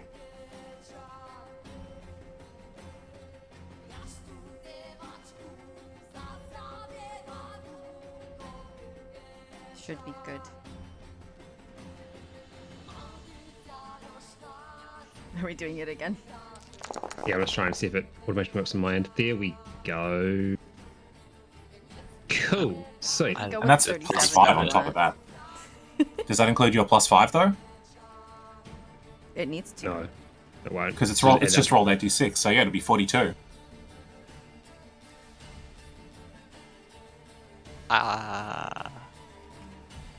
That's a lot of damage. I can do all the saving throws nice and easily, which is sweet. Hey, hey Vash. I want you to know this. Father rolls a 1. Father, okay. Yeah, because Father rolled a 22 originally. No, he rolls a 1 now. All right. So Interesting. Do you want to describe what the little clawed boy does as the fireball like flies on down and just careens into the ground, explodes next to all the creatures? Like clawed up there. Yeah. He looks a bit distressed as everything's going on. Because he's like, why are my friends here in this nightmare I've been having forever? And that they're being hurt. So he holds up his hand, flips open a book, and as the fireball goes out, he kind of twists fate a little and makes Father a little bit slower than normal, and he gets hit. We like this. Sweet. Holy crap. So as the fireball collides in the ground, you see a flash of blue as the barriers around the other memories protects them from the fireball, but leaves them badly scorched and struggling to get back on their feet.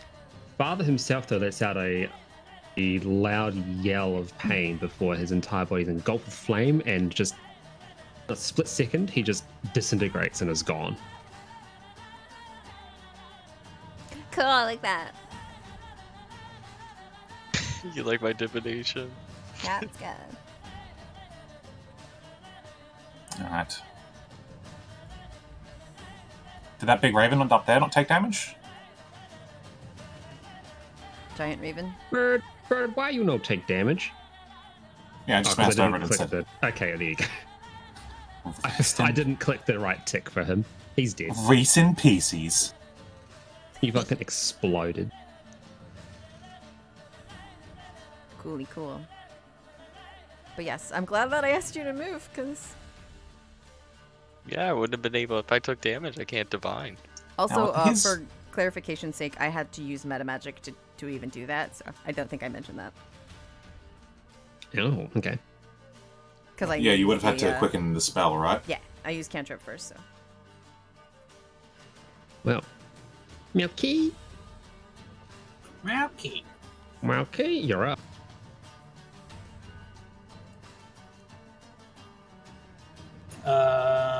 Is there disadvantage placed on me from shooting into melee?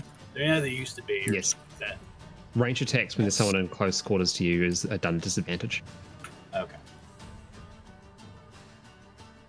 Then I suppose I'll draw my rapier, keeping my bow in my offhand, and try to stab this bird.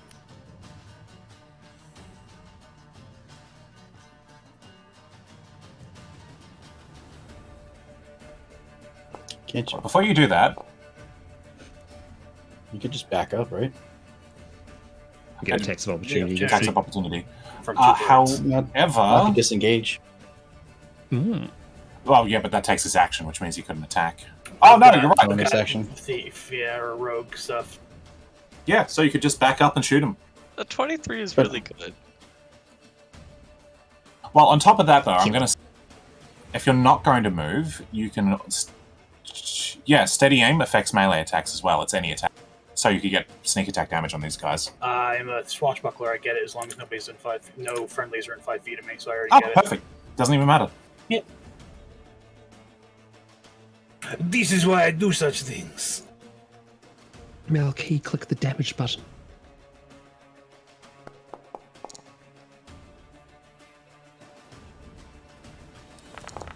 Okay, he's dead.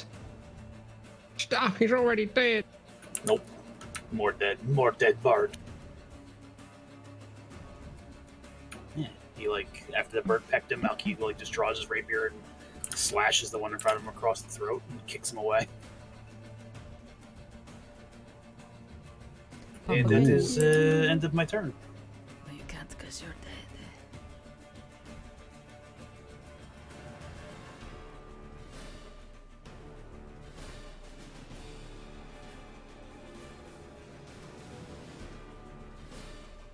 Cool. So...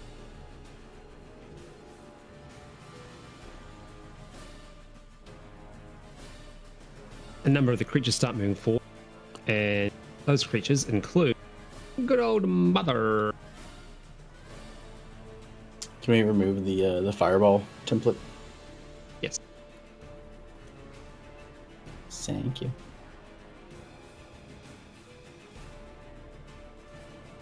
I saved you a divorce.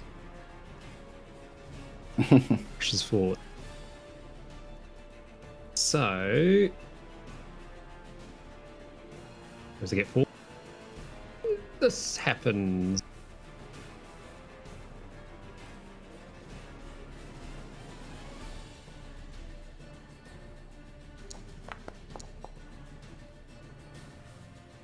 Yeah, we need to alter some con save.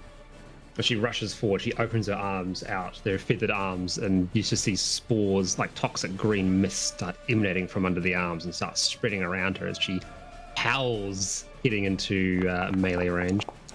Wait, is the 1d10 to hit? Or is that how much damage it does per turn? That's damage. Uh-huh.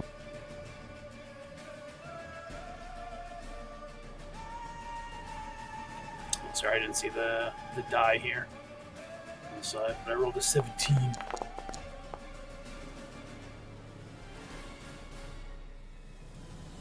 Oh, look at you, fancy man. Dwarven resilience. Don't come at me with that poison. That basic bitch poison shit.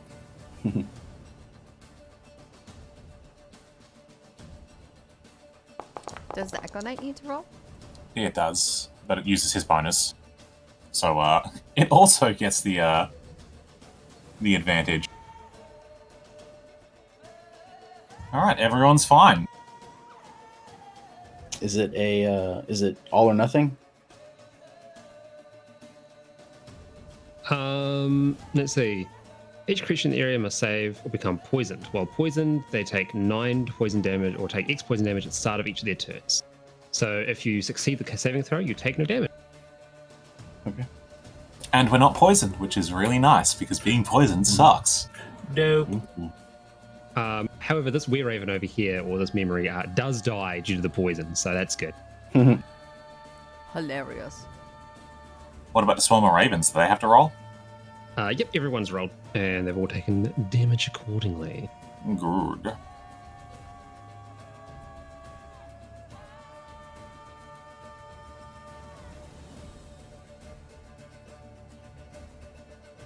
All right.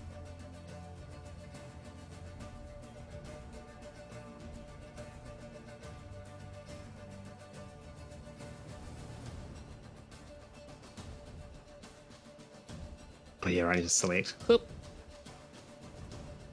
Claude, not Claude. Cassius, you're gonna get little beakies. No, you're not. No. So I will say this. You notice that the birds seem to be very fixated, or the bird people rather, seem very fixated on you, Castus.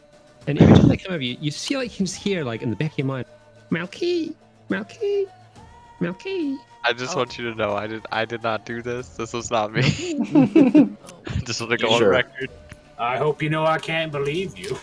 Brasil, you're up.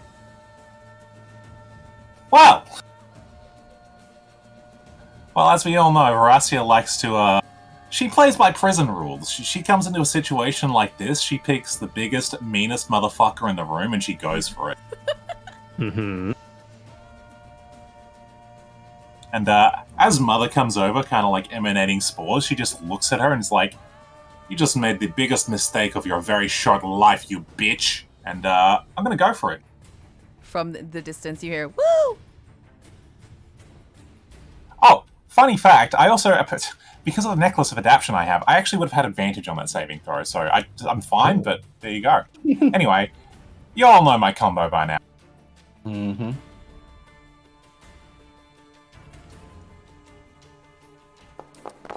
It is a combo of great wombo. Woo! Critical. That 23 is a 5 now. No, I'm just kidding.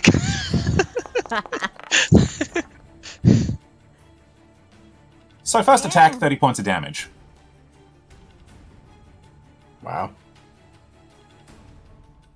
Did you roll a 12? Boop. And 30 points of damage you do.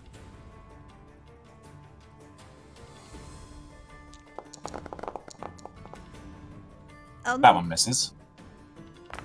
Alright, so that's my 2 attacks. However, I am hasted. Oh. Can I haste you again? Does a 19 hit?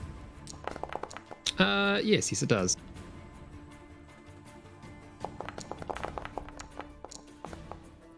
That's another 30 points of damage.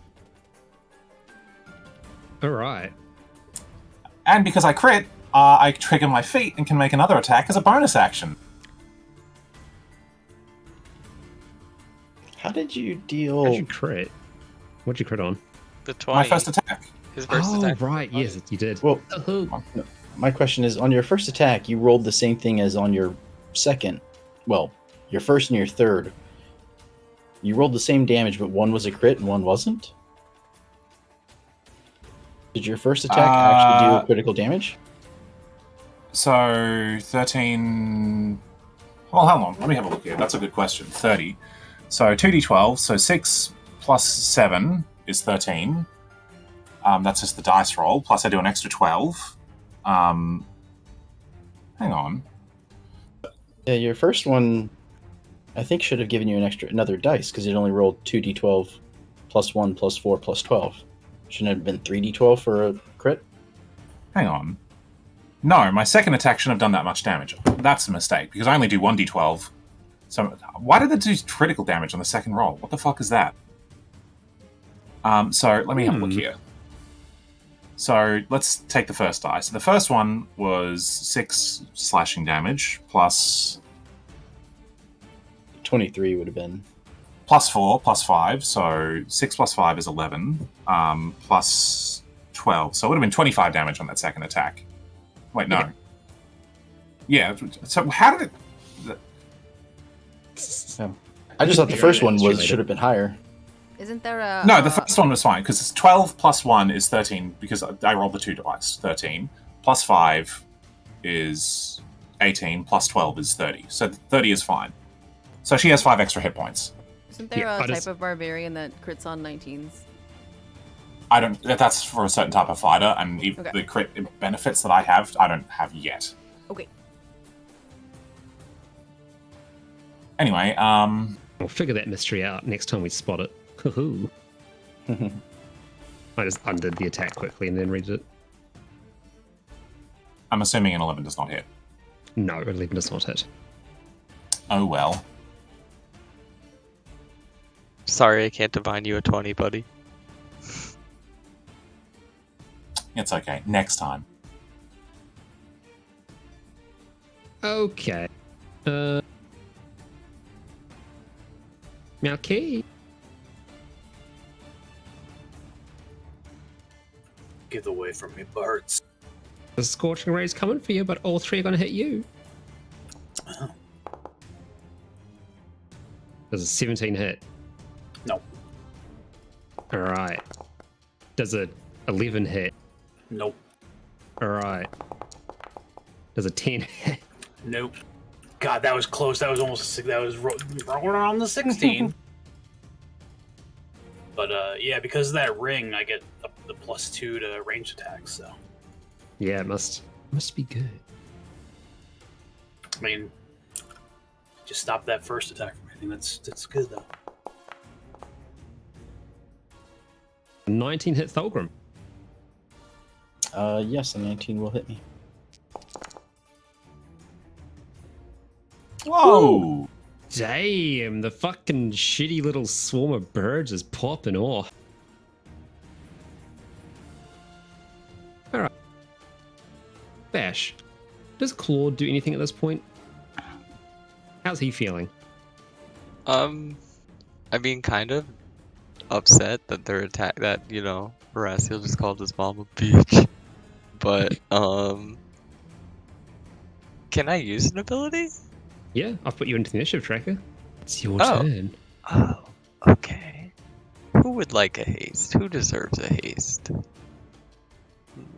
Thulgrim or Malkeith? Well, we're breaking not rules. touch. Haste is not touch. Not that it was. 30 feet, but he's still coverage. I just did it for flair. Oh. So you're going to be at least that close. I'm just going to quickly re-import your character because a bunch of shit broke.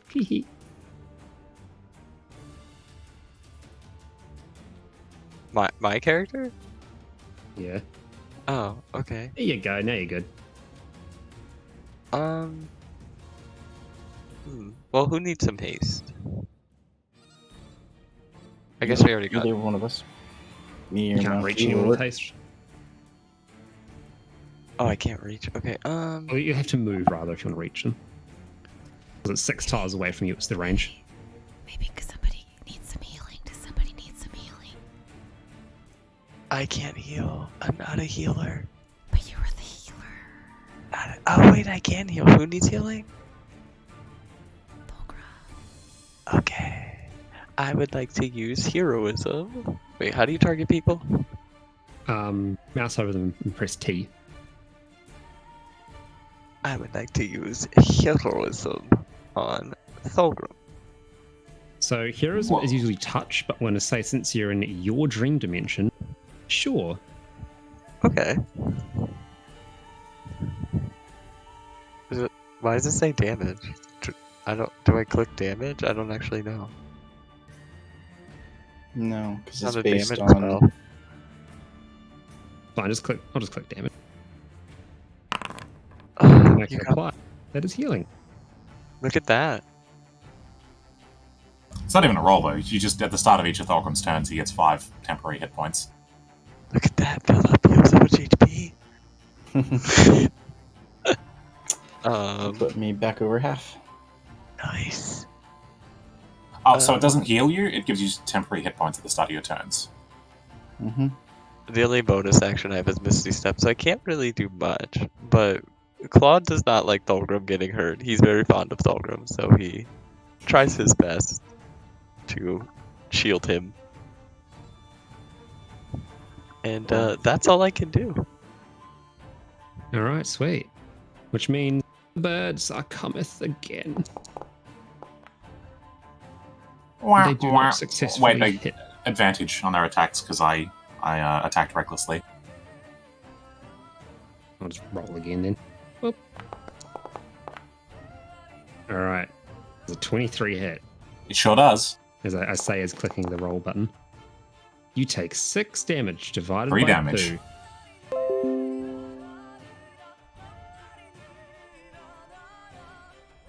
Alright.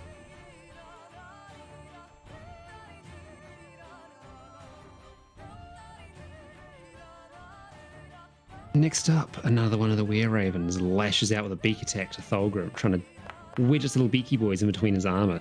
Oh, does a 23 hit? That's a Nothing it 5. does. Yes. That's a 5. It's a 5 now? That's a 5. Alright. It does not hit. Sweet.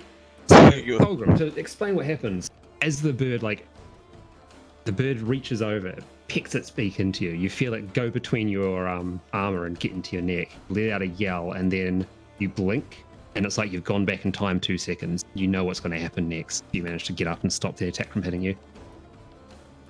See the future and dodge out of the way. And then he comes in with a sword. Which is a 23. Yeah, that'll hit. I'll say this. I'd much rather get hit by the sword than by the... What the Mm-hmm. fuck is that? There you go. You take 2 damage. Oh, right, it automatically calculates the temp health. That's cool. Okay. It's snazzy. Thulgrim, you're up. Yeah, you get your 5 temporary hit points. He gets it back, right? Yeah, Yep. when the spell is cast at the start of each of his turns. Nice. You're Cool. up, Thulgrim. Okay. Then I am going to.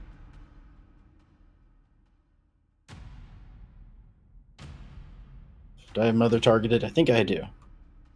You do, yes. Destroy her. Oh, okay. No, first I have to select myself. Select myself. I first selected. There we go.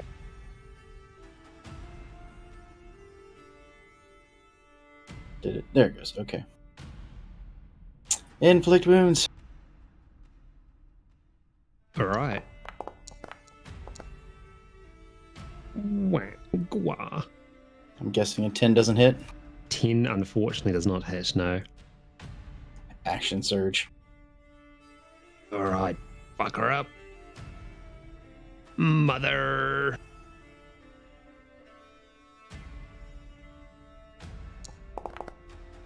Oh. Castus is. Shit, I'm sorry. You're good? A 13 unfortunately does not hit either. He's mad I didn't save him with the divination rolls. Roll low, didn't you? No, I didn't even know I could. I didn't even know I was doing combat until May was like, "Roll some divination rolls." I was like, "Oh, okay." Or I would have saved him. Okay. And then bonus action. Where is it?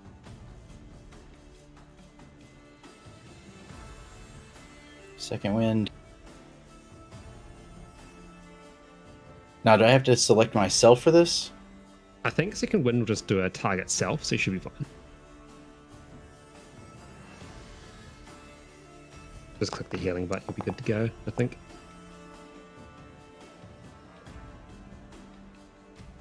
Whoa, eight temporary hit points? No, 8 permanent health. Yeah, he heals himself as one of his fighter abilities. And then unearth. Wait, let me make sure. I think I can do.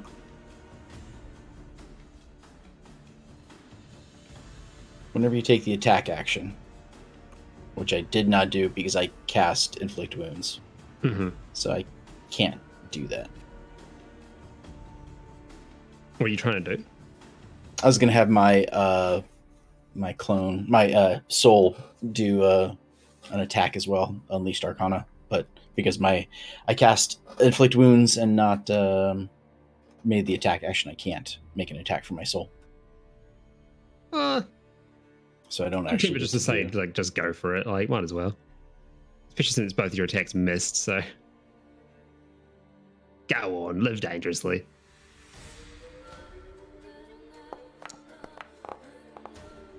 There we go. Man, where was that roll when you were casting the fucking spells? Damn. Yeah, I know, right? So 8 damage as my soul swings its ever-glowing weapon. All right.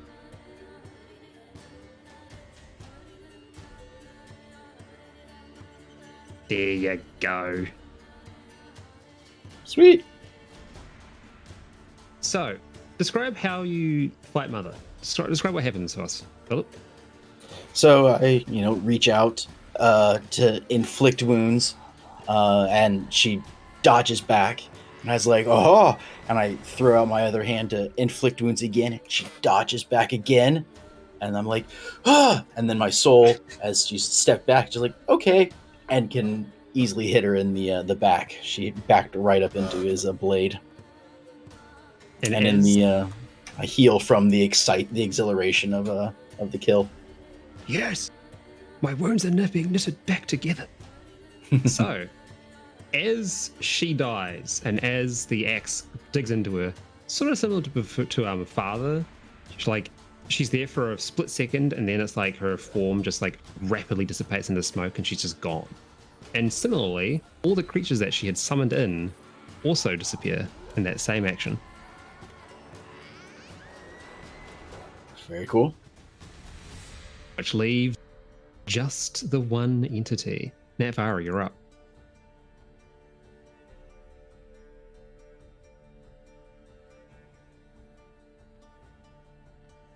Sorry, I had to unmute. She gonna come around the corner. Be like, Clotuba, is it okay to kill this thing? I would think so. I didn't want to be tricked or something, It was not really a friend of mine, so. No, don't kill me. And that will kill Claude. You don't want Claude to die, do you? Or maybe you do. All right, kill me. Do it. See what happens. I don't really Do it, you believe won't. you. Well, that's your prerogative, ain't it, Buster? Okay. Buster. Do I know anything about this being a demon? Roll insight. Oh, the little thingy at the top is gone.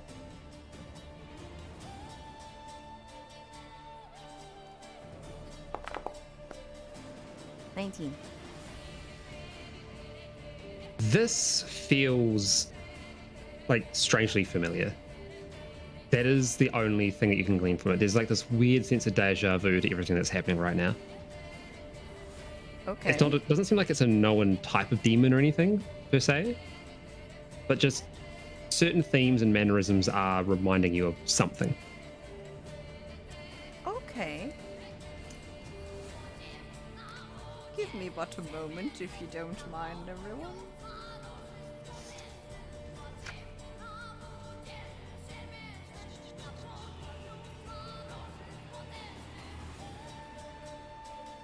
What are you thinking?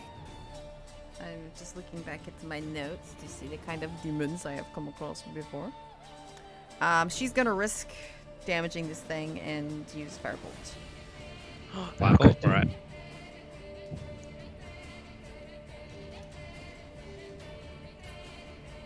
It's not targeting. There we go. Never mind. All right, roll to hit. 24. 24 most certainly hits.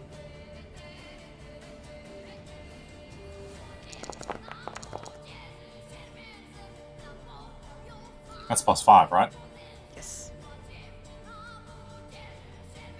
Why don't the spells have the descriptions anymore? It does. Like in your book, on your sheet? Oh, I okay, think some of never them are broken. Some of them are Was- broken. They were referring to a thing that is currently oh, okay. mind. You Yeah. just killed Claude. So,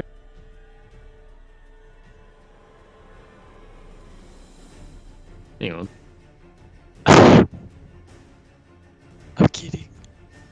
I'm not. Or am I? I'm not too worried. But you should be. I think watch together is actually like a down. That's part of the reason why it's fucked. Okay, so the firebolt flies across, and as it hits the totem, it just like falls over like a Jenga tower. It collides into it, and just you see like it wasn't really held together by anything. It's just the force of being hit caused the whole thing to topple over. Cool. How do And you everything feel, just Claude Dubois? abruptly stops. Oh. Just becomes deathly quiet in here.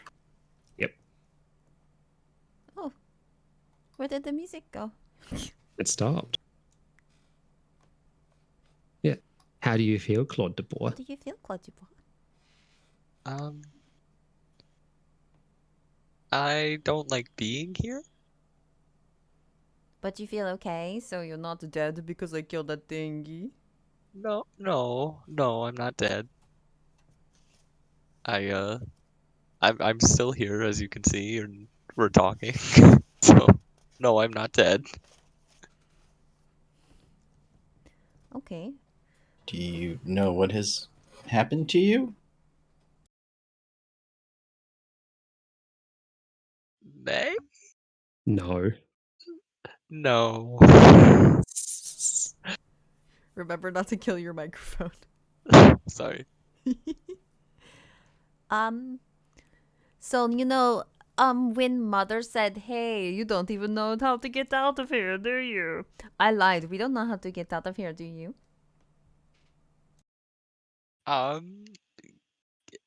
No. No, I've been trapped here myself for quite some time. Well, were you trapped because of the bird people or something else?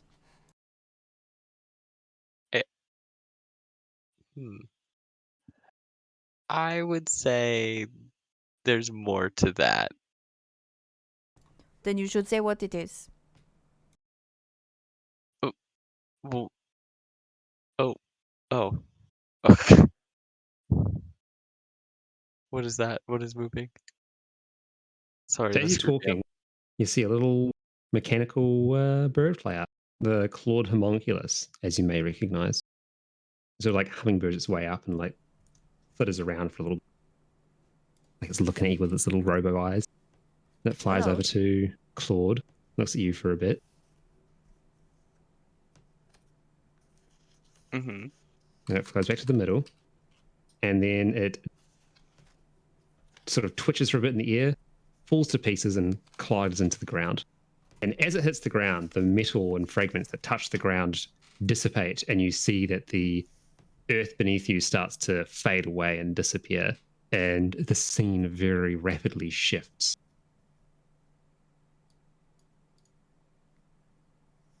Boy, I sure hope this is good.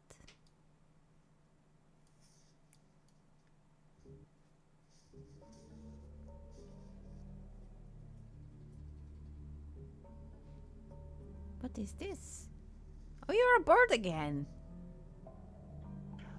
Gua. So you That repeat here. sucks. So we are now in a small little studio apartment. Yeah, as as the color and consciousness return to you, you find yourselves stepping off of these 4 pillars, or not pillars, pads in this study. What seems to be a study. There's books. There's a Claude, a more familiar looking Claude at least. There also seems to be some weird purple crystals growing out of the walls, but don't mind those for now. Okay. Now,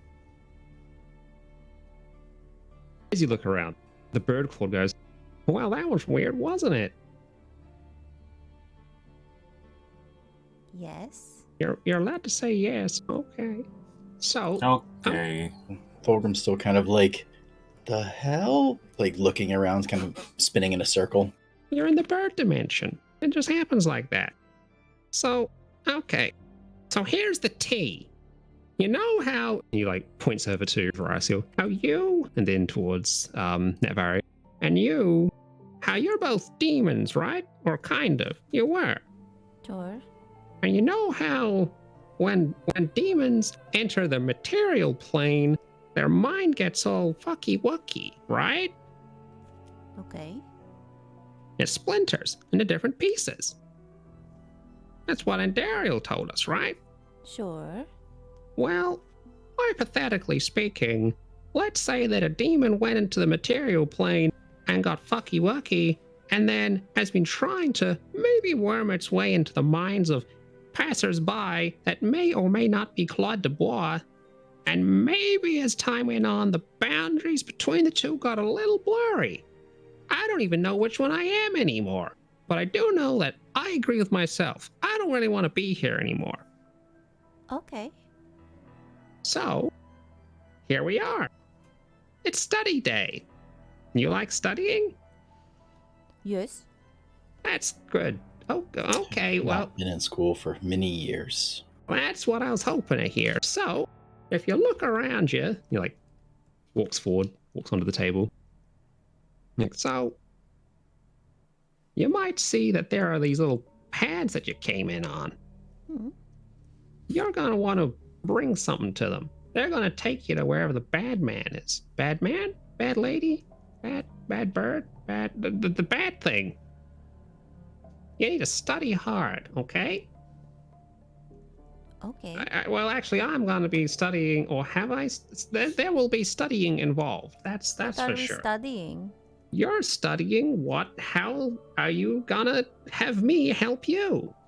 So, if we look at the doors on your left, your right, and my right, he like gestures to his left for a moment and then quickly changes his hand to gesture to his right. You'll see that there are doors here, okay? If you look at the doors, you'll see there are doors here. Now, That's Claude. Oh, that Claude. So okay, so here's how it is. Simple language, simple terms. Little parts of my memory have been segmented. You can go and have a little fish around to find things that may or may not have happened in my past. Okay? Now you gotta solve them, and then take an essence of you solving that mystery and bring it back here. And you'll use that to temper the creature that's living inside my brain. Okay. And that's through the doors? Interesting. That's through the doors. Just keep on going, and you'll know when you find them. They're pretty hard to miss. There's nothing else here. Okay. And we get to go together? You can do whatever you want. You're all grown adults. Aren't you like 3 years old? Maybe. You know, I'm both 3 and 3,000. I don't like that. It's okay because I don't look like I'm 12. I don't. No, I look like I'm like, 25. Is this what 25 looks like? You're like the opposite of those strange drawings that I see on the restroom walls. Okay. What? Well, nothing creepy is happening here. Let's avoid this topic. Ugh. Okay, that sounds good. Don't want to get demonetized. So that's what I need you to do. Go out there, go to the rooms, see what's in them. Maybe learn a little bit about my Claude backstory. Everyone loves Claude backstory. And then when you have at least 4, bring them back here, pick the 4 you want, and that's gonna it's gonna influence how the next area looks. Are you going to be here the whole time? Oh hey, the music's working. It's the wrong song.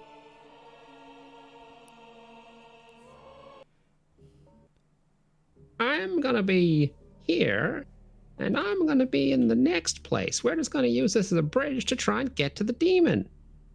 Okay. I was just wondering if we could be like, hey, we have this thingy. What do you think of this one? And you're like, that's a shit piece. We're not use that piece, you know? Well, we'll see. Maybe God will throw me in the bin again. Okay. You have to be like, no, that was the other guy. He has the Wheeler Woe ability. And if it seems confusing and convoluted, that's because it because is. it is. Okay. It's the brain dimension. Yep, there you go. You understand. Okay, I guess we go. Are we going I've in seen that the door Harley first? Quinn cartoon. I will I be know right how back. brain worlds work. I mean, I would say possible pause. It's 4 a.m. for poor Yes. Philip and Vash. I think that's a good place to pause. I don't want to stop. I mean, we can, but I don't want to. Yeah, I'm curious what's gonna happen, but I can feel myself like I'll be like, Fading. okay, like trying to follow the steps, and I'm like, this is clicking the attack button is a little bit easier than like, okay, I have to figure out these clues and this type stuff. Yes, this is definitely going to be a puzzle floor. Okay. Then yes. Right. Well then. Okay. That's it for us for tonight. It is. Very, very fun. Very fun. Join us next time as we delve deeply into the weird bird brain. Into the Claude dimension. I think this episode can be called Claude du Brain. There you go. That works. Yeah, so we'll be back in 2 weeks with this D&Diablo. Woo! Either that, the one thing I wrote down was I approve of this ice tank. That's good too. All right. Very cool. Thanks, everybody. Yeah, thanks, Anton. Bye-bye. Good night. Thank you as well. And goodbye. Goodbye.